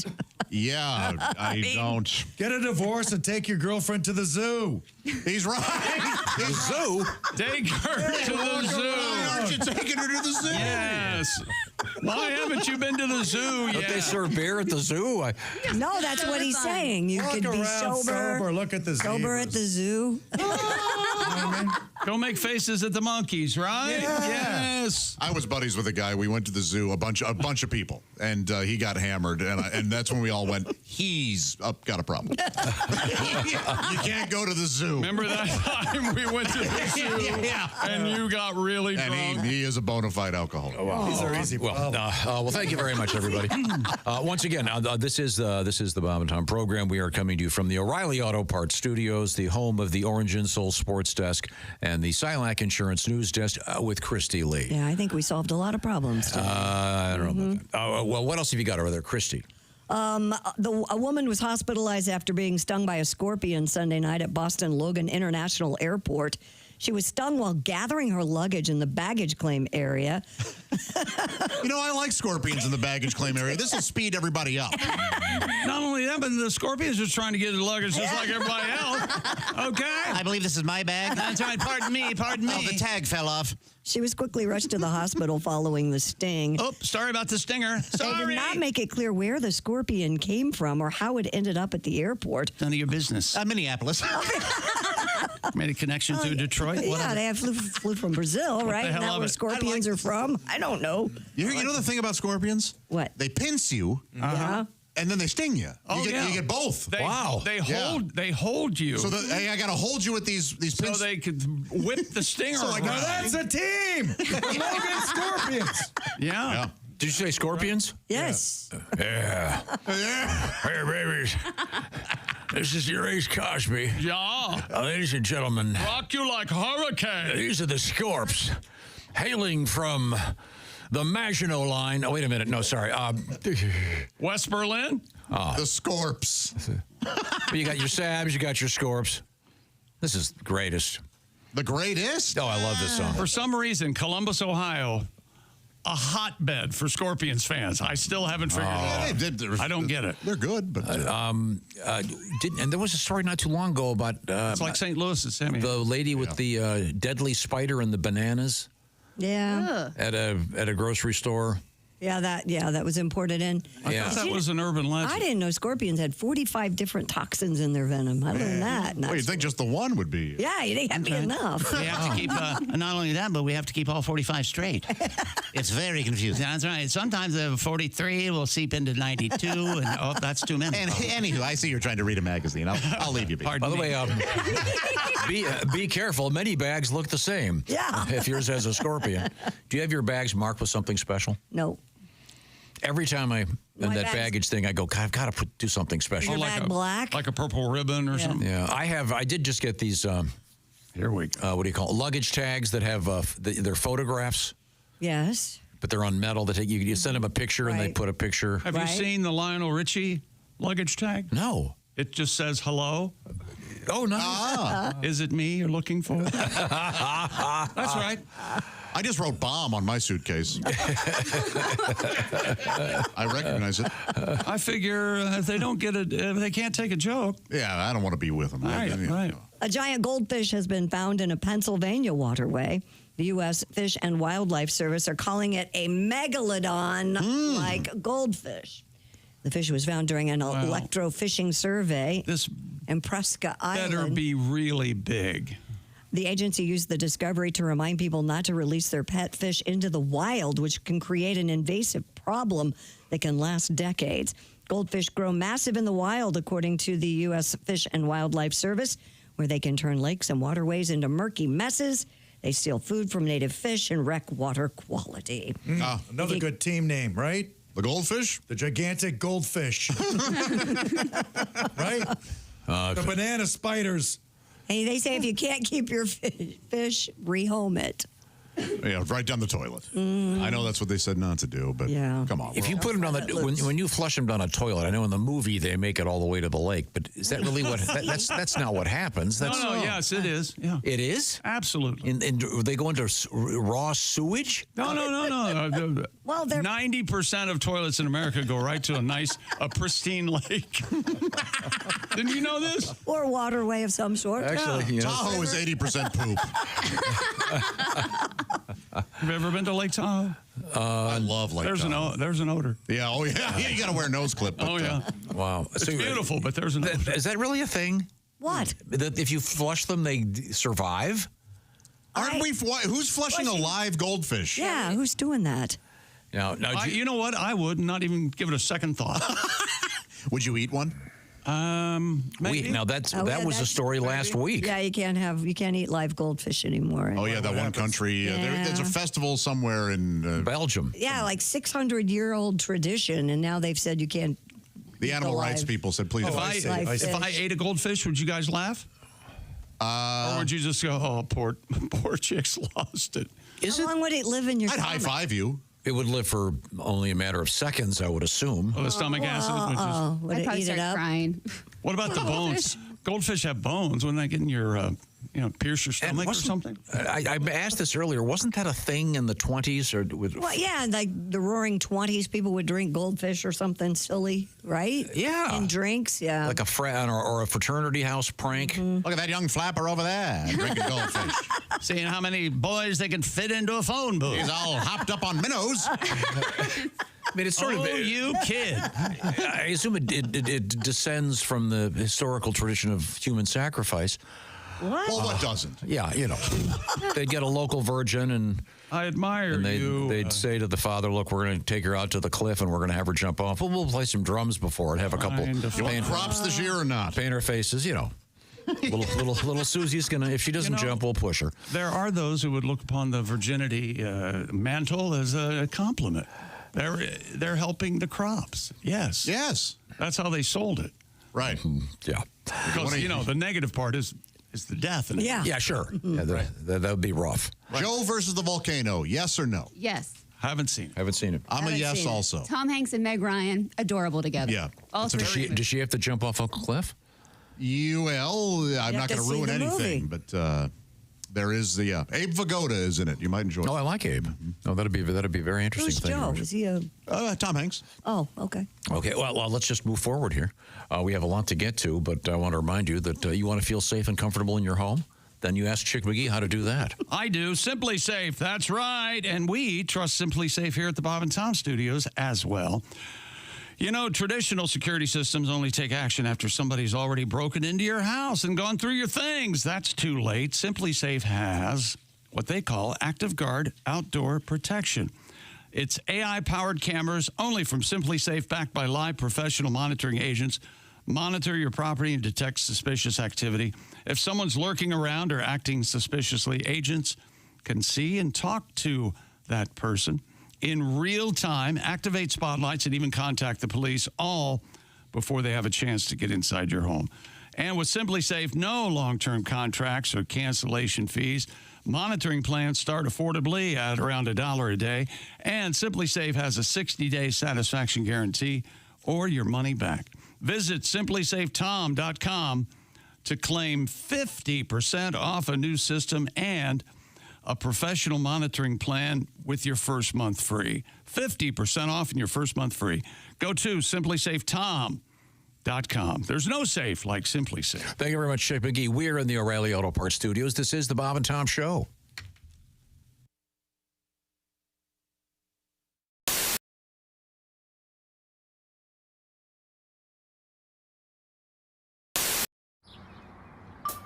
Is that Chick McGee? Why, it sure is. Chick McGee, who knows that an annuity from the folks at Silac Insurance Company means a retirement check in his mailbox every month. Chick works on perfecting his mailbox opening technique. Easy, Mr. McGee. Don't blow that elbow out. Chick isn't quite retired yet. He's just practicing for it. Because one day, Mailbox McGee will be taking his retirement the easy way. SILACINS.com. Silac Insurance Company. But I was just talking about things that are disappearing, like the sound of a typewriter is going away. I get it. I mean, I understand all this stuff, but like that little ding when you pull in the gas station, if you're under a certain age, you have no idea what we're talking about. Right. How true. Just things. Remember when they used to give you all kinds of things when you got gasoline, like glasses? That's what Bill was talking about, yeah. Incredible stuff. Even albums and stuff like that. I mean, I guess if you went to school at a certain age, you wouldn't remember what albums were or certain things. I mean, I saw a list of those things the other day with people that have. They're all disappearing. Yeah. Customer service. Yeah. Totally gone. You know, I love customer service now is everybody can understand, but nobody can help you. Yeah. It's like, yeah, I understand, sir. Yes, I know. There's nothing we can do. That's just how. I was on a plane and they had the intercom turned all the way up to like 10, and it's right above me, like blowing out my eardrum. So I asked the stewardess, I go, is there any way you can turn it down? She's like, no, I'm sorry. There's nothing we can do. It's like, really? They installed an intercom at 10 without a volume? There's no volume. They're going to listen to it and they're going to deal with it. That's how we're doing it on this airline. That's right. And I hate flying. I hate flying like Nigerians hate spam filters. You know what I'm saying? There's a...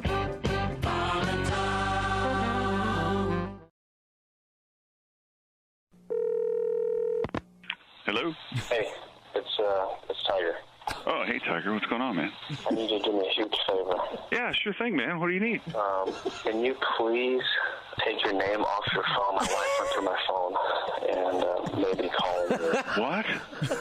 Oh. If you can, please take your name off that. Are you me? She knows about us? Oh, man, this is bad. This is really bad. Just have it as a number. Oh, boy. She hasn't seen the photos yet, has she? Tiger, you still love me, right? Okay, you gotta do this for me. Please tell me you still love me. Tiger? Tiger? Hello? Hello? The Venice Beach, though, that's the real people watching plays. Oh, yeah. Oh, my God. Guys with like snakes on their shoulders, like living in their mom's basement. That's the parade of weirdos? Oh, man, just a parade of delusion, just this boardwalk where the only thing stronger than the smell of weed is the smell of horrible business ideas put into action. It's amazing what people have dedicated their lives to selling. Like one guy, he's like 40 years old. He had his posters, cash box, little booth, selling magic sticks for $10. Magic sticks? Magic sticks. Pieces of wood glued to polished rocks. Really? I know. Surprisingly, not a huge line. No? In his booth. Really? You shouldn't be allowed to sell something that stupid. Like maybe for one day, just so the government can videotape it and then show that footage to junior high kids across the country as part of like a Scared Straight anti-drug program. You know, you want to try acid? Yeah, look at Magic Stick guys. Is that where you want to end up? 25 years? Yeah. But that guy, it really is crazy. I wanted to, with my 4-year-old, you know, I got my son Kyler, I wanted to go up to his booth when I saw him and just maybe like buy a magic stick and be like, oh man, I can't wait to use this, be really happy, and then take off. And then show up like a half an hour later really distraught and just kind of out of it without my son. And maybe take like a little lizard out of my pocket and set it down right in front of me. Shh, it's okay, sweetie. And then take a gun out of another pocket, put it right to his head and be like, I want my kid back, Warlock. Give me my son back. Wow, that is a good magic stick. It really is. Yeah, that'd blow what little is left of his mind. Yeah. Yeah. I'd like to actually walk, if I could do anything, walk up to him in an actual wizard suit, like a Hollywood wizard costume. And then be like, you know not what you dally with there, sorcerer. Leave these realms for a real wizard. Point like a wand at him and be like, Electrico. And then right when I say that, a friend I had sneak up behind him earlier tasers him from behind.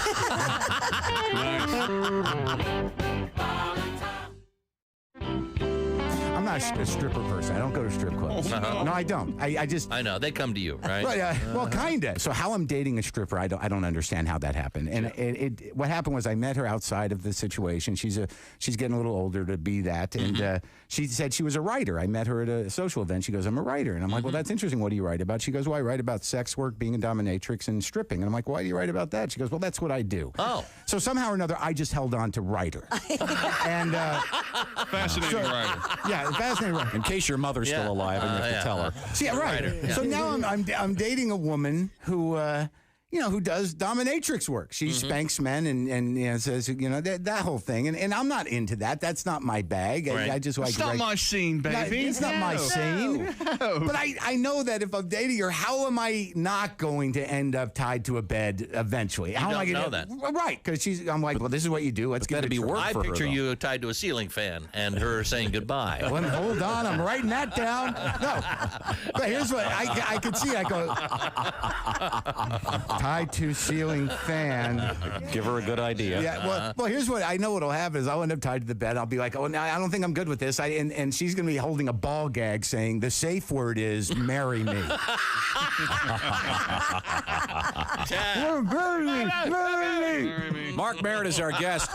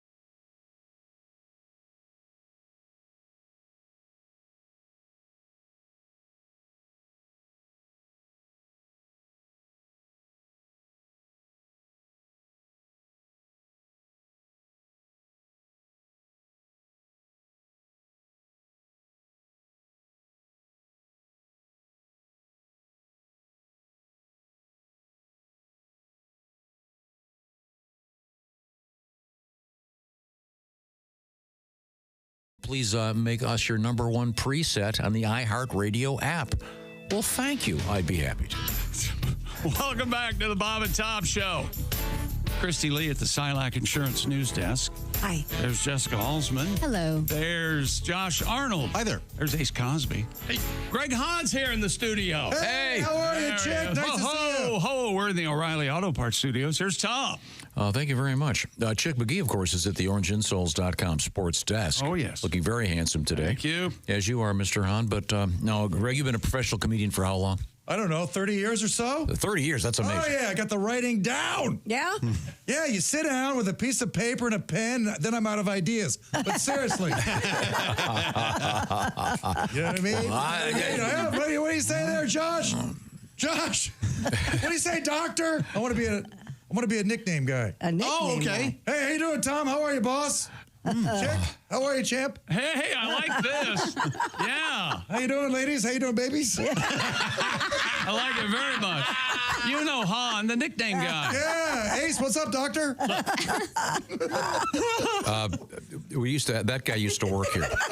How about Scoop? There was a guy here. Throw Scoop in. There was a guy here that called everybody Bud. Yeah. And I figured he just couldn't remember anybody's name. Right. Yeah. But they say Babe Ruth did that. He called everybody Dad. That's funny. Dad? Yeah. Hey, Dad. Very odd, yeah. Yeah. Well, he was an orphan. Probably a sad twist to that available. Did you ever see the movie, The Babe Ruth Story? Don't ever forget he was an orphan. I've never seen the Babe Ruth. It's so amazingly dreadful. It's a must see. Okay. William Bendix, there's a scene where he's in a bar drinking milk. And of course, you know the Babe. You know, there was a time in this country where William Bendix had the world by the balls. Yeah. He had a TV show. He had a hit movie. He was everywhere. And he's like 45 years old portraying the teenage Babe. It's great. It's a great movie. Remember The Life of Riley? Wasn't that Bendix? Yeah. The reason I brought up Greg Hahn is because 30 years in comedy, you probably need a little bit of a refresher. Yeah, I do. Therefore, it's time to go that direction with this. Who's that sexy man with a deep voice? Ace Cosby, here he is with his Joke of the day. A man walks into a bar. Yeah. He was terrible at limbo. Joke of the day. Yes. The master. Ace's Joke of the Day brought to you by Sleep Number. Sleep better together. Save 40% on the new Sleep Number limited edition smart bed for a limited time exclusively at a Sleep Number store. I need a judgment call. Okay. Would that joke have worked better if it was a horse walks into a bar? No. No. No? What? No. Horses can't limbo. It was perfect. Because the traditional beginning of that joke is a horse walks into a bar, right? Well, no, there are many all kinds of things, yeah. Many animals. A man walks into a bar, there are probably more of those than a horse. You think so? Yeah. No, I know so, yeah. Oh, What is it? Can you give I me have a an- long face with a horse joke, but that's Yeah. just the most. And then the horse says, My wife just died. right. That's right. That's why he has a better than long I face. thought. Yeah. Why the long face? And what's the one? A rabbi, a priest, and a sailor walk into a bar, and the bartender says, "What is this? Some kind of joke?" Oh, that's a classic. That's Certainly. a good one, yeah. Certainly. Thank you very much. Anything now, else? Lawyer passes the bar. Okay. Yeah. The bar exam. Right. That's I'm not saying it's good. I'm just saying that's that's the joke in its entirety. All right. Okay. You know, I do like it when we sit around and talk about things that are funny. As opposed to trying to be, trying to be funny, yeah. That's absolutely fine. The Oscars had the biggest audience in the last 5 years. Did you Ever. see that? Is that right? I say it was all credit to little Conan O'Brien. I thought he did a great job given the material he had and the people he was working Yeah, he got great reviews. Good for Conan. Yes. 19.7 million viewers watched the 97th Academy Awards ceremony, despite most people, as we talked about yesterday, not seeing many of the films that were nominated. You know or that won. they started walking the red carpet at like 2 p.m. Pacific time, and they went on. It started at 7 Eastern, 4 Pacific. It was, how can you party at that time, Josh? No kidding. Right? I need someone that has a knowledge of history to help me with this. Now, Josh, have you attended the so-called AVN Awards? No, I haven't. The porno awards? No. Have you ever heard of these, Greg? I've heard of them. The porno people, they have a big thing in Vegas. And Would you let Josh and I go out to Vegas and cover that? Bob and Tom correspondence, much like the Super Bowl. Apparently, it's very boring. The ceremony itself, so boring, apparently. Really? But do they have before the thing, do they have someone interview people on a pink carpet?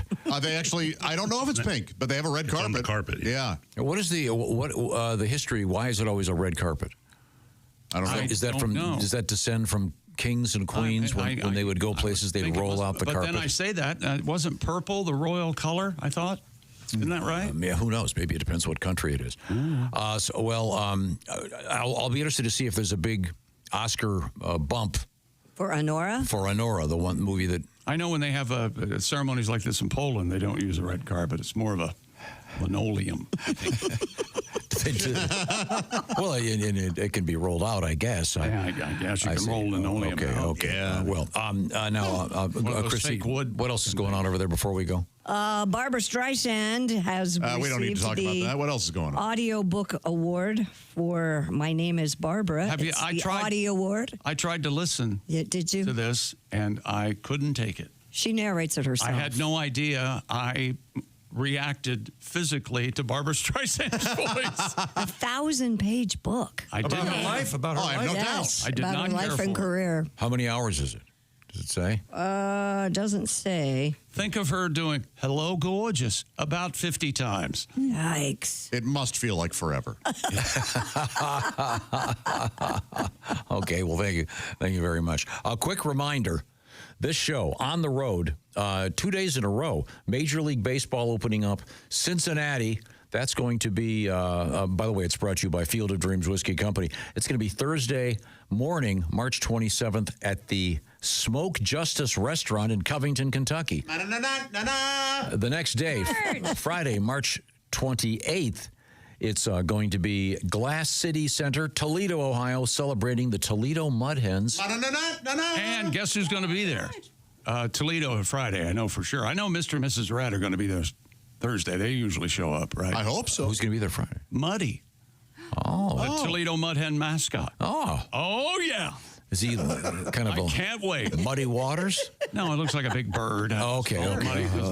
Just asking. I hope to see you there. Details coming up about that whole thing. Right now, this is the O'Reilly Auto Parts Studios, and we are the Bob and Tom Show.